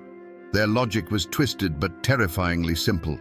If Edens turned the community against them, the outlaws would rise again, and the old nightmare would return. To save the county, Edens had to be silenced. The transformation from savior to killer had been gradual, almost imperceptible. It began the first time a man used his horned mask to settle a personal score. It grew each time they took a fine that felt more like extortion. The righteous fire had slowly burned down into the cold, hard ash of self-preservation. The switch flipped the moment they realized that Edens' arguments were working. The fear of losing control, of being exposed, arrested, and hanged by the very law they had replaced, became a paranoia that consumed them. The mission was no longer about saving Tiny County. It was about saving the bald knobbers from their own destruction. That is why they didn't wear their masks that night. This wasn't a symbolic act of justice. It was a personal, brutal act of elimination. But what did they feel as they walked away from that bullet-riddled cabin, leaving the smell of gunpowder and death hanging in the night air? There was no triumph. There was no righteous satisfaction. There was only a cold, hollow pit in their stomachs. The adrenaline of the firefight faded, replaced by the deafening silence of what they had done. They had just slaughtered a man in his bed, in front of his wife. They had become the very monsters they once hunted, night-riding killers who brought terror to the innocent. On the dark ride home, a few might have tried to justify it with hollow bravado, muttering it had to be done. But in the quiet of their own homes, alone with their thoughts, the truth would be waiting. The image of that splintered door, the sound of the glass shattering, the memory of the final heavy silence from inside the cabin. They hadn't felt like judges or executioners. They had felt like butchers. And in that chilling, private moment of self-awareness, they finally understood. The horned mask wasn't something they wore anymore. It was something they had become. The silence that followed the gunfire was a living thing, a heavy blanket of horror that smothered the hollow. Inside the cabin, the cold night air began to creep through the dozens of new holes in the walls, carrying with it the sharp, metallic smell of gunpowder and fresh blood. For what felt like an eternity, the only movement was the moonlight shifting across the floor, illuminating the two still forms and the splintered wreckage of a once peaceful home. But there was a survivor. Gravely wounded, drifting in and out of consciousness, was William Edens' wife. The pain was a fire in her body, but a colder, fiercer fire burned in her mind, the need to bear witness. She could not let them get away with this. She couldn't scream. Her lungs wouldn't obey. So she began to crawl. dragging her wounded body across the floor, past the body of her husband, out the shattered door, and into the freezing mud of the yard. Every foot was an agony, a testament to a will that refused to be extinguished by a volley of bullets. Her destination was the nearest neighbor, a lifetime away in the darkness. When the first neighbors arrived at dawn, summoned by the wounded woman's desperate gasps, they were met with a scene that would be forever seared into their minds. This wasn't the work of outlaws. This was something different, something more terrifying. The sight of William Edens, a good and honest man, lying dead on his own floor, turned the community's stomach. The awe and respect many had held for the bald nobbers curdled into pure, unadulterated horror. They hadn't just killed a man, they had murdered a neighbor in his bed. The news of the Edens massacre was a lit match dropped on a dry tinderbox. It traveled faster than any posse, a wave of shock and revulsion that swept through the Ozark Hills. The story was told in hushed, horrified tones at every crossroads and general store. They hadn't worn masks. They had shot the house to pieces. Mrs. Edens had survived. The killers' identities, long whispered in secret, were now spoken openly, names attached to an unforgivable crime. This was too blatant, too savage for even the corrupt local authorities to ignore. The flimsy shield of public support for the bald nobbers had been utterly shattered. The state was finally forced to act. The governor of Missouri, his hand forced by the public outcry, authorized the use of the state militia and hired the famous Pinkerton Detective Agency to hunt the killers down. A substantial reward was offered for their capture, turning friends into potential informants. The hunt was on, not just by a local sheriff, but by the full, vengeful power of the law they had so arrogantly replaced. The hunters had officially become the hunted. The murder of William Edens was not a stone dropped in a pond. It was an earthquake that split Taney County right down the middle. There was no more gray area, no room for neutrality. The invisible lines of allegiance that had been forming for months were now drawn in blood. You were either for the bald nobbers, believing they were the only thing standing between order and chaos, or you were against them, believing they had become a murderous tyranny. The question was whispered over fence posts, argued in hushed tones in the back of the general store, and sometimes settled with fists in the dusty street. Families who had shared pews for generations now glared at each other over the tops of their hymnals, the preacher's words about forgiveness ringing hollow and meaningless. The community, once a source of strength, was now a web of suspicion. Every shadow could hold a spy, and every friendly greeting could be a test. A conspiracy of silence fell over the hills, but it wasn't the silence of ignorance. Everyone knew who pulled the triggers that night. The killers were their neighbors, their cousins, the men they'd helped raise barns with. But to speak that knowledge aloud was to paint a target on your own family's door. Fear was a gag in the mouth of justice. In response to this new terror, an opposition finally took shape. They called themselves the Anti-Bald Nobbers. This wasn't a formal army, but a desperate coalition of the outlaws' families, old enemies of Kinney, and decent men who were simply horrified by the Edens massacre. The hills erupted into a full-scale guerrilla war. A bald nobber's barn would mysteriously catch fire in the night. An anti-bald nobber would be ambushed on a lonely road. Shootouts became common, turning the quiet mountain trails into killing grounds. Amid the terror, there were quiet acts of breathtaking courage. A neighbor, knowing the risk, would leave a basket of food on the porch of the surviving Edens family under the cover of darkness. Another, his conscience finally outweighing his fear, would slip away to meet with the Pinkerton detectives, his whispered testimony the first crack in the wall of silence. But for every act of courage, there was an act of cowardice. Men who knew the truth would provide false alibis for the killers, choosing the bonds of kinship or the safety of their own skin over the rule of law. The community was eating itself alive, and the war for the soul of the Ozarks had begun in earnest. The law that had been a ghost in Taney County for a generation finally arrived, and it arrived as an army.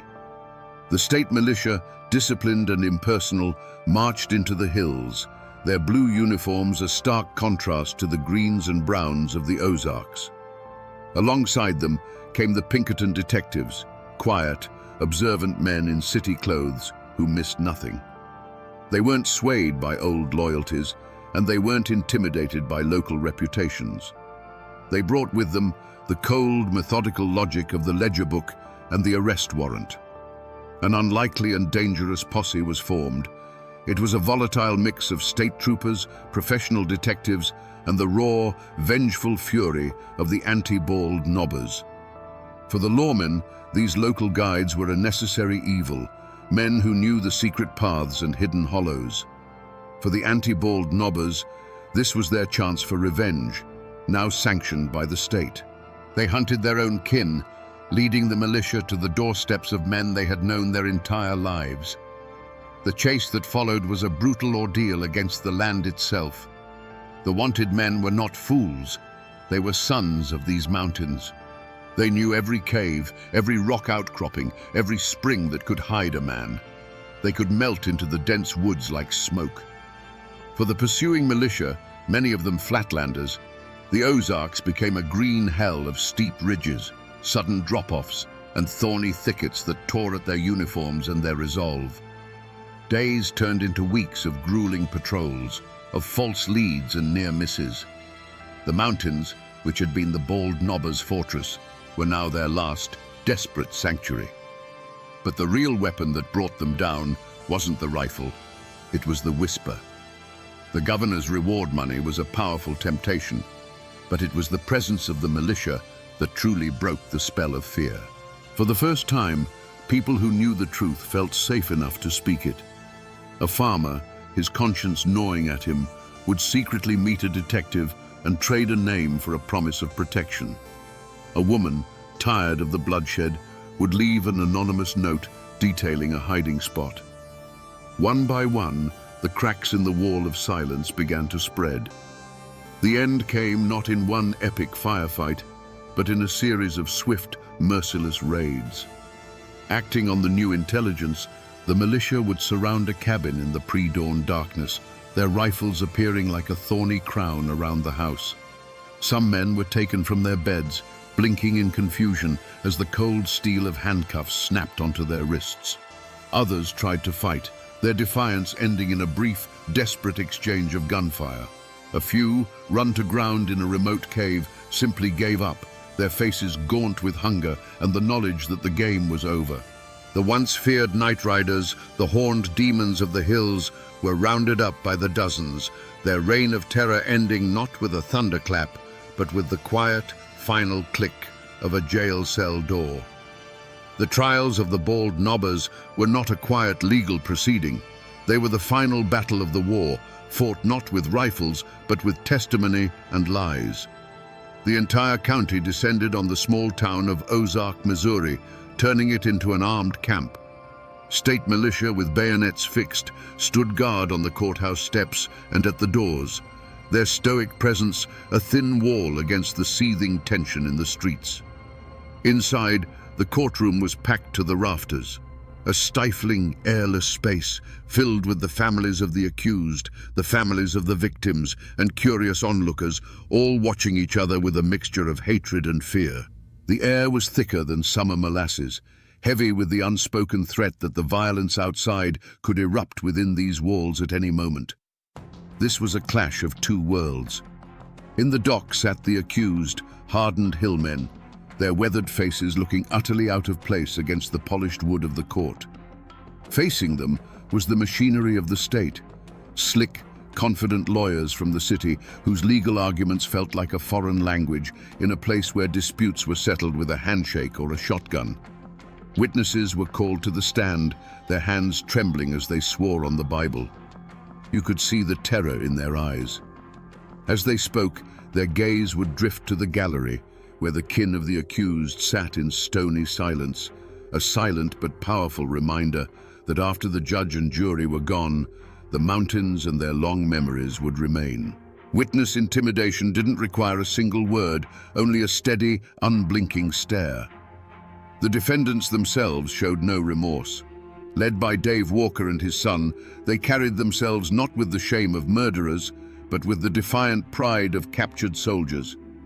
They rarely looked at the judge or the jury. Their eyes were fixed on their own people in the crowd, a silent exchange of loyalty that defied the authority of the court. In their minds, they were being tried by a foreign power for an act of war, for executing a traitor who threatened their cause. They did not recognize this law, and they would not bow to it, even with the shadow of the gallows falling over them. The great captain, Nat Kinney himself, was not among them in the dock for this final judgment. He had a solid alibi for the night of the Eden's murder and was acquitted in a separate trial, a legal technicality that felt like a dagger in the heart of true justice. The mastermind, the voice that had summoned the demons in the first place, would walk free. The state needed convictions, and it focused its full weight on the men whose triggers had been pulled that night. The jury, a group of terrified local men, deliberated under immense pressure, knowing their decision could make them heroes to one half of the county and targets to the other. Finally, they filed back in, their faces grim. The foreman stood, his voice shaking slightly as he read the verdict. Guilty. 4 men, Dave Walker, his son Bill, John Matthews, and Tubal Matthews, were sentenced to be hanged by the neck until dead. A collective gasp sucked the air from the room, followed by a single piercing sob from the Walker family pew. The condemned men did not flinch. They simply stood, their faces like granite, and were led away. The law of men had spoken. The gallows would have its due. But as the crowd shuffled out into the tense evening air, the question hung unspoken between them. With dozens of others who fired into that cabin walking free, with the leader of the whole movement absolved, was this justice? Or was it just a sacrifice, a few lives taken by the state to pretend that the war was finally over? On a bright spring day in May of 1889, a gallows was built in the town of Ozark. A crowd gathered, not to cheer, but to watch in grim silence as Dave Walker, his son Bill, John Matthews, and Tubal Matthews were led to the platform. The trapdoors fell, the ropes snapped taut, and the law of men had its final, brutal word. But for the Ozark Hills, this was not an ending. It was simply the beginning of a long and bitter reckoning. The great captain, Nat Kinney, had walked out of the courtroom a free man, but the Ozark Code of Justice he had unleashed had a long memory. In August of 1888, months before the hangings, he was standing in his own general store. His sworn enemy, Billy Miles, walked in, raised a shotgun, and fired. There was no fiery speech, no final plea, just the deafening roar of a shotgun and the thud of the giant falling behind his own counter. The man who had sought to bring his own law to the mountains died by that same law. For the dozens of other bald knobbers who were acquitted or never charged, there was no gallows, but there was a different kind of sentence. They returned to their farms to find themselves living in a prison without walls. They faced the silence of a neighbor turning his back in the street, the sudden chill in a once friendly general store. Their names were now a poison in the well of their reputation. Some found their crops failing, their livestock sickening, and whispered it was a curse. Others, unable to endure the shame and the constant accusing stares, simply sold their land for pennies on the dollar and vanished, their families swallowed by the westward migration. And what of the survivors? For Mrs. Edens, the woman whose will to live had brought the whole machine of justice down on the bald knobbers, there could be no peace in Taney County. Every ridge, every creek, every familiar tree held the ghost of her husband and the memory of that terrible night. The land was tainted. Soon after the trials, she and her family packed what little they had left into a wagon and left the Ozarks forever, becoming refugees from their own home. The creak of their wagon wheels on the dusty road was the sound of a final, heartbreaking goodbye. The community, ripped apart by the violence and the trials, did not heal. It simply scarred over. A thick, heavy blanket of silence was pulled over the whole affair. People stopped talking about it. The names Bald Knobber and Edens became words spoken only in hushed whispers. It was a shared, unspoken agreement to forget. The story was too ugly, the wounds too deep. They buried the history, hoping that if they piled enough dirt on it, the ghosts would eventually stay down. For generations, the official history of Taney County was a story with a missing chapter. But the past never truly dies. It just goes to ground. Today, the descendants of both the Bald Knobbers and the anti-Bald Knobbers still live in those hills. They are farmers, business owners, and teachers. But they carry a heavy inheritance. A name like Walker or Matthews still carries a faint echo of that old war, a history that is rarely, if ever, spoken of aloud. It's a private knowledge, a story kept behind closed doors, because in a place this small, the great-grandchildren of the hanged man might still live just down the road from the great-grandchildren of the men who hanged him. The physical traces are harder to find, but they are there for those who know where to look. The old schoolhouse on the Bald Knob is long gone, reclaimed by the woods. But the hill itself remains, a quiet, windswept place that feels different from the land around it. In the old cemeteries, you can still find the tombstones. There's the grave of Nat Kinney, the murdered captain, and not far away, the final resting places of the men who were hanged. The simple, weathered stones, with just a name and a date, give no hint of the firestorm that consumed their lives. The mountains have quietly swallowed the evidence, leaving only the ghosts. But the story refused to stay buried. In 1907, an author named Harold Bell Wright published a novel called The Shepherd of the Hills. The book was a sensation, one of the most widely read American novels of its time.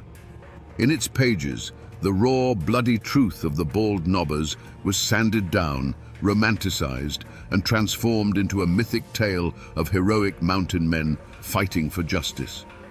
Wright turned the complex and brutal vigilantes into archetypes of the American frontier spirit. He gave the world a legend it could stomach, and in doing so, he cemented the name Bald Knobbers in the nation's memory forever. And then came the final, strangest chapter of their legacy. As tourism came to the Ozarks and the town of Branson began its transformation, the story was sanitized one last time. In the mid-20th century, a family of entertainers started a country music show. Looking for a memorable local name, they chose one that would echo through the hills, the Bald Knobbers Jamboree. Today, tourists clap along to fiddles and laugh at comedians, their family-friendly fun promoted by cartoon figures of men in horned masks. The terrifying night-riding demons of the 1880s have become a brand. The ghost was repackaged and sold, its bloody history washed clean for the sake of entertainment. But if you drive away from the bright lights of the Branson Strip, back into the deep, dark hollows on a moonless night, and turn off your engine, you can still feel it. A silence so deep it feels ancient. And in that silence, you can almost hear the whisper of the wind through the oak trees. People may have forgotten, the novel may have romanticized, and the show may have sanitized. But the mountains remember everything. So we return to the question we asked in the beginning, in the cold, misty dark of the Ozark Hollows. What happens when the men who promise to save you from the darkness become the darkness itself? The story of the Bald Knobbers gives us a chilling and timeless answer. It tells us that the line between a savior and a tyrant is terrifyingly thin, a line drawn not in the dirt, but inside the human heart. It shows us that justice, when stripped of process and mercy, is no longer justice. It is merely vengeance with a righteous name. This is more than just a forgotten tale from the Missouri hills. It is a profoundly American tragedy, a cautionary tale written in blood. It is a story about the indomitable frontier spirit, that fierce, independent streak that demands order in a chaotic world. But it is also a warning about the terrible danger of that same spirit when it becomes convinced of its own infallibility, when good men decide that their rage is the only law that matters. The law may be slow, it may be flawed, and it may sometimes fail us. But the bald knobbers stand as a grim, horned monument to the fact that the alternative is a far more terrifying monster. Their story is a lesson that was paid for with lives, with a community torn apart, and with ghosts that still linger in the deep woods. A lesson that the masks we wear to fight monsters have a way of sticking to our skin, and that the abyss, when stared into for too long, always stares back. And now, my friends, you know the rest of the story.